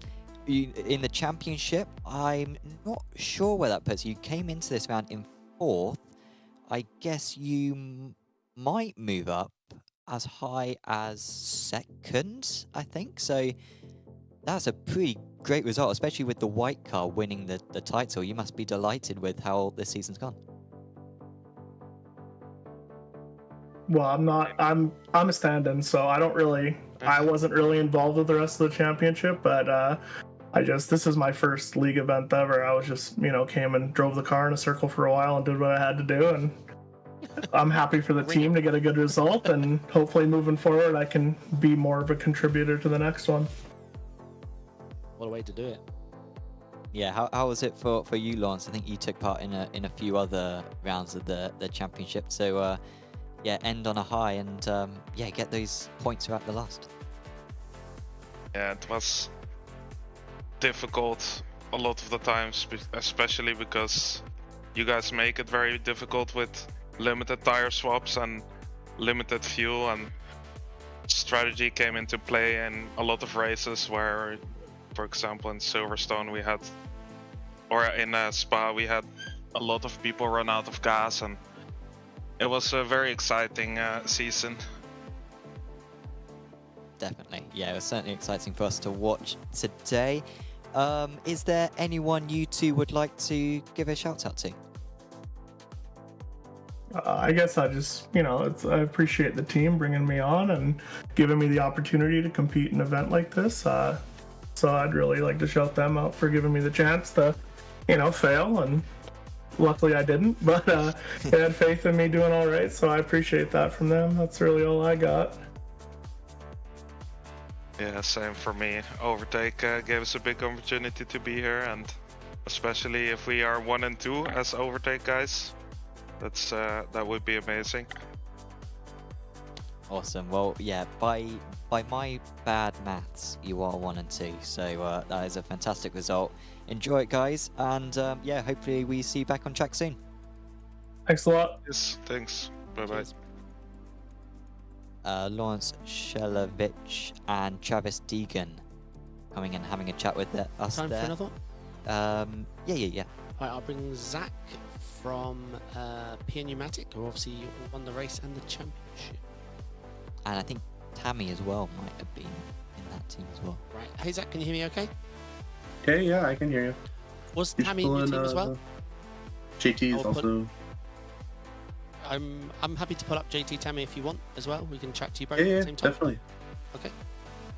Hey, JT, can you hear me okay? Or Tammy, I'm not sure what to refer to you as. What's up? Hey, mate. Was you in the GT or the... There's two teams, right? I'm not sure which team you was in. Was you in the LMDH team or the GT team? So our team ran 2 LMDH cars, one Sorry, in Pro, one AM in or AM. Pro. Sorry, yeah. We were AM. Oh, okay, brilliant. And you're both AM, yeah? Yeah. Oh, brilliant then. Okay, so I have everything prepped. Obviously, awesome race. The win, the championship win, and obviously a great battle with Sim HQ Motorsport Orange for the majority of the race. Obviously, we did lose them at some point, which was a shame, but it must have been an exciting battle. Talk me through it. How did you find the race? Yeah, no, it was obviously coming in here, being tied with them. It was something that was constantly in our mind. I think I had a slightly better start, so they were behind us for a bit, and I think they had a better advantage when the track was in a trickier conditions. So there was definitely a bit of ebb and flow. Unfortunately, they did run into a couple issues that set them back. Our main thing was just try to stay out of trouble, stay on the track, and minimize any time loss, which I think we executed pretty well today. Yeah, no, brilliant job. It must have been tough because, with those wet tires, with the wet track, you get into a rhythm and you drive safe, but it's that dry tire when your confidence starts to build, the lap tapes are coming down and the car feels like it can do no wrong, and then you try to pass a GT3 offline, or you make a mistake and you start clipping bits of curb that you've not touched. I imagine it gets very scary very quickly. Yeah, definitely. I think once I came out onto the track and put on the dry tires, it was a totally different track. It felt like it was so much faster, so much grip, and yeah, once you went offline, we didn't have that many major incidents really, but once you went offline, you had to be real careful to pass another GT3. So you guys finished with your fast repair? Yeah, we still had it. Oh, that's brilliant. 3 hours of wet Silverstone, that's a pat on the back. And did you guys serve a drive-through for your incident points? Oh, no, nothing. JT drove Easy. beautifully, and I just brought it back to the end. Easy. What was the deciding factor when to make the switch to the dry tyres? Did you have a strategy in mind? Was you feeling it out? Did you do it on a driver swap? What was what you went into it with a strategy-wise, and what was the determining factor actually in the race? We are actually looking at possibly continuing on the wet tires just for safety, just because that we knew that tire was still good. We could pass offline, and there wasn't any discomfort driving the car at the time. But our sister car, they were looking to go into the dries, so they were analyzing what everybody else was doing out on track, and it seemed at that point that the crossover had happened. We got the warning from the session saying it's a dry session now, so we ultimately decided to gamble and go onto the dries, and Zach got to experiment with that and figure it out. Yeah, we saw Max Muir for satellite going on dries way earlier than any other car, and he was setting fast laps but still going off when he went offline. So we were waiting until more cars went onto the dry tires until we knew it was safe. Yeah, he was flying at one point, but unfortunately also removing parts of his car, so it was a bit yin and yang, but yeah, his pace on the dries was very impressive. But no, fantastic job. Fun season. Did you guys enjoy the season? Yeah, it was pretty good. I'm glad Zach joined me for the final 2 races. Yeah, I'm looking forward to another season next year. Excellent. Yeah, again, congratulations on a well-deserved win, and I am right, they have picked up the championship in LMDHM. I'm confident. If I'm confident. Yeah. Because It was just with Sim Racing Orange, right? Tied on points. Yeah, they were ahead already. Bam. Yep. Congratulations, guys. And yeah, fantastic watching you guys race. Thank you. Yeah, thank you. I just got to thank everybody who's come out and helped me here. Zach joining the last 2 races here. When we needed an extra driver, James Stacey wasn't supposed to drive at all this year. Ended up driving almost every race with me. We had Davis Braun and Pete Herbrone joining me as well. Michael Miguel in the other car. So it turned into a really good team effort. And thanks to CMS, you guys, for putting on this great show. Excellent, guys. Fantastic job again. Congratulations. And yeah, thank you very much for turning to us. Thank you. Thanks, guys. There you go. We interviewed the right people and said the right things this time. We have Ludovic to have a chat with us now, who was part of Team FFSR, who managed to win in the LMDH Pro category. Ludovic, congratulations. Yes. That must have been an exciting last lap, right? Yeah. So I was not driving. Yeah, I'm the one coming to talk to you guys because I'm the only one talking a bit of English. But yeah, it was very exciting for us, both on the driver side and all the team watching, on Twitch and on your channel on YouTube. It has been very, very exciting. We are all super happy because we didn't expect it. It has been a really nice championship actually for us, both. So big thank you to both the organizer, Champion Motorsport, for this. We did a lot of championship recently, and this one really stood out of the pack because it was really well organized and most of the people driving were nice, and we had a lot of big fights, but like clean fights. So that's the one you enjoy. And you guys also with Apex Racing TV, that it's very professional and all the setup is very nice. So thank you so much to you guys as well. And last race of the championship, we win. We really didn't expect it. Honestly, the level of the championship was very high. When we registered to it, we knew it will be hard, but not that much. So winning a race and the last one made us very, very happy. Absolutely. I'm looking at your previous results, and you've been consistent throughout the season, sort of finishing between about 5th and 10th on each of the rounds. What do you think it was about today which meant that your drivers were able to go up that extra level? Was it Silverstone? Was it the rain? Or was it something that they've been working on in practice? I think it's the rain mostly. Silverstone is not a track that we drive that much in the team. We all like it, but it's not the track we use the most. But the rain, we did a few races, and we did a lot of practice on the rain, privately, in the team, even for fun and all, small rain, big rain, the track drying up. We tried a lot of different scenarios for the rain. So I guess that's what made us win the race today. The guys, they started on the rain very well. They managed very well the start. The qualifying was nice already. We started P5. Big congrats to Pierrick who made the qualif.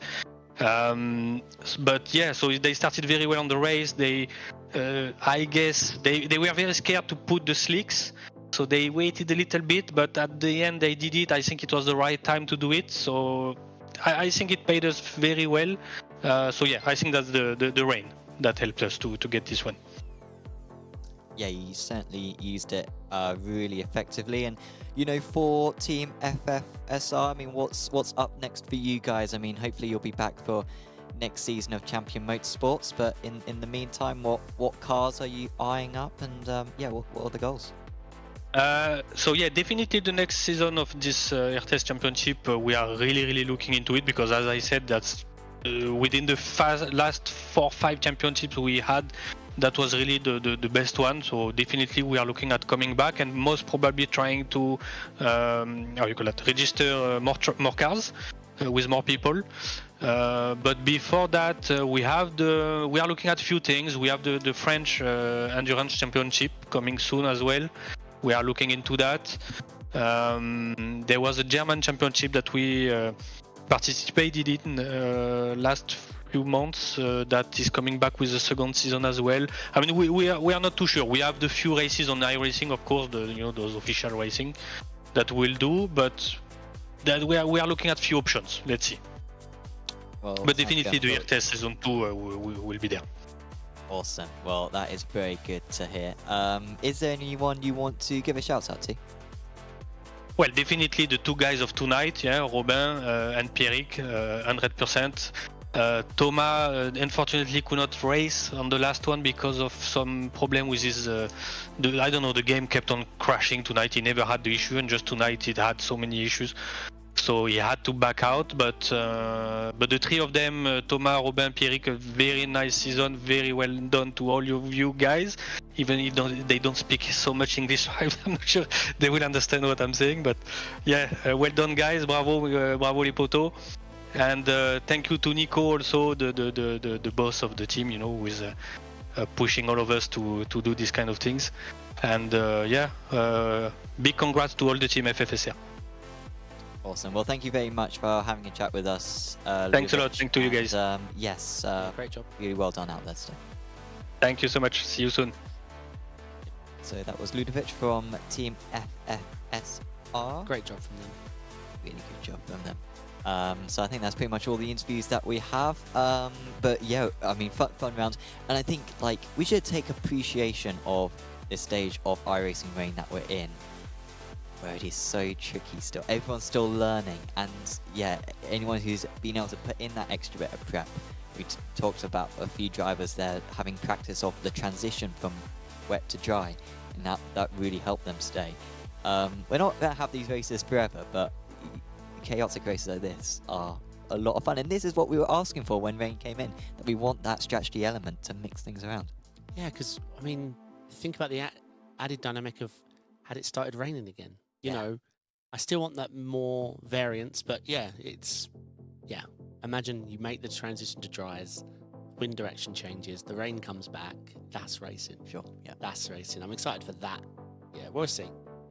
Yeah, it was really good. And fantastically organised once again, the whole championship from Champion Motorsports. Do check out their website. They've got a lot of different series, not just on iRacing as well, but on other sim racing platforms. So if you're looking to get into any organised racing leagues, do check out Champion Motorsports, and of course do check out their sponsors as well, Penguin RC and Sim Race 24/7. Thanks to both of them for giving such great support to the series. Thanks to the drivers as well and the teams for putting their names down and making such an entertaining event. Thanks to the stewards, and thanks to everyone as well at Apex Racing TV, not just us today, but everyone else who has worked on this series over the previous 5 rounds, and we very much look forwards, should there be another season, I'm sure there will be, to potentially returning once again. But for now, from myself, Sam Fitzpatrick, and from David Sampson, we are going to say goodbye for all of us here at Apex Racing TV, and we'll see you back on the channel very soon.